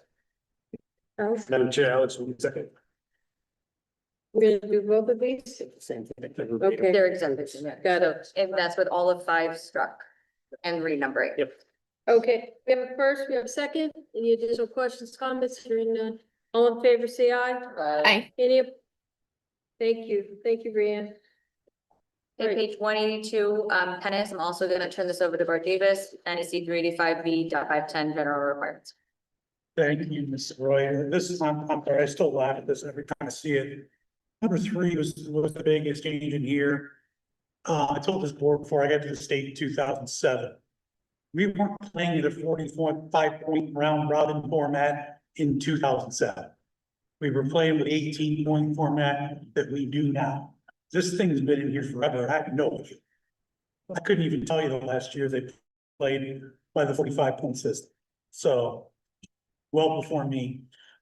We added in number 4 to basically state what has been policy all along for us, that in order to participate and score in a team match, you have to have a minimum of 6 in your lineup. A full tennis team lineup is 9. 3 singles players, 3 doubles teams. We've always said 6 to score, otherwise you forfeit the match. If both teams have fewer than 6, it's recorded as a double forfeit. Along with that change in number 3, we then had to change some other regulations in here that were basically related to that 45-point system, again, giving 2 points in certain areas. Every set that is played is worth 1 point in a team match. What else do we need to go through in here? Yeah, I think we also changed in number 7, which becomes 8. We had it consisting of a 32 singles and 32 doubles draw region. As some of you around this table have had the misfortune of finding out, when we get to tennis this year in the 4A, we are a 64-person bracket because of the large number of teams in the 4A and making sure that every school has representation in that tournament. I think that's pretty much it. Mr. Jackson. I want to point out to the board that I want to commend all of my staff members. They are going through our regulations, regulation by regulation, and making sure we're getting them up to date. This is a labor. We hope to, at some point, be able to put on our own website all of our updated regulations so that we're not relying solely on memory. And this, I mean, we're talking, this regulation hasn't been updated since 2004 at the latest. And that's 21 years that we haven't been following it. So I want to commend them on that. Wait, Region 3, I move to approve NAC 385B.510. we have a first. We'll go for a second. Greg? If I go. Okay. Thank you, Greg. We have a first, we have a second. Any additional questions, comments? Stan? Yes, sir. Just a quick question. I don't know, it just seems 64 just seems like a lot to me. It is. And I'm just wondering, when we've talked about other sports, you know, I just feel that probably some of those ones that are at the bottom are just getting. And We're going to see that, and I'll be honest with you, it's a cost. Tennis, everybody looks at tennis and says it's a zero-sum game because it doesn't cost us anything, you know. You don't know if we're gonna have enough tennis balls for postseason. Yeah. We're panicked right now about how many tennis balls we have because it is such a large bracket. And That's one of the things we need to look at with tennis and, golf as to how we qualify and what we have as representation in the postseason. 64 is a gigantic rank. We have 4 sites. We are working with these sites through that first day of region tennis before A. In theory, if every line gets filled in the draw, and this is the other thing with the draw, not every line gets filled. Because some of these teams will show up and say, yeah, sorry, my kid doesn't want to play. They don't want to go out there and get double in 10 minutes. But we've got to get that first day of 4A tennis, we got to get 128 matches in. And, but with that 4A being 30 teams in the South, we've got to expand that bracket beyond 32. Some of those teams are, and Ms. Hayden, you can attest to this as well. You've seen some of them.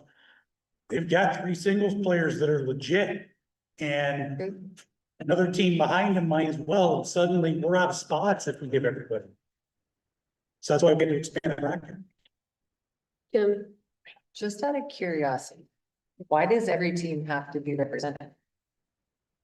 Why wouldn't they be? I mean, they are in cross country, for instance. Every team I think should be given the opportunity for the individual. You qualify in team differently in tennis, and that's why tennis is. I mean, because I mean, I can think of a few teams. I know Keith's probably right there with me. The kid that's going is gonna be 0-20. Literally, And going to state. and going to regionals. Tennis is not exclusive in this. We have track. No, I don't I know. disagree. I understand. Yeah. I'm just saying, at some point, maybe we need to relook at this. And say it's ridiculous to have 64 if the bottom 30 haven't won a single match they've played. Because there is going to be teams, I can guarantee, have a kid going that hasn't won a match. Mr. Jackson, We crossed that first bridge this last realignment cycle when we addressed football. Right. And so we've started that path. That's why those hard conversations are going to start from our staff out, because 64 to me is way too big. Damn. Way too big. And here's, I was gonna get to this later and I probably should wait anyway, but I'm gonna say it right now. We're gonna get to the point where the NIAA is gonna have to come out and say, this is the tournament, this is the bracket, that's the end of it. And right now, we aren't there. Where we are right now is we go and we talk about building bigger brackets or smaller brackets and all that. We need to come back and say, as the host of postseason tournament, our bracket will consist of this. And this is how many people qualify, and how you qualify, let us know. Because that's what we do with other sports. We tell them what the bracket is and we come back and say, okay, you got 32 teams playing football. You got an 8 bracket tournament. Figure out how you're feeling your 8 and let us know. But that's how big the bracket is. That's what we need to get to with other sports as well. Yeah, and it's gonna take some conversation because tennis being unique with the team and the individual, those types of bracketed sports lend themselves to creation of all this other type of bracketing, and we need to. But isn't tennis team is separate from individual? Yes. The whole tournament's in. Yeah, just takes a month. Remember, it takes a month to run tennis postseason. Right. Yeah, every day, 6 days a week. wow. Wait, we'll go Keith and you guys, we do have a motion. Yeah. Oh, no. No, it was approved. So let's see. Go ahead. I just want to say, and since we're Keith Whitman and Richard Fuller, sorry about that. So we sort of just did this for golf, maybe we put a minimum score on golf to get in, to Tammy's point. And again, I don't want kids out. You know, even before when we talked about some of these 4A schools not coming to teams, I want them to be able to play. I don't want to take that away from kids. That is definitely not what we're looking at, but having 6 people come at some point in the future, look at doing something similar to what we did in golf. Like if you've not won a match all season. Yeah, Should and, you make and those- we're discussing right now is so realignment. Yeah, remember, Bart just brought up, we put in a qualifier from region to state. We have not put in a qualifier from just regular season to region. Okay. For golf. And again, realignment. Realignment, discussion. yeah. All right, Kate, All right. take us home. 183, actually gonna go back to Bart on this. This is 606, which is in regards to alternates for state. Thank you, Mr. Bart Davis and I staff. This is the Pam Sloan rule. You're very welcome. I just did this for you. You didn't put my name in here. Pam, so. Could find a way. Basically what this is when we have a situation, let's take wrestling, track, one of those sports, for instance, where a person earned a qualifying spot through the region tournament to advance to state, but they were injured, they went ineligible. They have some other commitment that they're going to. What we found is we had replacements happening all over the place, and sometimes people told us and sometimes they didn't. Well, Ms. Sloan, Mr. Stallworth, I really should have included his name in this too. They're both dealing with travel situations where they need to know who the people are before the last minute, so they can get them on travel list. So basically what we're putting into this is continue to use an alternate member of a team or somebody else replacing a qualifier for a state tournament. You've got to let that the executive director or the executive director's designee know by a deadline that is set by the NIAA. Generally, that deadline, when you look at sports that are competing on the weekend, is going to be 3 o'clock or noon Monday afternoon, to give these people to my left a chance to adjust their travel. Golf, it's going to be different because you're playing on Mondays and Tuesdays and Sundays. And I would just tell you this, that practice has already been in place. I know that. Yeah.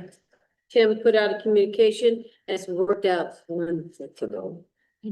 Yes, wait. Wade Polson, Region 3, effort to approve NAC 385B.606, otherwise known as the Sloan Stallworth Act. We have a first, Keith, great.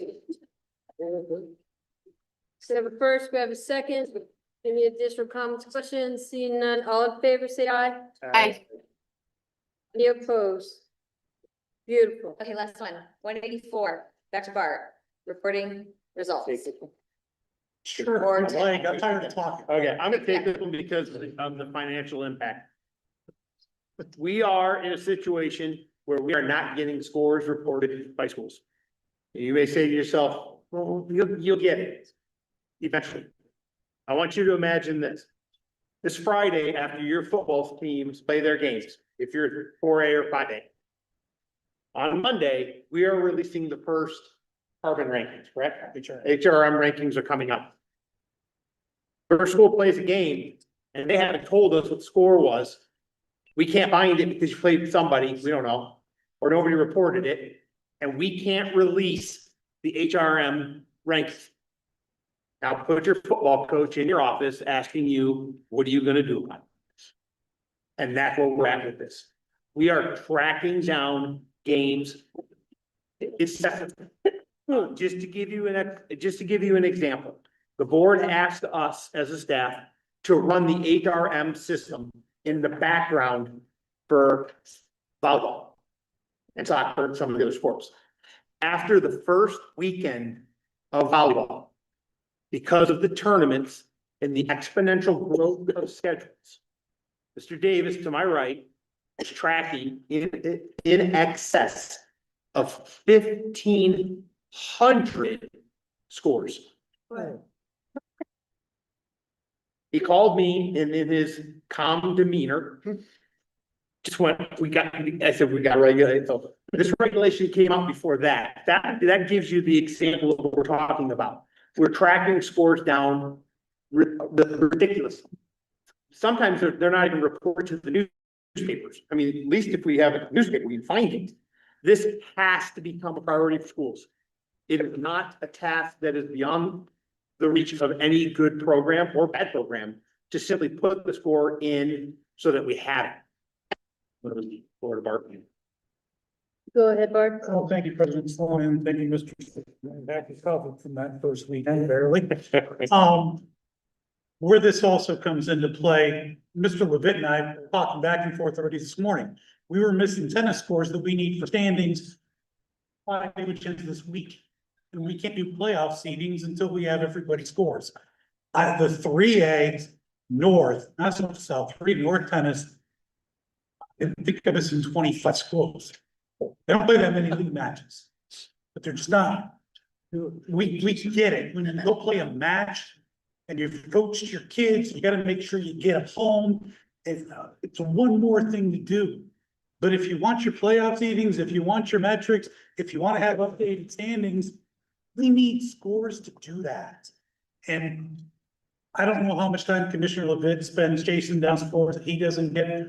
A lot of his ADs are really good about texting both of us scores after the course of game.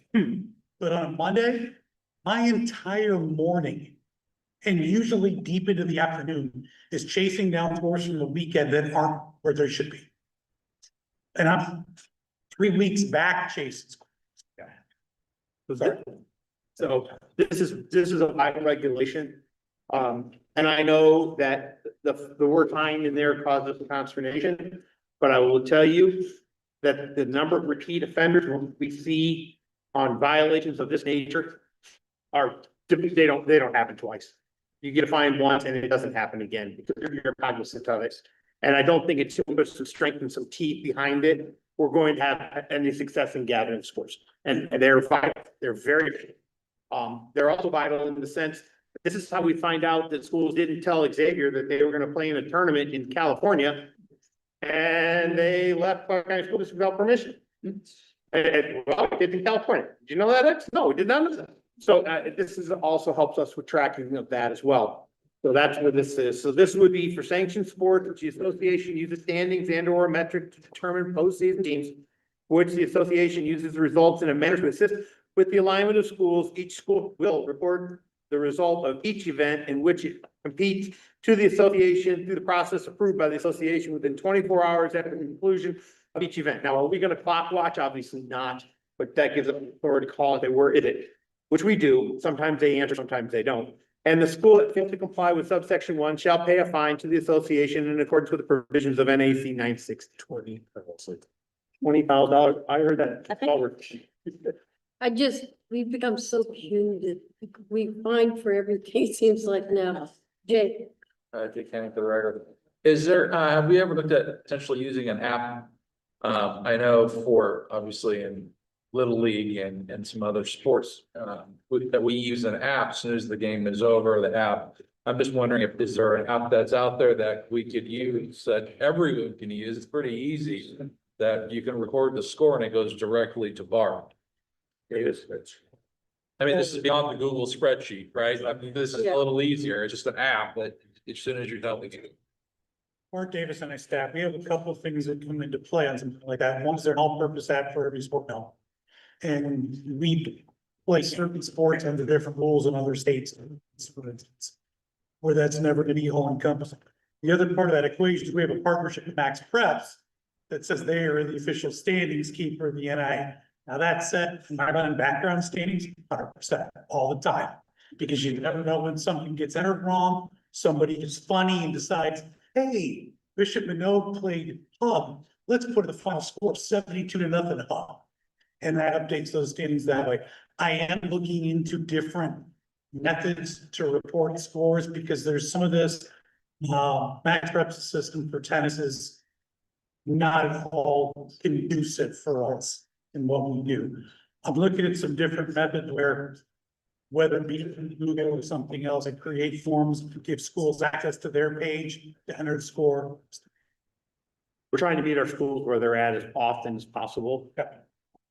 okay, Bob. Yeah, Bob Vitt, 485 North. Just for board members with vote, in looking at this regulation, it talks about process. For years, we've had Max Preps in place, and we've had somewhat of an expectation, and schools and coaches have been encouraged to report their scores to Max Preps. So that has been in place for a long time. Is it successful? No. Would a regulation like this send a message that, yes, it's no longer optional? This is, right now, I believe the coaches, the ADs, the schools, somewhat look at it as, well, I don't really have to, it's optional. And like Bart said, I've seen the 86-0 scores get reported in the game that wasn't even actually played. So for fun, something goes in. And so Max Preps presents a problem with respect to that, but it's a good option for us for right now. And a regulation such as this will give it the teeth that Bart needs, that I need, and whoever else down here is tracking scores and trying to get those results in. It would be really helpful. So at least from my point of view, I highly encourage you to take action on this and give us something. And again, our biggest battle is tennis. Max Preps is not gonna work for tennis. It just doesn't. And we'll continue to chase those down like we do every day and everything. But thank you, please.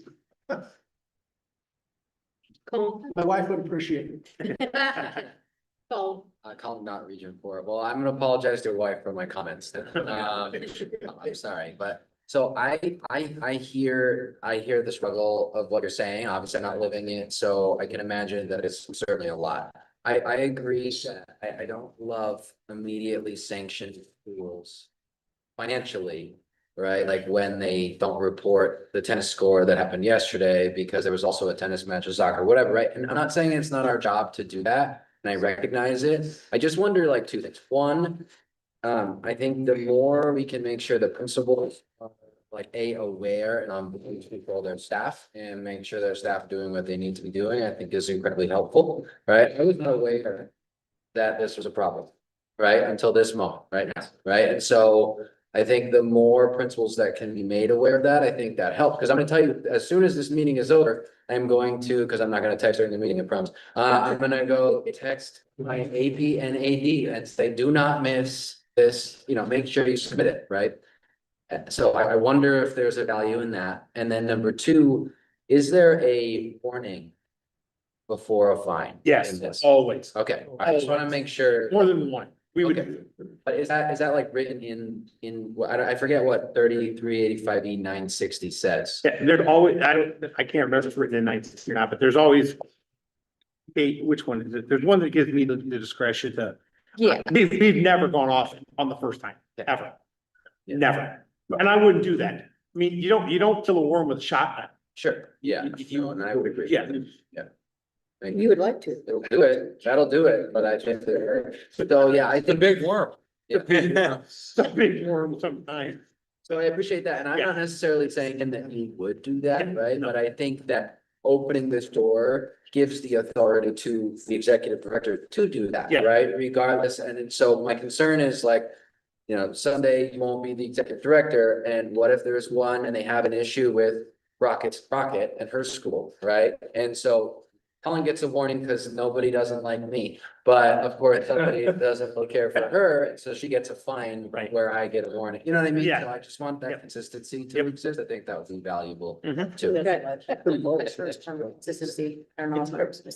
Go ahead, Kate. That regulation and that language is on like 6 or 7 of our regulations, and most of them are under my purview as far as rosters and all of those different things when it comes to eligibility. And so I can just tell you in practice, and again, yes, it's not written in there, you'll first get a little friendly warning before we fine you, but I mean, I think it's pretty generally speaking that most people that would be in a position like this would kind of give that heads up, like, hey, if we don't get this within this amount of time, there will be a fine.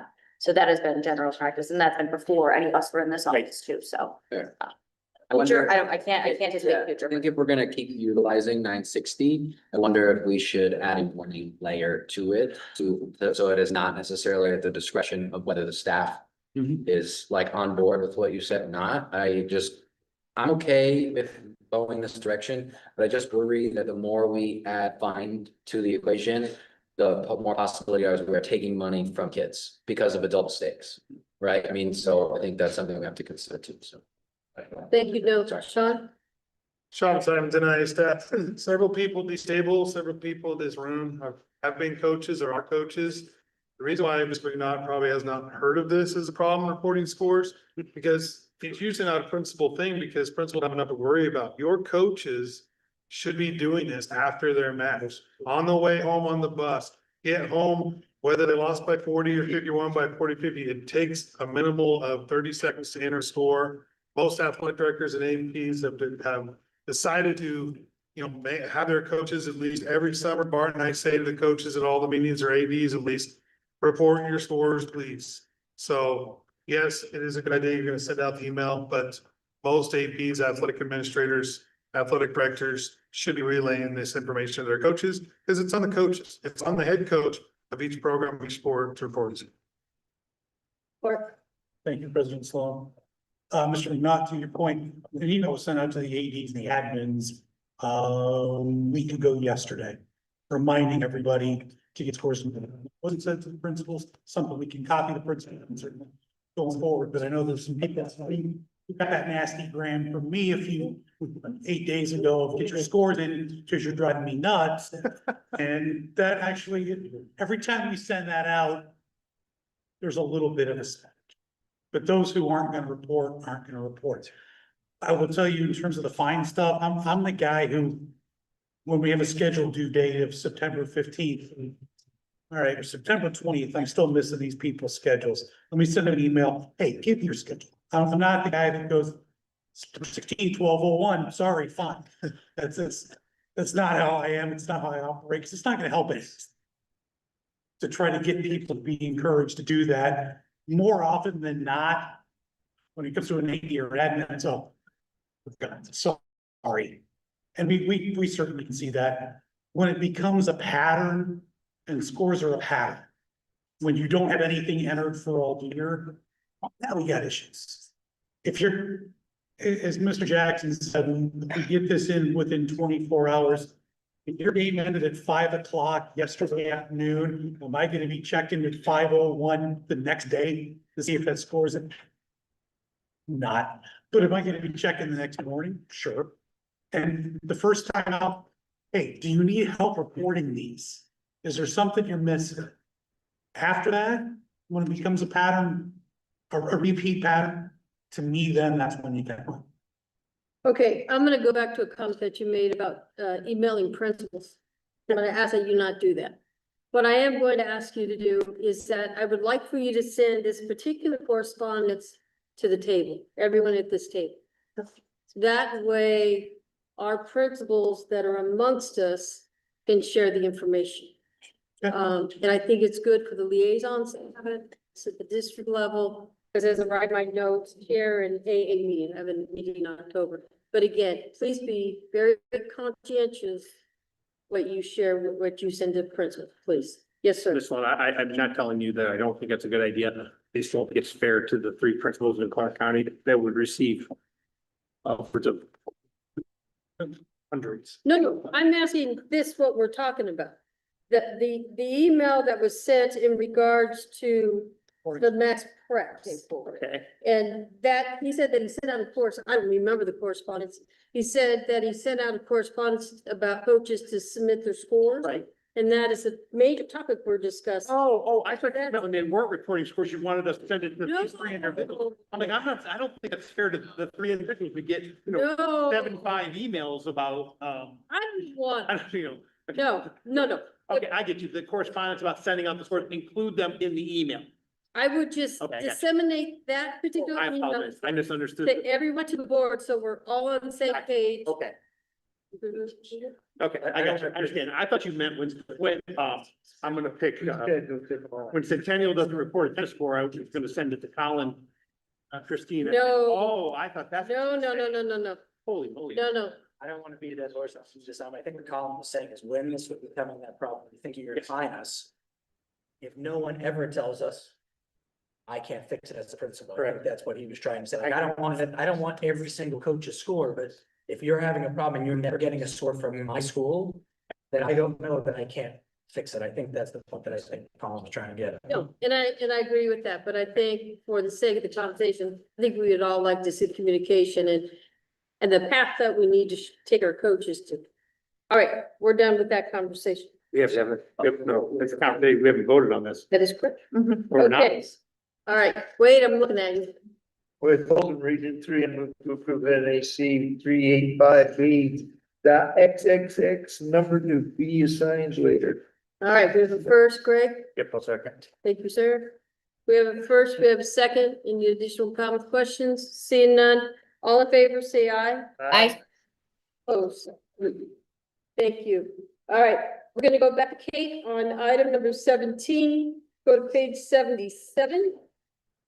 Okay, as you're navigating there, Kate Spurring, and I staff for the record.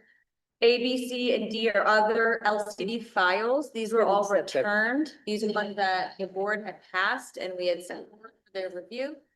They came back as, rewritten in some ways, by the LCB to fit their language and the way they write regulations. These 4 did not have any. Hang on, Kate, hang on. You have to take us out of workshop. We were in a workshop. Oh, You have I'm, to say this. you need a motion to come out? Yeah. Would Polson reach you to able to move out at the workshop? Thank you, sir. House will be second. All right. We have a first, we have a second to exit the workshop.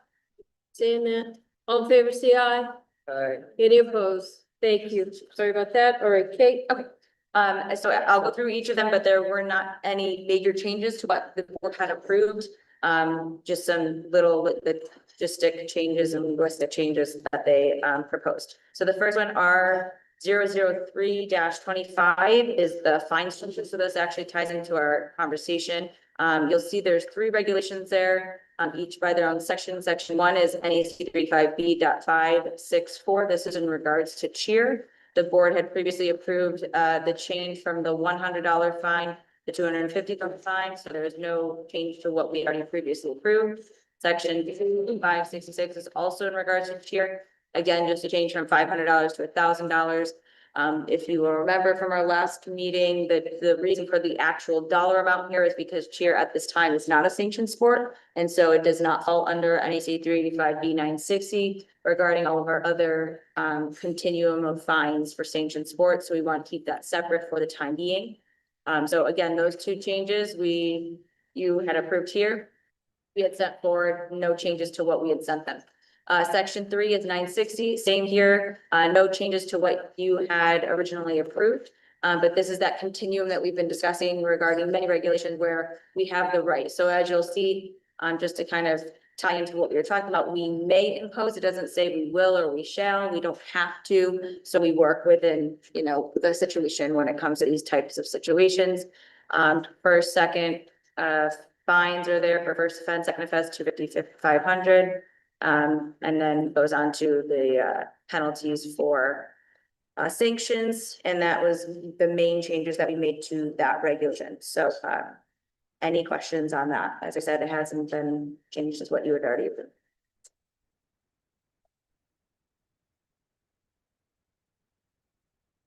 This is an action item. Yes, we would send it back for final hearing for airing the question. Yes, call. Region Board. So we're talking about 564 right now, right? Oh, I went through all 3 sections. So there's 3 regulations. Okay, so question I have is this first one applies to a activity that we are discussing sanctioning as a sport. So I wonder, we should wait and maybe have that conversation first before we determine whether or not we want to, because then we're gonna have to redo this or eliminate it or whatever if we choose to sanction sport or whatever happens potentially, right? And then my second concern is the process for sanctioning sports is also on the table here, which we have a sport that we are talking about sanctioning today. So my concern is, we approve this, we are then going to have to rework the board of the item later, right? Because it will now fall under this, which lacrosse did not. And so I just want to make sure that we are clear that if we approve this, then we are essentially not approving cheer in the same action, because we would put a policy in place that would require us to follow X, Y, and Z, right, in order to make it happen and extend the conversation longer than potentially today. Or maybe I misunderstand that, so somebody could clarify it for me, but I just want to make, because it feels like we're about to put a policy in place that impacts an agenda item that we have coming up. Am I misunderstanding that? Okay, I'm gonna lean actually on Paul or Tim to add in. Let's start with the cheer 564 and 566. Page 79.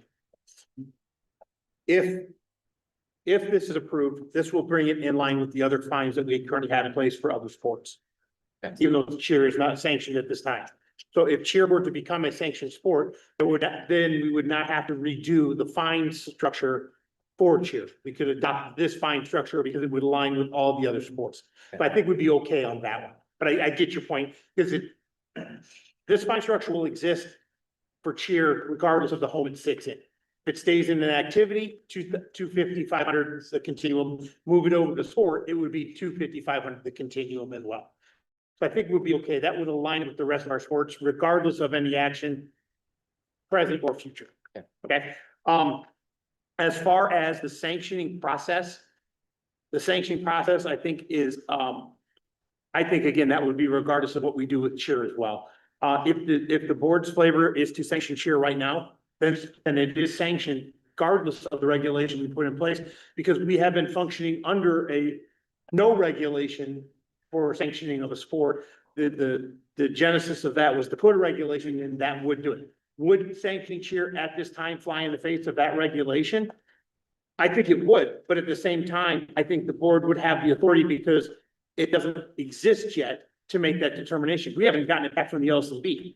So it would be going back to the LCB yet again for any changes. Okay, So I think that's good clarification. So we are sending this back to the LCB, or are we approving this as law? So which one? That's what I'm asking. Yeah, so for the fine, this would be. Oh, I'm sorry, the sanctioning one. I Oh, get the sanctioning, okay. On board, the sanctioning is the one I'm worried about now. All right, well, gotten to that one yet? Yeah, please.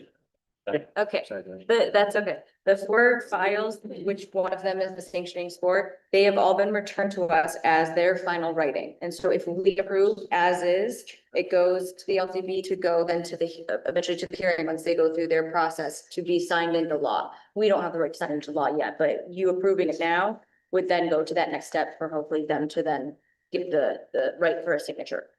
Okay, just Paul Anderson, legal counsel. So if these regulations are ready to go to the legislative commission as opposed to the legislative council, meaning they don't go back to the LCB. If we approve the language here in each of these, then they're gonna be going to the legislative commission for final hearing and signing into law. Okay, so it does not become effective today. No, it doesn't become effective until it gets through that hearing and then is signed by the Secretary of State. Okay. And I apologize, I said LCB and that legislative council. I wasn't tracking that. Okay. So I appreciate that. You Sorry. said it was. But okay, I just wanted to make sure that we weren't kind of flying in the face of a future agenda items. Thank you. Okay, Keith, First, key equipment, Region 4, are we approving these individually or as a group? Just. The file as a group, so those 3, So all. because you've already approved the language, unless you have an issue with any. All of them, yeah. We'd pull Okay, it out. perfect. I was gonna make a motion on the first one to approve it, but we'll wait till we're all done. so for all 4.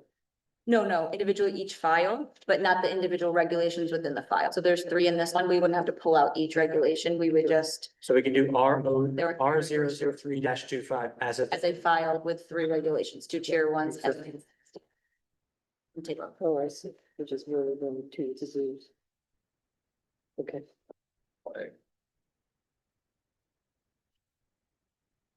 Okay, looking for a motion? So, Paul Anderson, legal counsel, I think you need to vote on item A. Correct, that's what we're doing. Okay, all right. But there's 3 actual regulations within the file. I think that was what Keith was asking, is if we have to make a motion on within each. Yeah, No. it's gotta be- 564, 566, and that separately. They're each their own package as they exist. Okay, Keith, So if I'm hearing you all correctly, I would like to make a motion to approve LCB file number R003-25. we have a first, President House, release second. first we have a second on, any questions, comments? Yes, call. I just want to clarify why, column in Region 4, why does the NIAA have authority over here right now? I don't know the answer to that, and so I'm wondering why we have the authority. Mr. Anderson, It's actually in statute. It was, some time ago, certain statutes were passed that dealt with cheer. It was never a sanctioned sport. It's kind of, I don't have an exact answer for you as to how that happened or what did happen. So we've always, regulated it, but not, it hasn't been sanctioned as a state championship type event. Okay, sorry, I recognize that there are some people in the room who may have more knowledge on that. I just wanted to understand it. Kind of the same question I have on ESC in the same regard, right? Like, and so just to clarify why we have regulations that oversee that. So I appreciate that. Thank you. okay, any other comments, questions? Read none, we have a second. All in favor, say aye. Aye. Any opposed? The ayes have it. Thank you. Kate? The next file, LCD file number R022-25, has only one regulation in it. It's NAC 385B 212, which is our dues regulation for membership dues for schools. This one, we had gone back and forth regarding the language on and finalized, basically said it would be calculated in the amount determined by the board. It was then suggested by the LCB to add in, to help us get this passed, to add in some language in subsection 2 of this regulation, where it talks about how the board would determine those dues, since it was pretty arbitrary to just say the board can do that. So they would consult with the member schools, consider the costs associated with conducting activities in the state. So basically what would make sense for us as the NIA that we would need those dues for, to kind of consult with the schools and based on our budgetary needs. So I thought that was a positive change so that it was not so arbitrary as to what that amount would be used for. So that's the main change you'll see there is subsection 2. Just a question on when does the board have to do that by so that they can communicate? Like, is this meeting, is the next meeting, when would we be determining those amounts? Any time that a change would need to be made, I mean, typically it's, go ahead, Tim. We're good for the next 3 years. The board has already approved the amounts for the next 3 years. Perfect, thank you. Yep. Looking for a motion? Keith? Make a motion to approve LCB file number R022-25. We have a first. Alex, will you second? Thank you, sir. All right, we have a first, we have a second. Any additional questions? Jay, did you have your card up? Okay, thank you. Seeing none, hearing none, all in favor, say aye. Aye. Any opposed? The ayes have it. Thank you.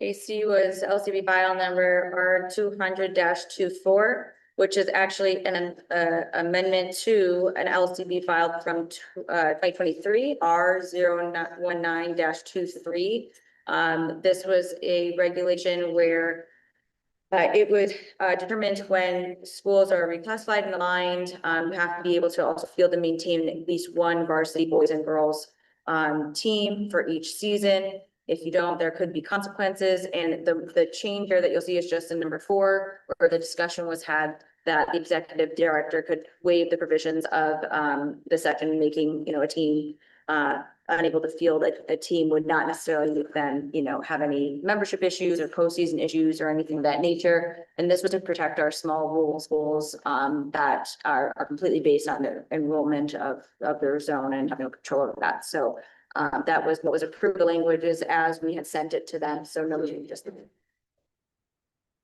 Yes, sir. Keith? First of all, I feel like calling not, I apologize, everybody. My question is, our conversation earlier with tennis. Our conversation with tennis earlier with these schools who are not able to field a team. If they can't do that, does this preclude them from potentially creating a lacrosse team now that we're adding lacrosse? I mean, maybe everyone knows that and I don't, but. Mr. Jackson? No, it would not. But Okay. this regulation change is basically to protect, I'm calling this the Smith Valley clause. I had not even thought, they had a huge class of boys and the freshman class coming in was a small class of boys. So they weren't gonna be able to field the team for a year or two. And this allows me to waive any penalty against them because their enrollment numbers preclude them from fielding a team.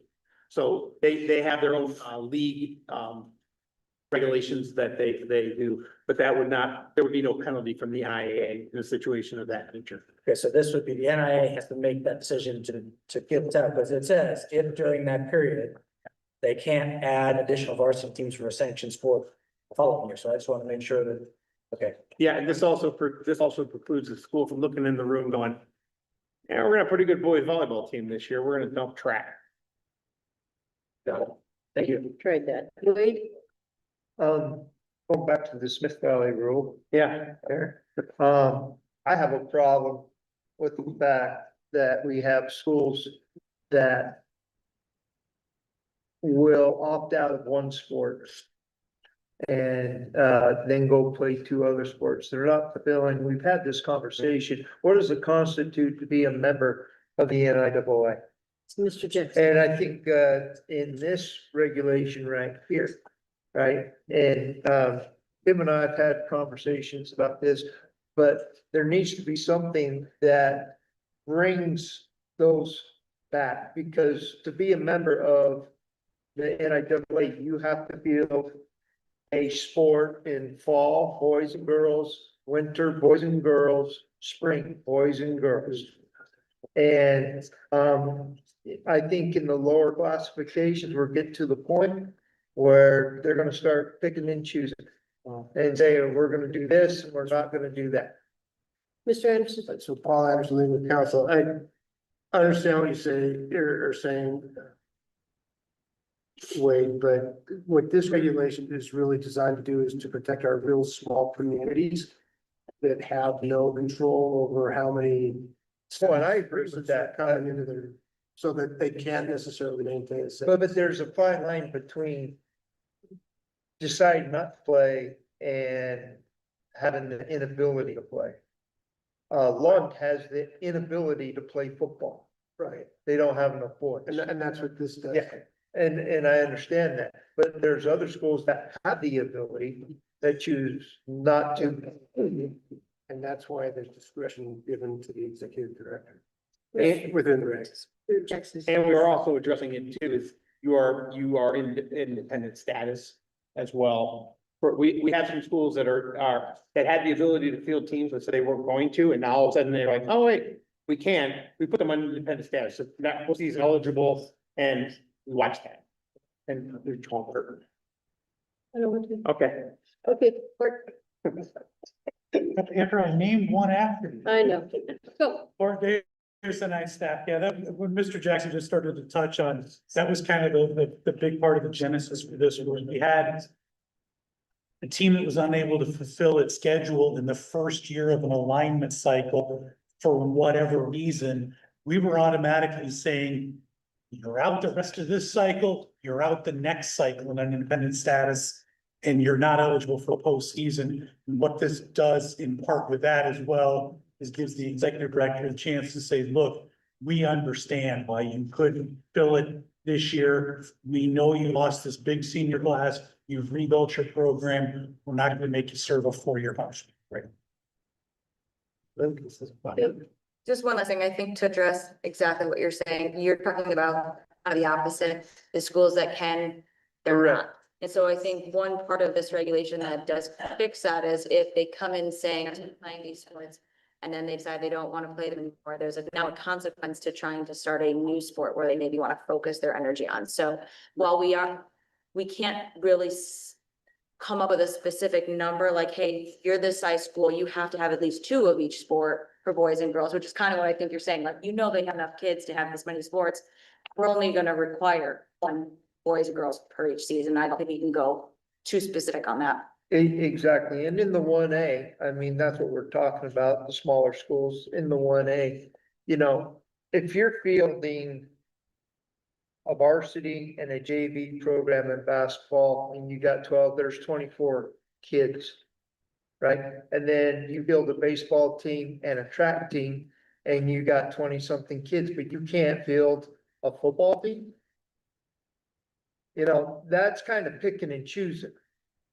That's picking and choosing what sport I'm gonna play and what I'm not gonna play, you know? And so I just think that there has to be some kind of consequence, and it's all about getting the kids to play.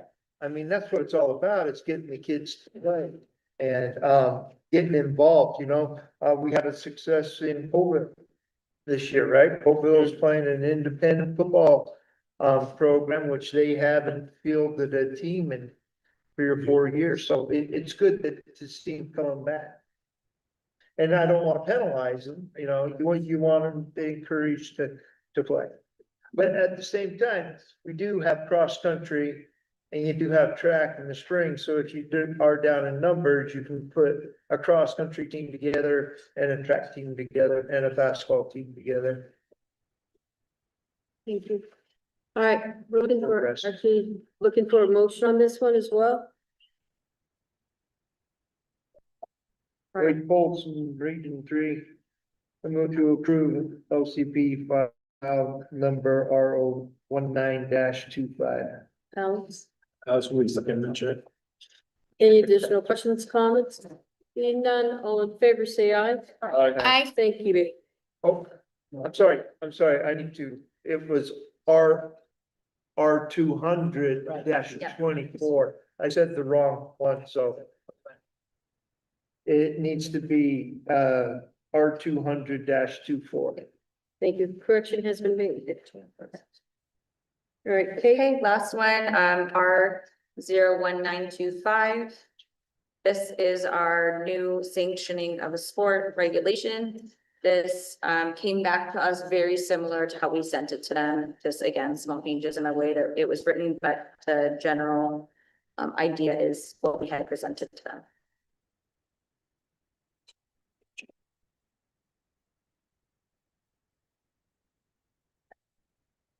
any questions, comments? Oh, no, read report. So just in the page 92 in the like rollout, pilot development, full implementation here. Two questions. One, is there flexibility in this in a sense of like, if we think the sport is ready for season competition earlier, or is there no flexibility? That's just a question I have. The flexibility is on where they're placed in the continuum. So like if initially, like, let's say, you know, a brand new sport coming in that's been going along really well as a club sport or an activity or something of that nature, it can be placed anywhere on that continuum. We don't have any specific language that says, you know, okay, we're in development year, but we actually feel like postseason's ready. In here, we don't really have that written in here for the flexibility piece. Tim, I don't know if you have any. Well, I think See that, I don't think I think section C, full implementation year after final board approval, where all levels of the sport may be offered if applicable, and a postseason competition take place. That's where that, we would not put a development or a pilot program into that phase. There will be no postseason with that pilot or development. If they are in full implementation, then they would have a postseason. I think that's the final phase and that's the final step. Once that's done, the postseason is then recognized. Right, so then on page 91 at the bottom, it says in which the board may adjust the initial placement of a sport in a 3-year continuum. So yeah, am I reading that correctly to understand that like that number 7, when the board decides to sanction the sport, we also would place them on A or whatever? A, B, or C, yes. Yeah. Yes.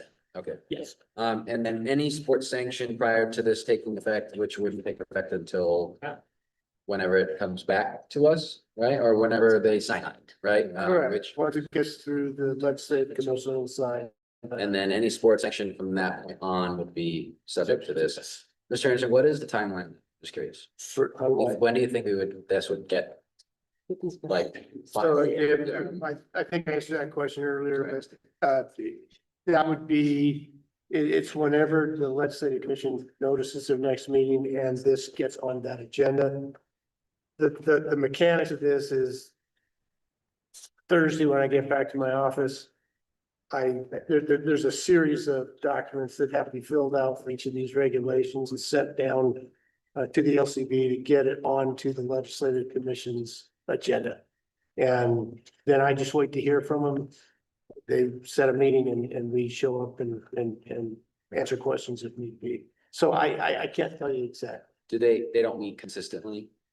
No, it's as needed. I think they're gonna meet sometime before Thanksgiving, I would think, and then probably again before the end of the year. So. Thank you. I appreciate the effort on this, Mr. Jackson and Ms. Roy, to have an official process in place that we can move forward with. I think it's well, I think it's well worded, I think it's well thought out, and I think it makes sense for ensuring that sports are successful, especially sports that don't currently exist in the state of Nevada as we try to roll them out, I think. Especially for those, this is great. So thank you for the work that you did with this. With that, I would make a motion. Absolutely. Yeah, so I'll make a motion to approve LCD file number R019-25 as written. Thank you. We have a first. Thank you. I mean, present. We have a first, we have a second. Any additional questions, comments? Hearing none. All in favor, say aye. Aye. Any opposed? Rayanne, are you there? Is that aye? Thank you.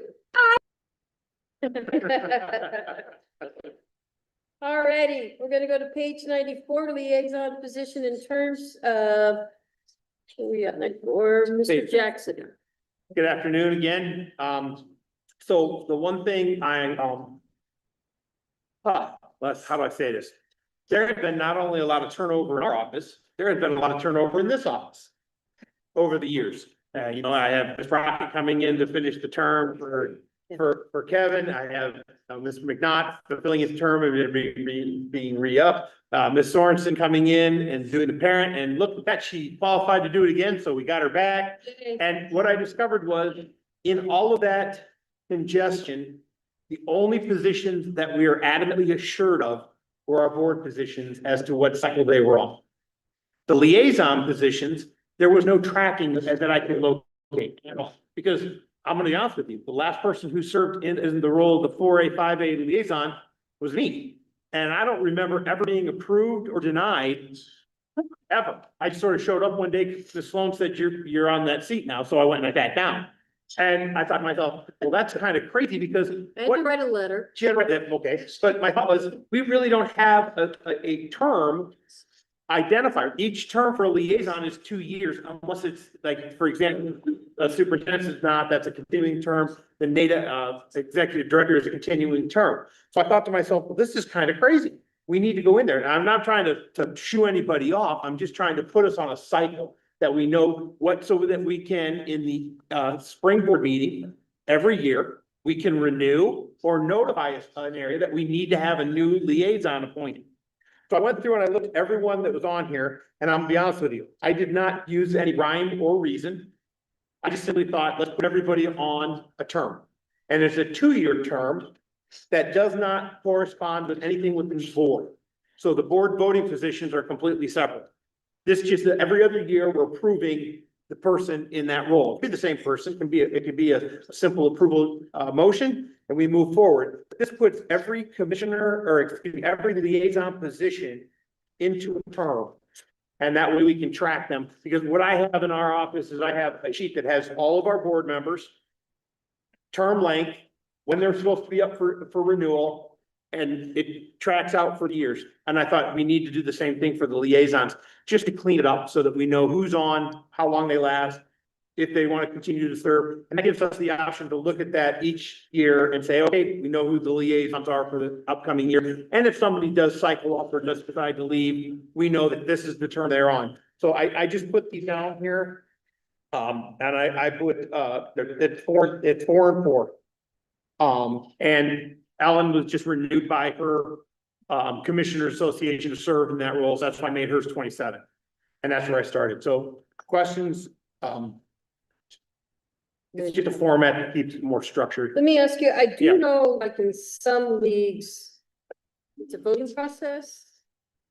If you can go one by one, if you could tell us, because I do know that, like, yeah, go ahead. Okay, so Bob Levitt is not a voting process. Bob Levitt has that position because he is the commissioner for the northern schools. So that 27, he would just be one of those that we would, unless they change that position. Tammy is not a voting position. It's just one that I don't know if there's any voting or not done in the South. There wasn't any more. Ox Mayo was elected out of his group, the 3A here recently. Ken Parker was elected from his group out of the 2A. Miles Baldwin was elected out of his group. So that seat was open. They have vote, they tell us who it is. Domingo Rivera was appointed from the private schools. Dave Henneman, I don't know, Dave, did they vote you in or just say good congratulations? It's like. Oh, everybody take what you need. Okay, cool. Fine, got it. Dennis Holmes is appointed by the superintendents, but is continuing the position. Xavier is a sitting position. Ellen was voted by commissioners to represent the officials on here. Trey, Emerson, and Else were selected through the NASA, or not NASA, NASC process. They have their election process, application, if I'm not mistaken. It was an application shipped off. So that's why they're NA, because they could change every year. Okay, so I see right now that Tim and Kevin, we need to figure out, because I know, like, let me just give you some history in this position. When I transitioned in this office, Ray was on the board. I had this position for 100 years. And then when I took Ray's job, Tim came aboard. then it was Tim. Yes, and then I resigned the position. Yes. Because I had lost connectivity, in my estimation, to the school. I was out of school. I lost the connectivity. I was missing the day-to-day grind. So I Right. resigned myself from the position. So I guess I would, So to me, the 4A, 5A position would be up to the 4A, 5A, some people. So if they're one, whatever that is. We as a staff, we do not put people in these positions. We simply say, there's a hole and somebody needs to fill it. So. I think the South would need a little guidance on that, because there's really there's no oversight. I have no whatsoever. idea how I got here. Yeah. Tammy, we put you there. Yeah, exactly, and I got hands. yeah, you guys, It shouldn't be, it's not our position. why should it be Clark County School District when Well, it should be, we're not all of the South? Or your 4A, 5A group. yeah, it's 4A, 5A group. Should be the one that is So- identified. Add this to the agenda on the, Congratulations. Wow. no, at the league meeting. I'm not giving, got- you- no, I I'm get not it. giving you the direction. I'm trying to take you out of things. Voluntold, I like it. It just cleans it up for us so that we know every spring board meeting or every June board meeting. I'll be honest with you, that way we know who to buy nice little party gift for and who not to. And because I don't want to miss someone, I'm gonna be honest with you. The other thing is this, I think it just adds more organization to our organization. I agree. All right. Actually looking for, this is an action item. Any comments, questions? No, I appreciate you doing this action. Yeah, what are we just approving this? You're approving the terms. Sure. Yeah. With Polson Region 3, I move to approve the terms that were presented for the liaison positions. Madam President, Alex will be second. We have a first, we have a second. Any additional- I will want clarification. Absolutely. So for moving forward from this point, just take your hand and cover the current liaisons and leave represents. And that's exactly what we'll be filling from this point forward.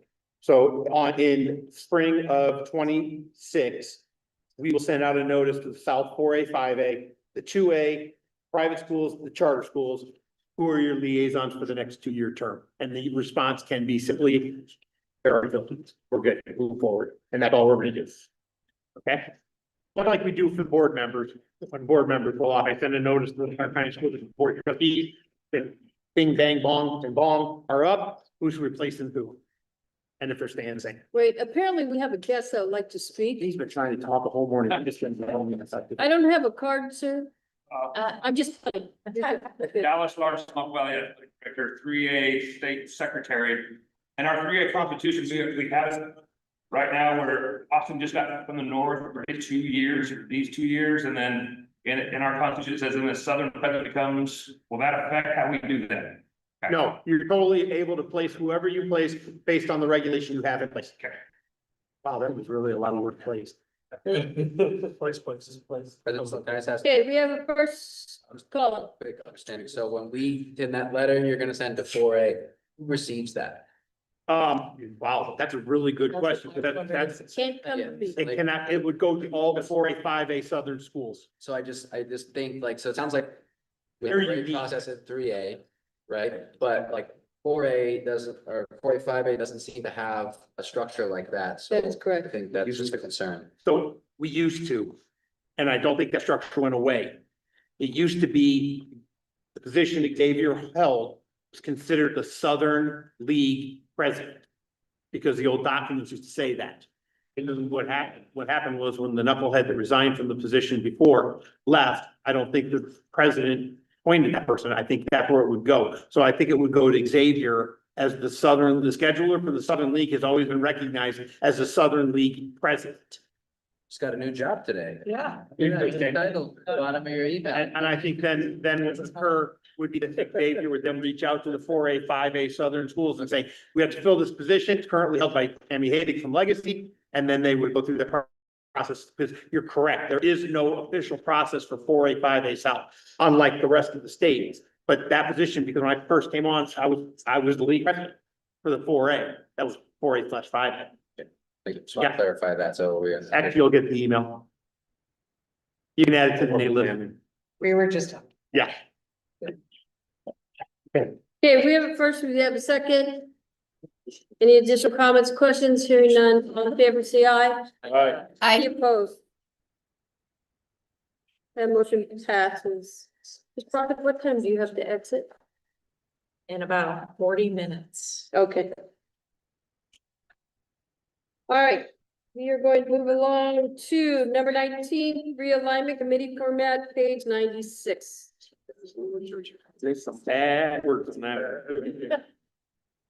So the one thing, we have discussed the previous meetings with the formation of the next realignment committee. This is not the formation of the next realignment committee. This is the discussion and possible action moving forward to what the realignment committee would look like if the board chooses to go in this format. What I have provided for you are 2 pages of information that I have gleaned from other states, our state, historical data. I went back as far as I could. I went to as far away as I could. And I will tell you that some of the information I got from some of the states is already out of date, They're already changed. So, a state athletics realignment committee should be the following 3 key size balances. The best, and when I say size, I mean the size of the committee, not the size of the state. The best balance addresses the 3 critical needs. These are what I believe are critical. Broad representation. Enough members to include all key perspectives, large school and small school alike. Public, private, charter. Different geographic regions and the various sports offering. I think that's, when we look at our realignment committee, there are times when we had the committee having to make decisions on sports that they don't even offer. And I think that's a very difficult thing to do. Making a decision on something that you don't understand and not a fault, it's just fact. I'm experiencing that greatly with lacrosse. I don't know enough about lacrosse. Like, I'm learning it as I'm going through it. And I think the realignment committee sometimes puts school representation or region representation into a position where they're making a decision on something they don't understand. I think if we were to bring in Rich Morocco to describe football at Liberty, his definition and his experience of football would be completely different than if I were to bring in Ken Parker from Needles and have him describe Needles football. And that goes for many sports, just because of the size and the nature of that sport. Efficiency. We have had large committees, we've had small committees, we've had something in between. Small enough to make decisions and reduce endless debate and gridlock. We run into more gridlock than anything else because of the size of the committee. The other concern we've had addressed numerous times is blocking. We have groups that can block as a unit, and they can simply drive the agenda where it needs to go for their own purposes. And that's very difficult to defeat. I mean, we see it in our own government right now. We're gonna have a shutdown here shortly because they're blocking. They're forming their block and that's it, we're not moving. And then legitimacy. How many times I have heard in the last 4 months, well, why didn't anybody tell us this was gonna happen? I didn't hear that. The NIAA made all these decisions and never consulted anybody. And that one's really one of my favorite ones, though, by the way, because I think we were very communicative during the last realignment meeting. And then best practices always recommend a committee the size of 7 to 13 members. Fewer than 7 risk missing key perspectives and appearing biased, while more than 13 becomes unwieldy, harder to schedule, and more prone to political gridlock. And I think that's so true. The typical composition would include 1 to 2 district administrators, 1 to 2 high school principals, 3 to 5 directors, 1 to 2 coaches, and 1 to 2 at-large optional positions. So you can see where I'm starting to head this way right now. Also, having non-voting staff or liaisons, associate directors, legal counsel, support the group without bloating voting membership. We shouldn't vote on that. And I would never put a voting member of the board. I would never recommend you put a voting member of the board on a realignment committee. It just creates a situation where why are we even doing that? We should have just kept the committee process and come straight here. The 28 to 30 realignment committee, I'm going to be honest with you. I think 4A/5A representative. And the reason I say one is this. If I tell Tammy and Bob to sit in a room and pick a 4A/5 representative, Bob is going to present who he thinks is best. Tammy will present who she thinks is best, but the person they pick, in my estimation, would be a person that they believe represents both of them equally, that can separate their geographical home from their alignment purposes. And that's a difficult person to identify. The same would be said for 3, 2, and 1. I could tell you that if I had Dallas sitting in a room right now and asked him who the 3A representative could be, he could pick somebody real quick from the South. But if I had him say, who do you trust the most in the North? That's where the conversation really goes deep. Because I know who I would trust in situations of that nature. And then 3 positions that are at large. I'm going to actually take a comment that Mr. McNaught made a while back. That he reached out to the principal of the Lena, I think it was, about having conversations. If I were to pick the principal's brains and say to the principals in the entire state, who do you believe could represent the schools the best, whether it's a small school, big school, or just, could you guys come up with one person? I think that person would have a fair and balanced attack at that. One from the north, one from the south, and one from our rural schools. So you would have a situation where you could not have a block, no matter where it was, sway the vote. The selection process would come through our office. In other words, what we would do is we would solicit it out to say, who do you want? And we would start to go through that process and take a look at it. Moving over to the next page. So what eligibility would we look for in those candidates? 1, obviously non-voting member for board control. Role flexibility. They could be a liaison, or they could hold another relevant non-voting role. I'm not opposed to liaisons in any way, shape, or form. I'm just saying you may have somebody you think of, you know what, Tammy may say to Bob, hey, what about Joe Schmo over here at this high school? And they, hey, that's a great call. Participation requirements. The school, the district representative must participate in at least 66 of the sports that they represent. Excuse me. In other words, what we don't want to have somebody from the 5A who doesn't participate in 2/3 of the sports we offer. They would be voting on things that they don't even offer 2/3 of the time. I think it makes it a little more difficult to find a person perhaps, but it also makes the person a little bit more well-rounded. And then the representation categories: at large North, based in the Reno Tahoe area. And then at large South, based in the Clark County School District or elsewhere within the Clark County. It doesn't have to be a CSD person, somebody based in Clark County. And our rural representative must be with a school with an enrollment not larger than a 3A classification. I don't think we have a rural school that's a 4A enrollment number. I think Elko might, but we classify them as 3A anyway. So I think we'd be okay there. And then the private charter school applicants may serve in any position so long as they meet all the other participation requirements.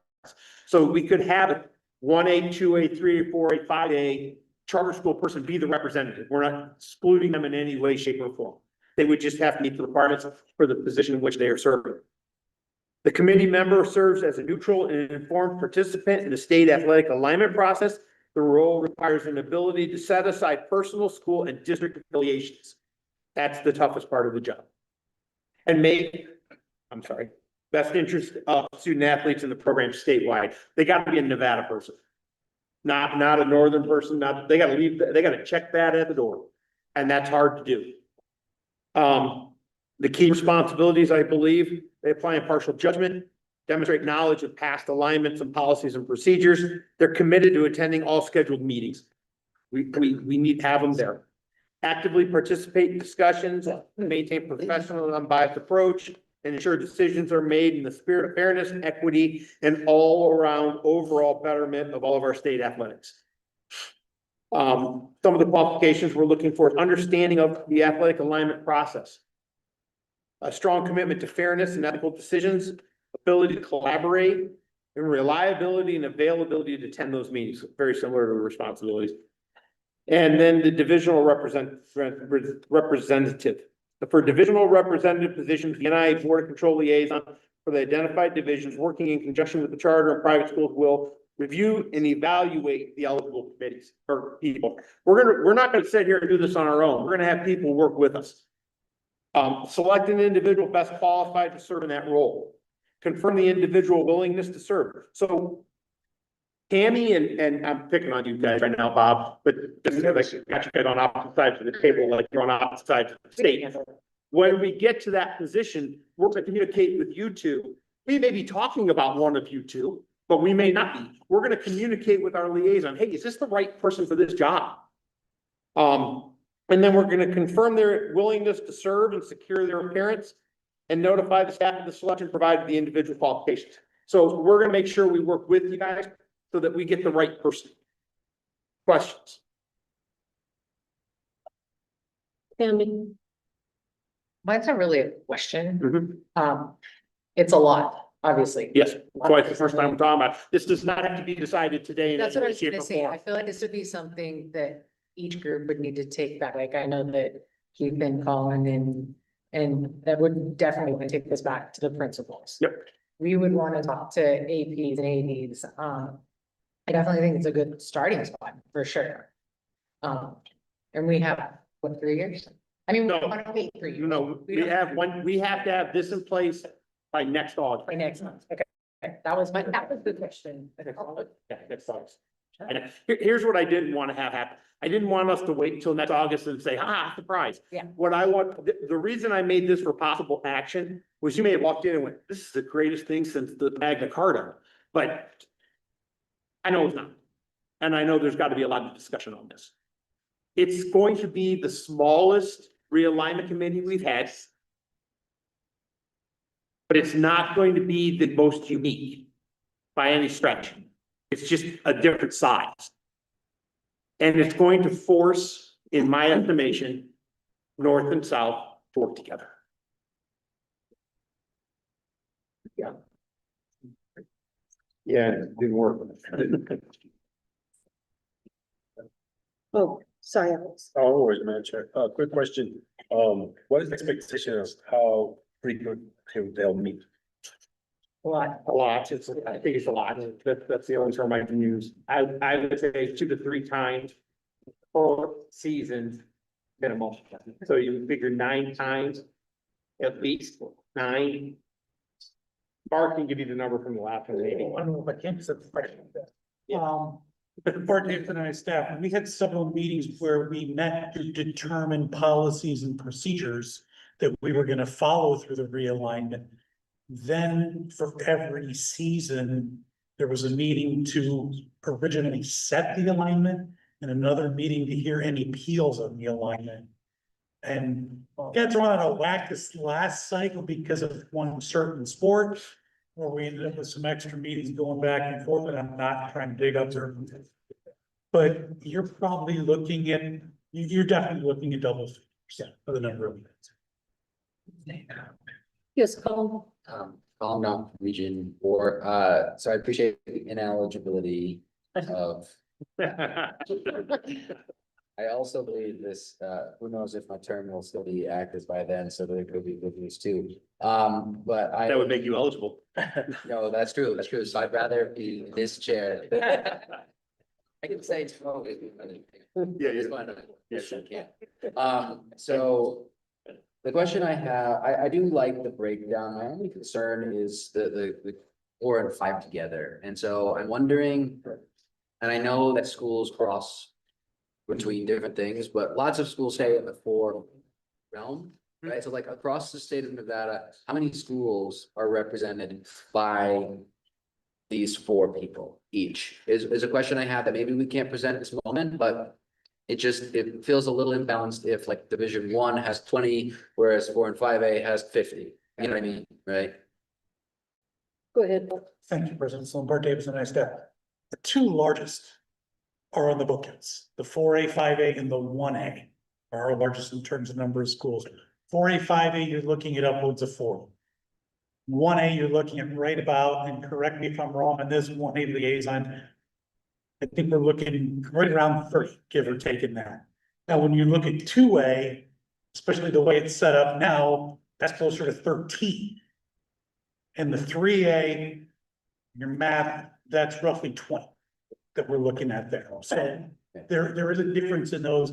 4A, 5A, certainly the largest, 1A comes is the next ours. Thank you, I appreciate that. And so I think that that's just worth considering. And especially for your point, Mr. Davis, like, I mean, the realignment debate is football, right? And so like, and it truly is 4A, 5A football, right? And so I think, or whatever we call it now, open, whatever, right? And so I think that we should look at that balance to ensure that the 4A, 5A schools are well represented in the conversation that directly impacts them the most, right? So I just, that's something I would throw out here, that maybe we consider, not so much just division, but maybe we, like, divisions we consider putting together are like just simply based on size, so that we have an equal representation of schools across the board. I don't know what that looks like, but I'm just throwing that out. Okay, let me go to Keith first. I'm sorry. My brother from another mother was thinking the same thing. I was keep looking at 4A. I was thinking 5 and 4 might have their own representative, then some of my friends are gonna kill me, but it doesn't appear that we put anybody from private charter specifically on the committee.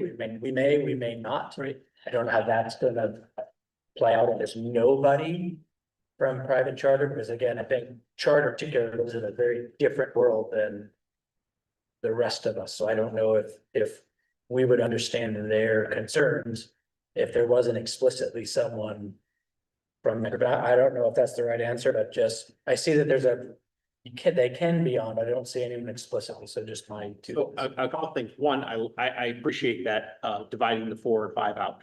The only concern I think, and it's an addressable concern, is what I don't want to have is one geographical region being the solid representative. So we'll have to be very strategic in how we break the 4 and 5 apart, so that it doesn't become a southern only region. Like none of these, if you look at it, none of those numbers 1 through 4 are geographically identified. So in that sense, I don't know if we have enough 4A schools. I don't know. I know we have enough schools in the south that are predominantly 4A. But I don't know if we have enough schools in the north of that nature that are predominantly 4A. So we'd have to look at it, but I don't think that's a bad idea at all. I think that makes a lot of sense based on the numbers we're seeing with the nearly 40 and the next group being 30, considering 1, 2, and 3 are aligned enrollment wise, no rubric involved. I think that lends itself to that. To your point, Mr. Whipperman, I appreciate that, but also remember, if you think about it, there is a possibility that all 4 of those representatives could be from one geographical region. There is that possibility. So saying that there's no representative here from a private school identified, correct, but there's also no identified person that has to be Southern, and there's no identified person that has to be South. I think we can change the wording on that so that it lends itself to say, you know, my thought perhaps was they could also be they could be in slot 5, 6, or 7. But I appreciate what you just said, and I've made some notes on that already. Sorry, keep it just that they have such a charter in particular has such a different group of needs and then some of the others. So not having any representation might be hard for the committee to then speak to the needs of private. And I will say that does go along with what the superintendents of the state have already done.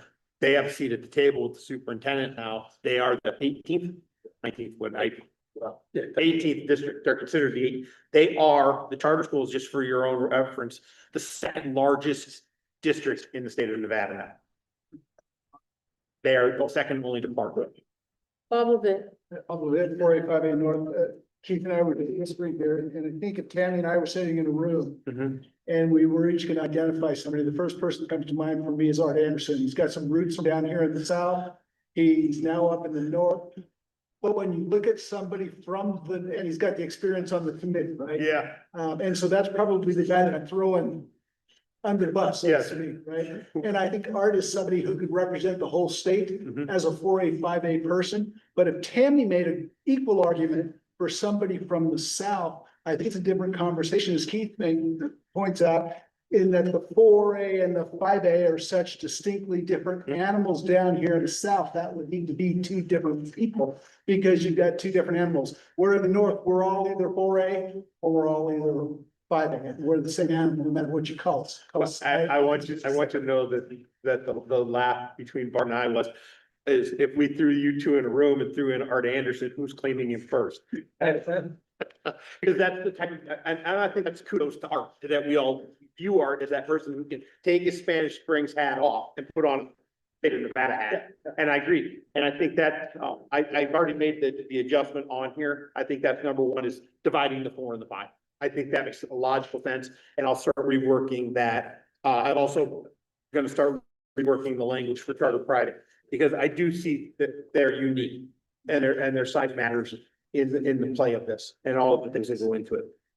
Yes, Keith. Sorry, last thing, Tim, I just pure numbers. I think you should try to shoot for an odd number. Oh, no, trust me, it will be an odd number. So that Tim Jackson does not like even numbers. have a 16 or an 8, No. and you're stuck. He hates even numbers. An odd number for sure. Yeah. Okay, so, Colin. Calling out before, so I just, what, it says selection process by NIAA staff for the admin. Yeah. But ultimately voted on by the Board of Control. So what'll happen is we'll put together the list, we'll bring it to the board for approval. Okay. Yeah.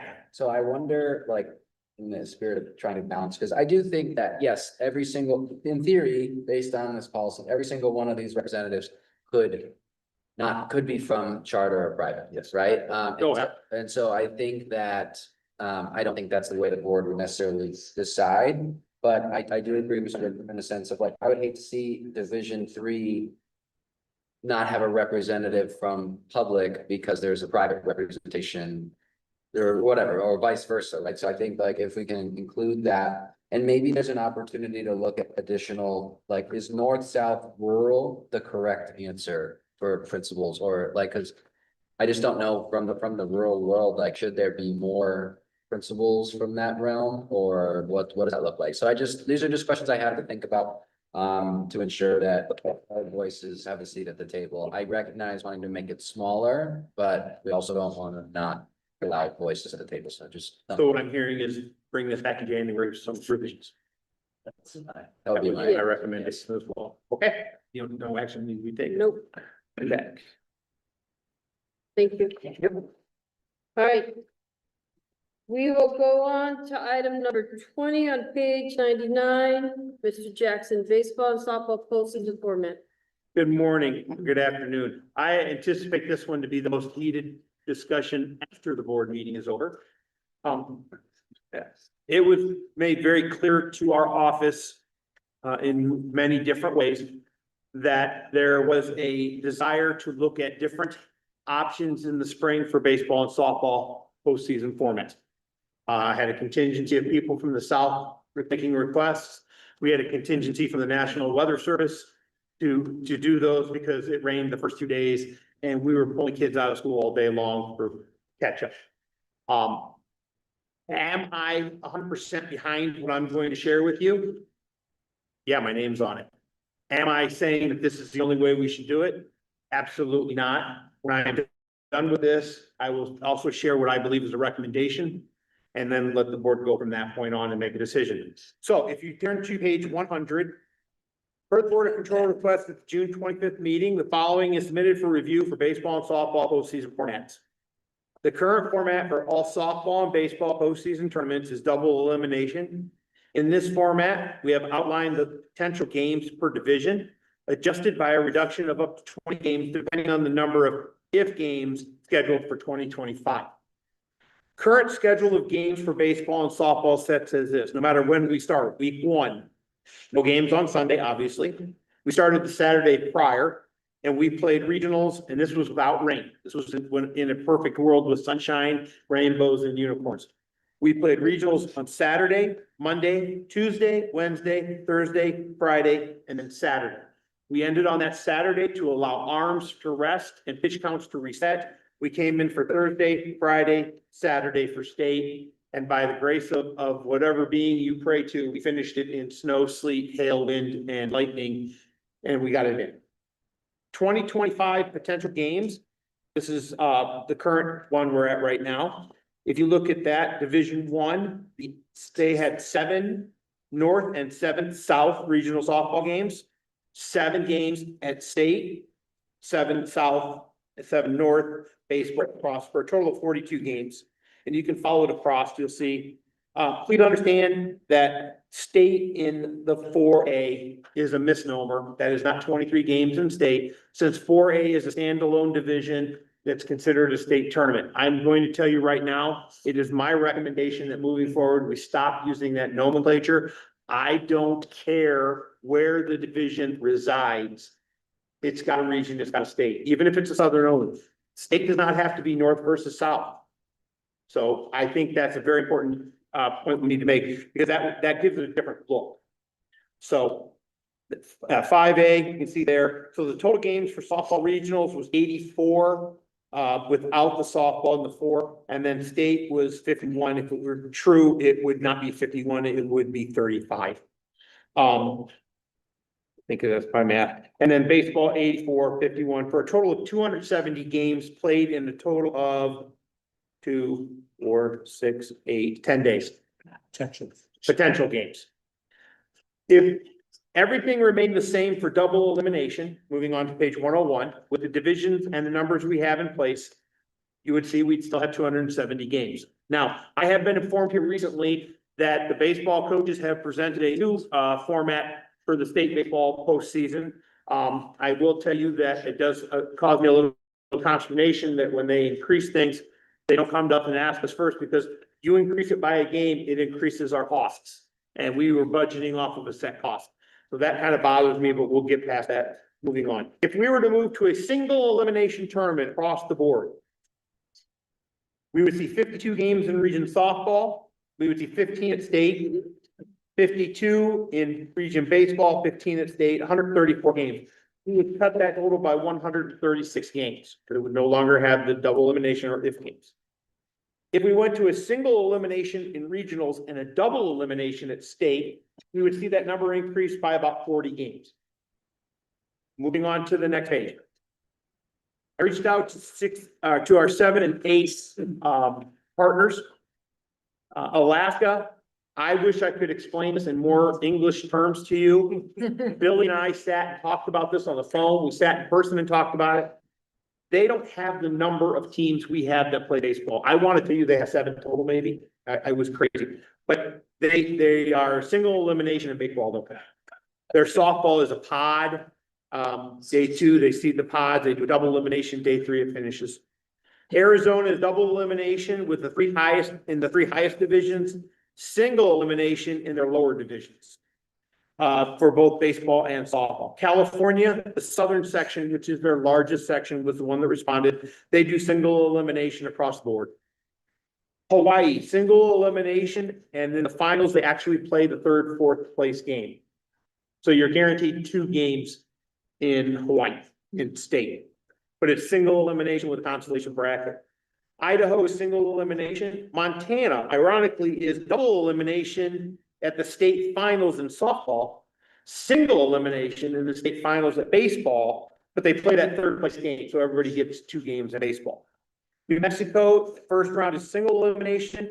Quarterfinals moving on are double elimination.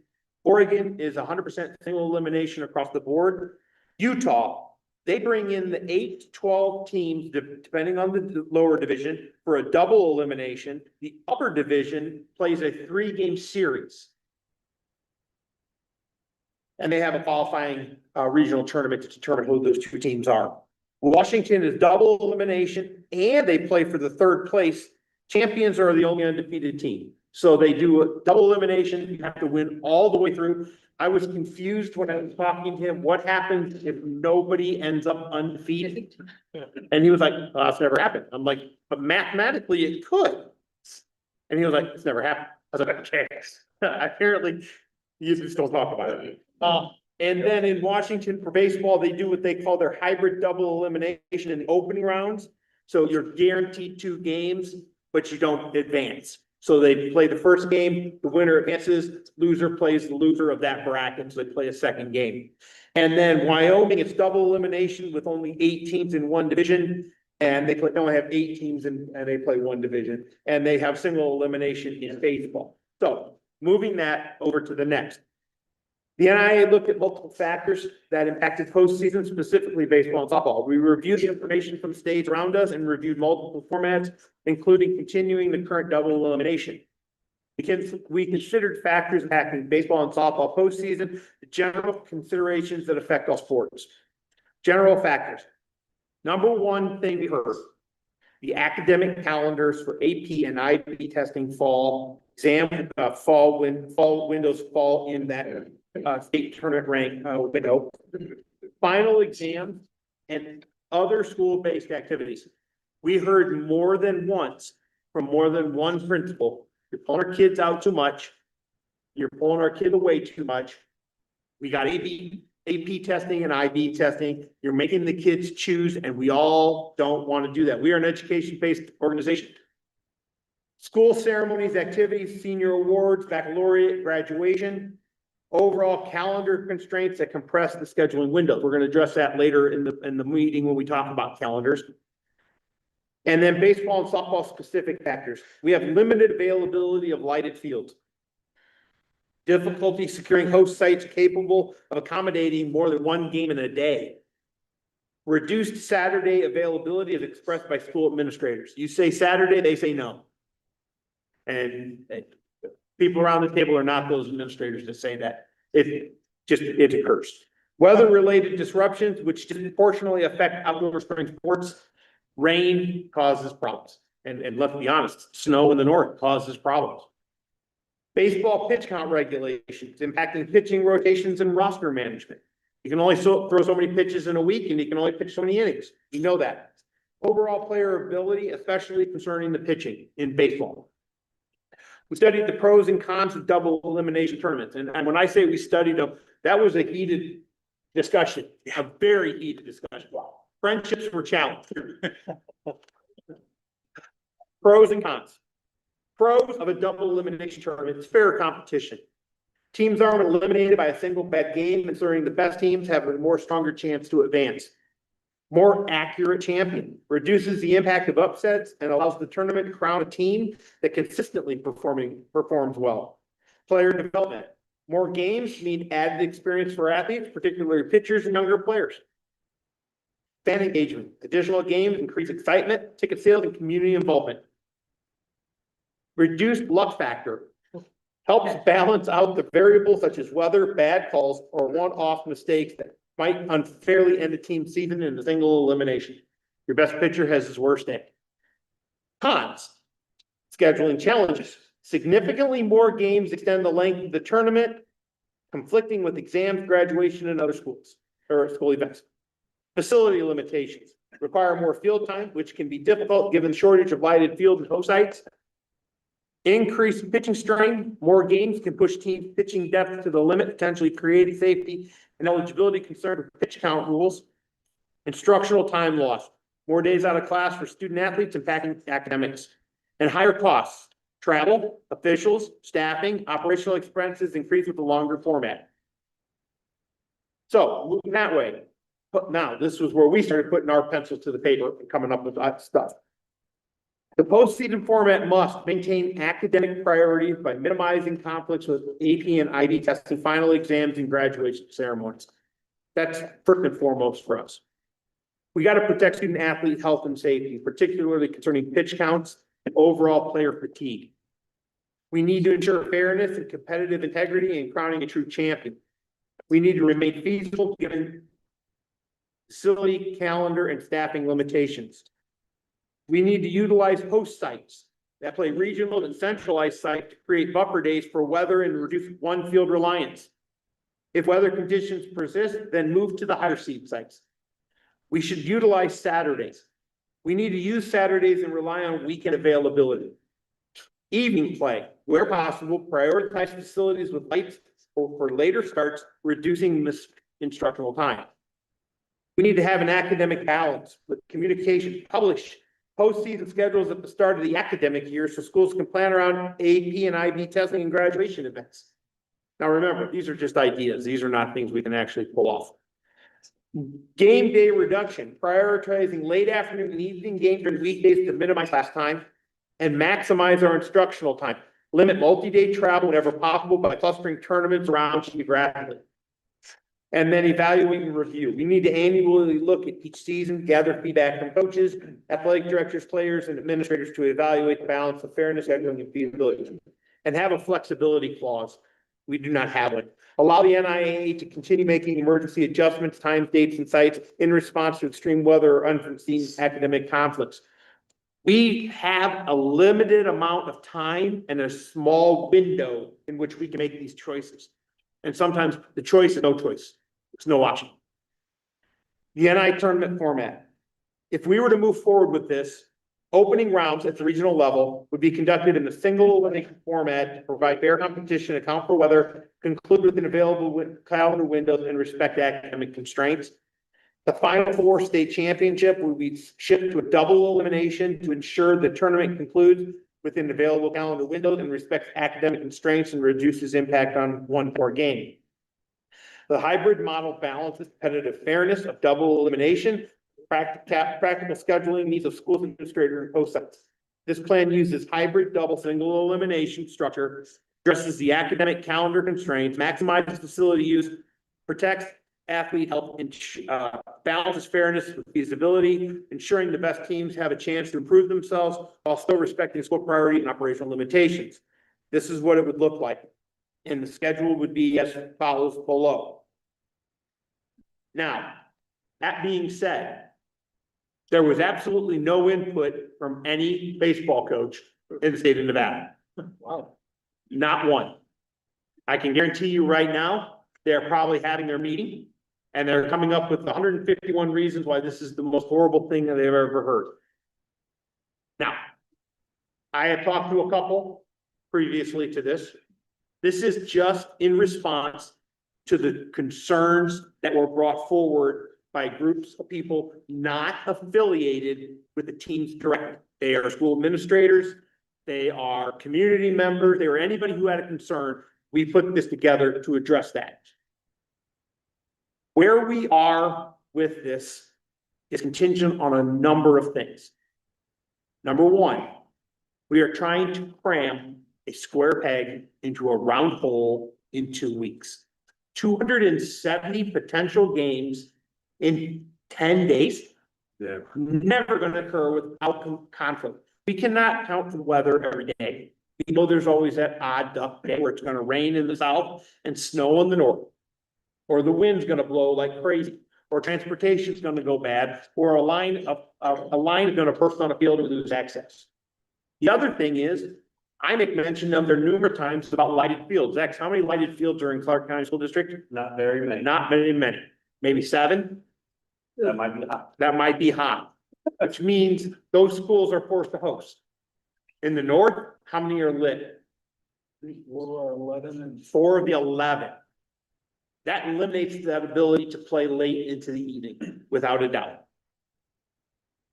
I don't know if there is an answer to this that changes what we're doing right now. But I can tell you that when I have a principal call me in my office and say, you need to change the time of the baseball or softball game because 4 of my student athletes are going to pass on their IB test to go play softball. I know what the answer is. I need to change the time of the softball game because the priority is that IB test. They've committed 4 years to that program. And while I understand if the softball game is important, at the end of their career in high school, that IB test is going to take them a heck of a lot further than one softball. Because if they're a college-bound athlete, that one softball game is going to matter. They're already there.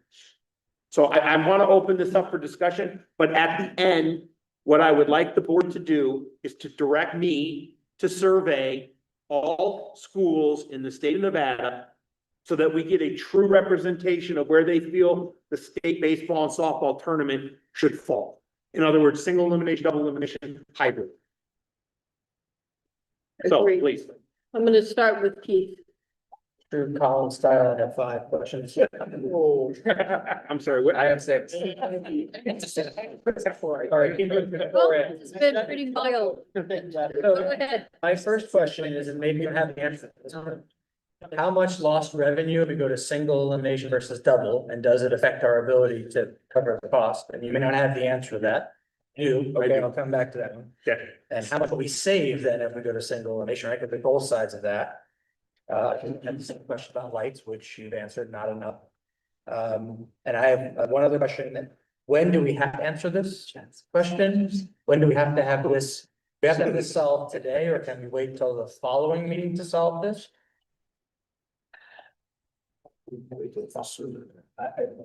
Sooner than later. But do we not have to, do we have, my question is, do we have to solve this today, or we have time to get more feedback? We can get more feedback. Okay, so my last, this one's a suggestion, and you can try to answer or not answer the questions. Can we end the regular season 1 week earlier? And potentially give ourselves a Okay. whole extra set of days? Okay, so I'm gonna start with first financial, let's talk about financial. We took a literal bath in that rainstorm this year with baseball, softball. Matter of fact, it was such a substantial drop in revenue that the auditors even asked, what the heck happened? Like, what happened? So what happened with the rainouts was this: the games were rained out, then we doubled them up at sites. Boulder City, for example, Boulder City held baseball, softball. So what we did then was we created one ticket that got you into baseball and softball all day. And they weren't the only two, they were the Boulder City was the only team playing there. So we took a bath on that. I do believe it would be a less revenue generating, but there would be substantially less cost going out. So I don't think we would see the drop off. Yeah, yes, it would balance at the end. Here's the rule of thumb that we have lived on this. Fall pays the bills. Spring, you try to break even. That's where we are. Just from a revenue savings Revenue cost, you standpoint, we think try to break single elimination Yes. would probably break. break even. Okay. Yes. Second question was light. Mike's already answered that, Okay. and then when do we have to have this answered? Sooner than later, we do not have to have it today, and I don't think we can answer it today. Okay, and the last one was, could we potentially consider ending the season a week earlier to give ourselves more time? Here's the problem with the spring. Currently, we are beholden to the end of school with whichever district ends school the earliest. If we, and I'm not trying to pick on anybody. We're not there yet. We're not there yet. If we end the season a week earlier, baseball and softball have the largest game limitations available, 21. There is a real distinct possibility we will not be able to get all the regular season games in because the season's too compressed. We're tight right now. Barton, you want to finish up on this one? Thanks, Mr. Jackson. The other part of spring that becomes an issue for the baseball softball schedule, everybody's got spring break in there at some point. And you wipe a week out of your league schedule right there. There's nobody in there who will play during that spring break week. We're already compressed. And could the 5A, 4A South do it? Probably. Would that necessarily apply to the 5A or 4A, wherever they happen to be in the north, when they can't get league games in for the first 2 weeks because they're still shoveling snow? Probably not. So the compression of the spring schedule does not alleviate the problem. The expansion of the spring schedule does. There are two solutions and they're not very popular. Number one is we move to satellite sites Thursday, Friday, Saturday. And we just play back to back to back to back to back to back to back. That creates a strain on pitching, strain on the site, but the kids are not removed from school on a lot of time. We can work around those tests a little bit better. The other thing is this, and we're one of the few states that does this, and many states that don't. We end the season, no matter what, before graduation. Now, all of our, if I were to go to a school, if I were to go to the superintendent and say, hey, listen, we're gonna play a week past graduation this year. All of them have a different interpretation of that because all of their graduation dates are different in their head. So I've been compiling some of the calendars and work with calendars, we're gonna look at calendars. There is a range of about 4 weeks when school districts graduate their kids. And when their school ends. There are many, many states who go past graduation. If we moved into the graduation week of, let's just say graduation is the first week of June. The number of teams that would be remaining in that is diminished every day by 50%. And it's resulting in fewer games played. The issue becomes when, I'm gonna pick on Centennial and Cimarron. Centennial and Cimarron are graduating back to back, and that game is played right in the middle. Yeah, you know as well as I do, those kids are gonna walk away from graduation, run out there to grab their gloves. But that's not what we want to be about. We want that culminating event. But we would have flexibility there. We would have a lot of flexibility. Because we could see that coming a week in advance. We would see it more than a week in advance because graduation schedules are set months in advance. And we could schedule around it. By extending it, the other thing we do is we take out the inadvertent cost of the holiday weekend for travel, the EDC event, because we're missing it. We don't be on, we're not traveling there. So the cost benefit, their benefits are districts greatly. It is a completely new thought process that we've never really kind of fleshed out. But it's something the board's gonna have to address in tomorrow, as a matter of fact, when we get to the calendar, because we're going to see the definite effect to the calendar for next year based on the end dates for not just one district, more than one district now that we've now learned. We are running out of spring space and it's getting worse. It's getting worse. And I always throw out this, we have had football games, volleyball games, cross-country matches, meets, tennis matches before school has started. For years. The front, you don't notice it's already back. This is on the back end where that graduation ceremony may occur, or that teacher contract may end and on. So. Next round of questions. All right, we're gonna go Tammy. Hold on, I'll get to, go A ahead. few of mine were similar to Keith, so, one is, how many teams are like, how many schools have the IB program? Can I answer that very facetiously? Yeah. If there's one, there's enough. No, I agree, but I'm saying like, say that, I know. How about basic- this? Let's I'm just do it basic, this but way. I know they're at, How many schools offer AP exams? the AP, I think is, They're the same week. it's the same, right, It's the same week. I feel like those we can kind of say, if the school has the IB program is in the, you can kind of work, We no? couldn't. Okay. We couldn't. I'm gonna give you an example. One of the IB schools in Clark County, Yeah, Spring Valley. yes, Okay, those kids are required, this is unique, and I learned this year. That IB exam is given nationwide in the same window. Yeah. Those kids can't leave in Connecticut until the kids are ready to leave in California. yeah, They all go in and all come out at the same time. And I'm just like, holy, and I get it, because they don't want the kid from Connecticut telling the California kid, they tell them what the best is. okay, But, so we can't count on that. okay. Yeah. That was just the, And when it rained, yeah, no, We're toast. yeah. we're toast. With the 20, when, like you said, you would like to be directed to send out a, Mhm. I would think that one question that would be good to put in there is, would baseball coaches be willing to cut the 21 games down to keep the double elimination? Because I do believe that baseball coaches would be willing to go down to fewer games and keep the double elimination. Now, I could be wrong, but I've had a few reach out and I feel like because they are already the sport that has the highest amount, maybe come down to where everyone else is. And so it's a little give and take. I agree with coming down from those games, but it also has more to do with the ability to schedule games throughout the season. And we have to have the flexibility there because of a spring break being weather. Right. I don't think we could cut three games cut out. Isn't gonna make It's it. not gonna make enough of a difference. And then my, It's just non-league, they're cutting out. If their league is big, they gotta play all those league games anyway. Sure. And then my last one would be the Thursday, Friday, Saturday. Mhm. I think would be a really good option. I think you have more people that would be willing to host than you think. Well, I'm gonna go off on a little tangent here. based on the response we've gotten so far, I would say no. Based on the response, but based on the information I'm gonna provide, when we start talking about postseason, the answer is no. I know. You I mean, I know, I would say, if that's what it takes, like, I would do. remember, 207 games can't be played in 3 sites. Can't just be You me. can't just be you, and it can't just be you, Keith, and Tony out of Because I have lights. Yeah. And every. I mean, because now the. And that's unfair to you. Okay, I know it's okay because you've always said yes to that, and I appreciate that. Never stopped us from hosting anything. Okay, we have Austin. Austin, you would like to speak? Yeah, maybe sorry, Austin Mail, 3A liaison.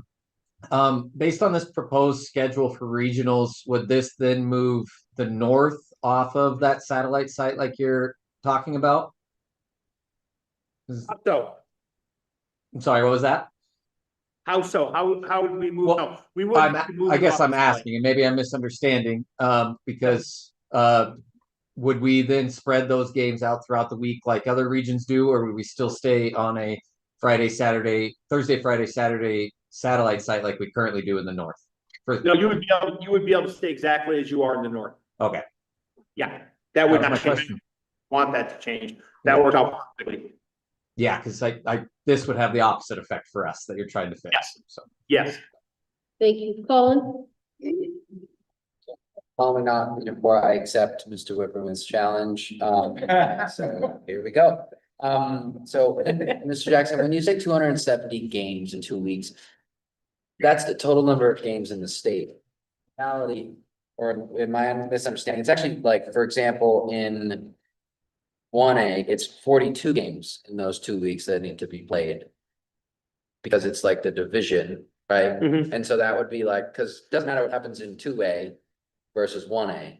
What matters is the amount of games that happen in 1A and then in 2A. Yes, Right? So yes. it's really like 42 games. Right. In 2 weeks, which is still a good number of games, I recognize. And so I guess my first question with that understanding is, can you help me understand the problem we are trying to solve here? Yes, I can help you with that. The problem we're trying to solve is we're trying to mitigate weather's impact on games. The minute we have one rain, it's a domino effect. Right. We get backed up. Pitching has a pitch count limitation. Okay. Once that occurs, we run into the problem with pitch count. We also have a number of days within that count. So that compresses that back down. So whether it's the first, the second one is the minute we have any type of delay of any sort, we then have to move the games into the school day. Because we don't have any other windows. The second thing we run into is we also run into the window in which AP and ID testing is offered. We are now, I don't want to say they encroached on us or we encroached on them. We kind of have come together now because of the systemic change in AP testing. They will give this test during this time on this window. So they're moving into we moved games to 4 and 4:30 as much as possible, but we are still encroaching on those tests. But the other problem we have is that we have a limited amount of daylight and that sun starts going down. And, while the sun may set at 5:50, 7:52 at the airport, the sun sets substantially earlier at Palo Verde High School because it goes behind the mountain.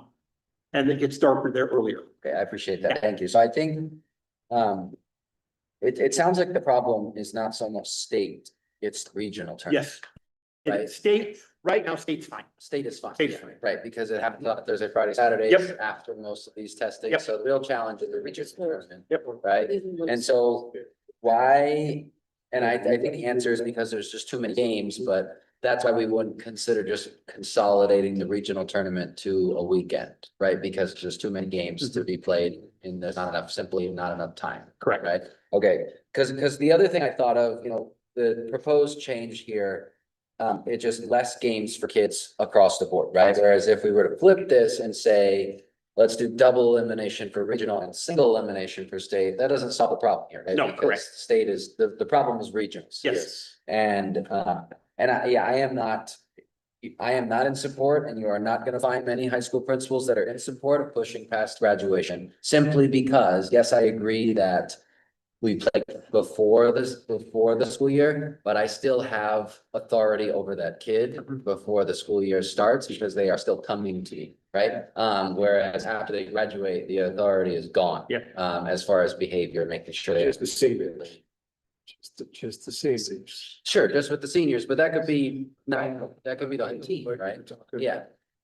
And that's a tomorrow conversation. Yeah, I know. I'm just throwing that out there, part of this conversation. So I guess I am in opposition of less games for kids, but I understand the challenge of the regionals. I just want to make sure I understood the problem here. And just to clarify, we have not asked in any format the baseball coaches, right? We have not asked or the softball. But you said you got feedback. But You just mean like candid feedback? I reached out to a couple individuals, Okay. just give them a heads up that this was coming out. Okay. So that while they're gonna say, hey, we didn't know anything about this, you're right, you didn't.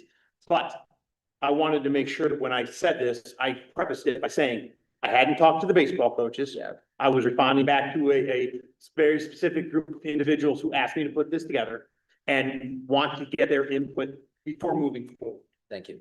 So the last thing I'll just say on this is that I am also ultimately in support of not interrupting instructional time or ruining or taking away from assessments. No. And I know that the kids are gonna choose baseball over the IB exam or the AP test, and I get all of that. And so I do think we need to have confidence.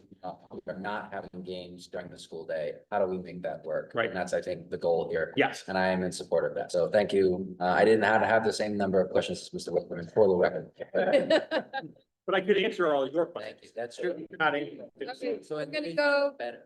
thank you. We're gonna go, Jay, Ken, and then Xavier. Go ahead, Jay. Sure, Jay Kenny for the record. I am all for less games. As a collegiate pitcher, as a high school pitcher, I definitely less games I would like to see. Because we don't count in how many games they play during the summer and during the fall on some of these teams. And it's outrageous at how many games these kids play.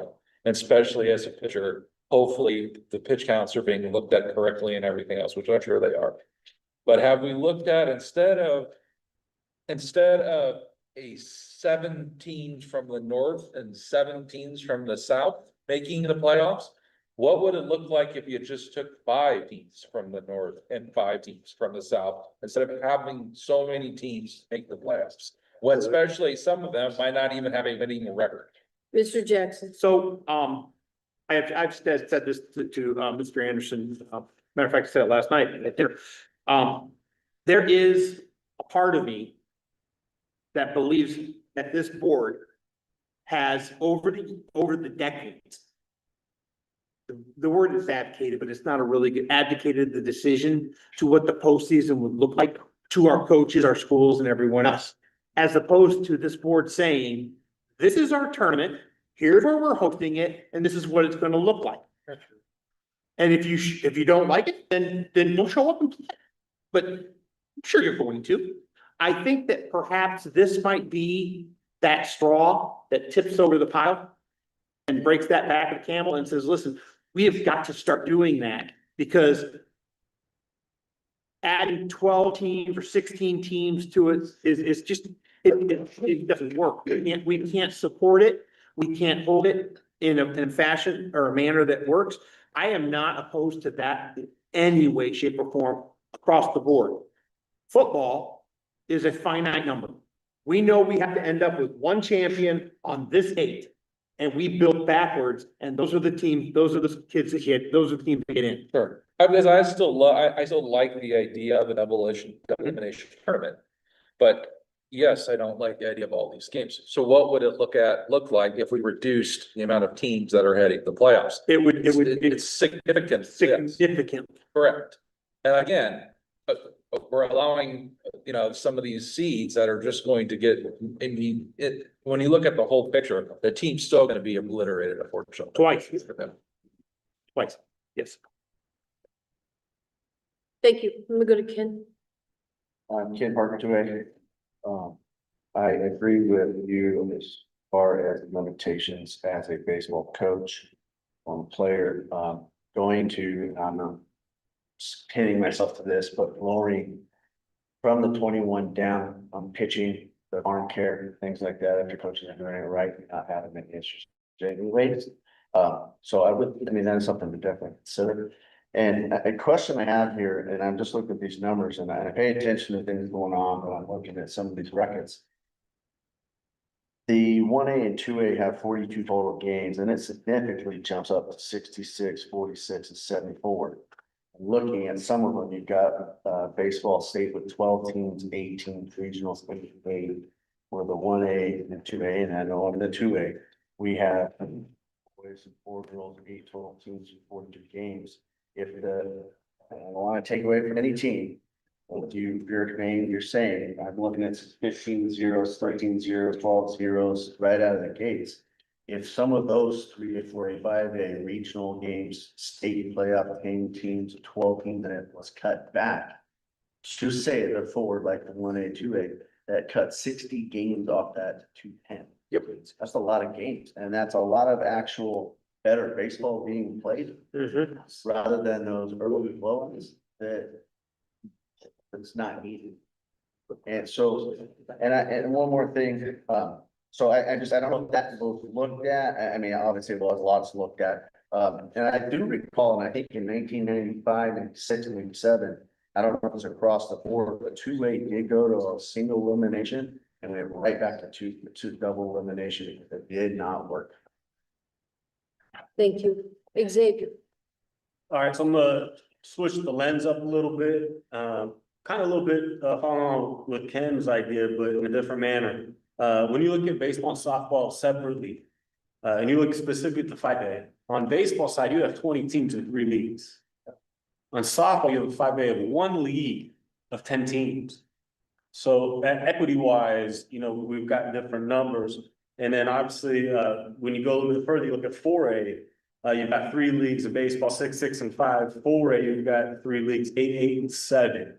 So you got 17 in the 4A, 23 in the 4A for softball. Then the 3 is really nice, 6 and 6.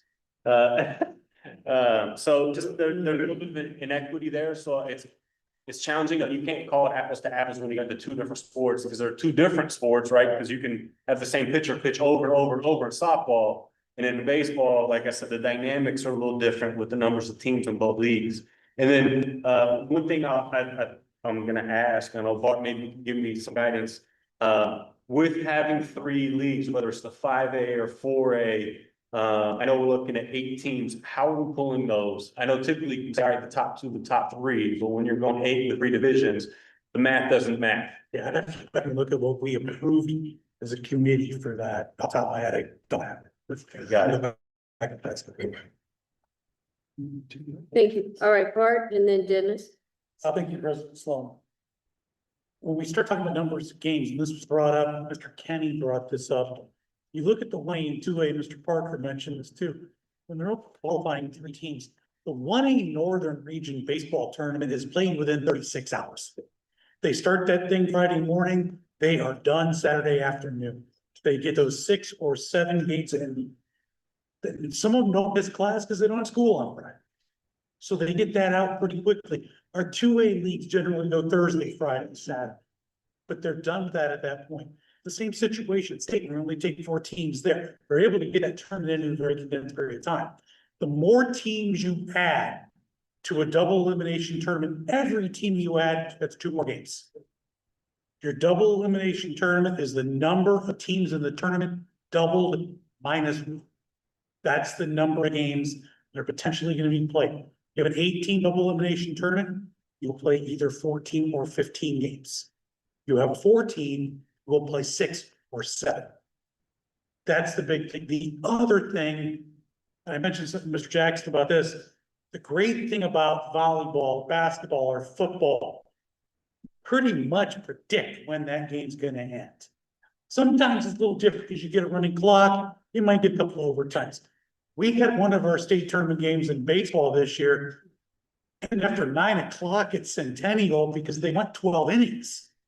And you talk about burning up arms in that game for teams that have come back. That's the problem. You get to a field with lights and you can't finish. Without lights, you can't finish. You gotta bring them back the next day. It's now adjusted your entire schedule. Thank you. Dennis? Dennis Holmes, State Superintendent. There really has been some good discussion around this, and I think it's very valuable. 30 years ago, when I was Colin's age, I thought just like he did. I said, do not let those kids miss class. That is the worst thing that could happen. And I was wrong. Because those kids that were missing class had a higher GPA because they were in activities. They had better attendance and they improved our graduation rate significantly. And when they did take their AP test, they scored higher than considerably amount of other kids. And so my thought, my thinking has had to shift. And some of it's just, you know, being in different positions. But I think that the most important thing in all of this is more games, fewer games. I say more because I'm a more guy. You know, me giving one, you can rally two. But the point being, I think we need to preserve the same opportunity, as you pointed out, as we would for other sports or activities. We don't cut back fall sports seasons because school hasn't started yet. And we don't, you know, look to make adjustments and whatnot. I don't know if single elimination is best, double elimination is best. I haven't quite got there. But I think we're obligated to provide the best regional and or state tournament that we can with the highest number of kids possible to be involved in that. And respectfully, if they need to miss school Wednesday, Thursday, and Friday, even in my current position, I'm gonna say, let them miss. And again, I would not have said that at one point. I just said, no, they will not miss school. As a matter of fact, I was in a position once where we reduced the state tournament to a 2-day tournament. And 3 years later, after I left, they increased it to 3 days again. I must have made a bad decision, or quite frankly, I was wrong. So I think we could, really good conversation, a lot of things to think about. Ken, did you have your part of, okay, Roland? I'll say a couple of things, being at the high school level for 25 years. One way to solve this was to move baseball to the fall season and football to the spring. Yeah, that's what they're asked for. That would be the best way to solve it. Number two, the reality we have is there's no more time and days in the spring to actually have the season of baseball. Softball, girls can pitch all the time, track and field, they can run in the mud, they can do it all. But baseball, you really can't do those things. So our backs up work against the wall here, and our baseball coaches, remember, in my 25 years at the high school level, there was no team that played more games during the course of a school year than our baseball team. They played in the fall, they play games, they played during their season, and a day after their season's over, they're playing in the summer. So they're gonna get their games in.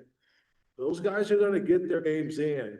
I think the real question we need to ask the baseball coaches is, you want less games in the small window and increase the amount of teams that make the playoffs, or you want more games and less teams in the playoffs?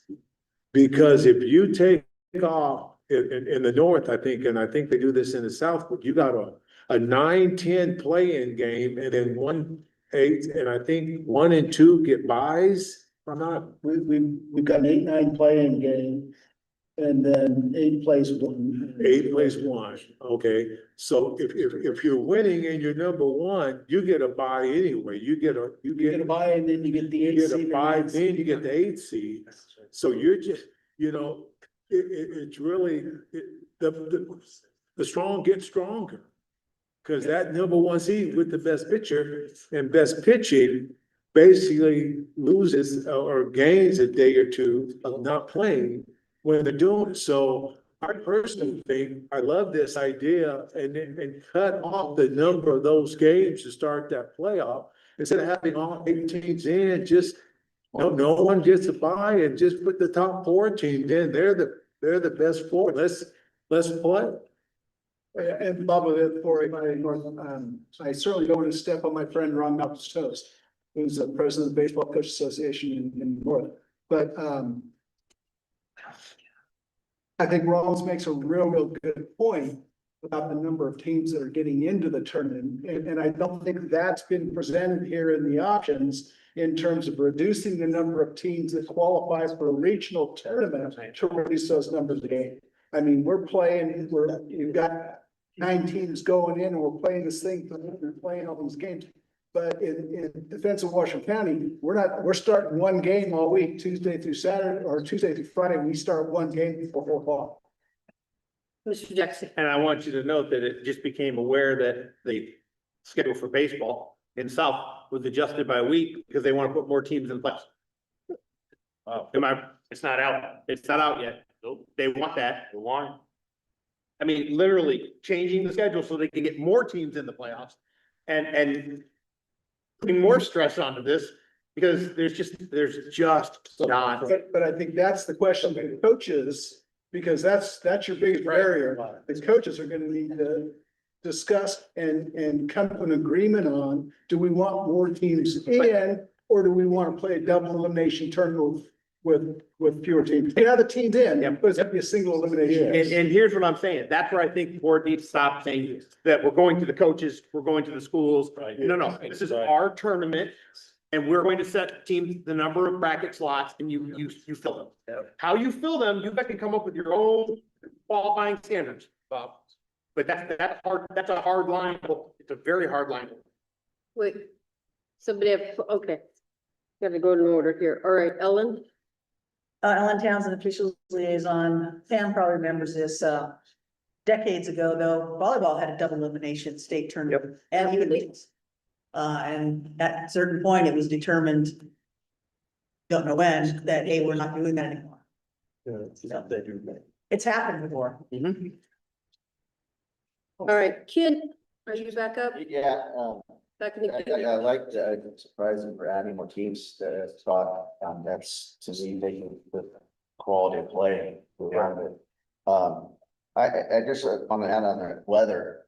I've been around the game, coaching for a long time. I've gone to Reno. I've played in Boston in the snow and the rain. I've gone to Reno. I've played at one in the rain. It is what it is. That's part of the game. And I have a hard time when he's saying, oh, we're doing this because of weather. Baseball people, you adapt to that. We can figure and we play in some. UNR had 5A this year and it was beautiful on one day and we're in Lovelock and it's on championship day. It's terrible. We played it out. No one complained. And that's part of it. And I do think that this really needs to be have a lot more discussion on it throughout a lot more people. Okay, hang on. Let me get my list here. Okay, Paul, I believe you're up next. Okay, Dave. Tournament liaison, what about reach tournament and having your first rounds single elimination? And if you bring it down to 4, then go double elimination there. That's right here. Yeah, I think that's the best thing to do, and single elimination in the regional, double elimination in state, the final four. or even do double elimination. Oh, just the first round. I don't even know if I don't think that would solve because of the size of the regions. That's what. Yeah. Okay, so let me do a couple of things. Paul, you're up. I just quickly wanted to throw in, Paul Anderson, legal counsel. What Tim stated, and we actually talked about it, last night. I think it'd be interesting to see what the baseball coaches, north, south, 1A through 5A have to say about the whole thing. This has to obviously come back, so it's not gonna be voted on today. But I do think our board needs to start keeping in mind, and not just with respect to baseball and softball, but with respect to every single sport. We set the tournaments, here's the dates, and as Tim was saying, you guys figure it out. How you want to get your teams there, but this body needs to get more, I believe, assertive with respect to how we do that. And, obviously, there's certain things we have to take into consideration. We got to take testing and things like that into consideration, but we can do that. And, let the rest of them figure out the hard questions. How do you get them there? All right, I'm gonna go Colin. Tell outreach report. I agree with Mr. Anderson on that. I think that we as a board need to definitely like be a little bit more like this is the plan. I would just ask, it sounds like we are going to ask the coaches what their opinion is. I also like want to ensure we ask the principals as well. This right? survey will go to the principal. Okay, all The right. survey will go to the principal. Okay, thank The you. survey will say, please confer with your softball coach, your baseball coach. There will be softball questions, there will be baseball questions. Okay. I got it ready. I've got it ready. You may also want to offer a meeting, like a virtual one, where you frame the situation, Mhm. right? So that way we just, like, if you're not sitting at this table, you're not gonna really understand necessarily. The headline of this is gonna be like NIAA board trying to reduce playoffs, not for kids, right? Or whatever, right? Or it'll be that, you know, Dennis Holmes called for Colin McNaught, said he was wrong and the board, meeting, whatever. Which I'll take that kind of publicity right now. Fine with me. But so I think that you need a meeting also just to present the situation as well. Yeah. Okay, and I also, in closing, we're gonna close this up because, matter of fact, this is our last item of the day. I know we have a realignment, the realignment voted, I don't know what's happening. okay. Okay, I just. I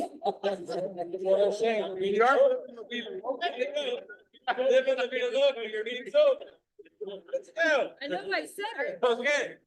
But. Oh, and this was staffed up when you leave. But my comment was, I just want to make sure that, you know, we had the realignment that came forth, we voted on the season. Yeah, wait, no. Yeah, we're not here. Never mind, disregard. Yeah. We can hear you anyway. That's true. All right, so going forward, direction to the board, From the board. from the board is to survey send coaches, but however, it will be sent to the principals. Yep. And how soon do you plan to send this out? Today's Tuesday. We have a meeting on Wednesday. If I can get this out, what my plan is to release it on Monday, give them to Friday to respond.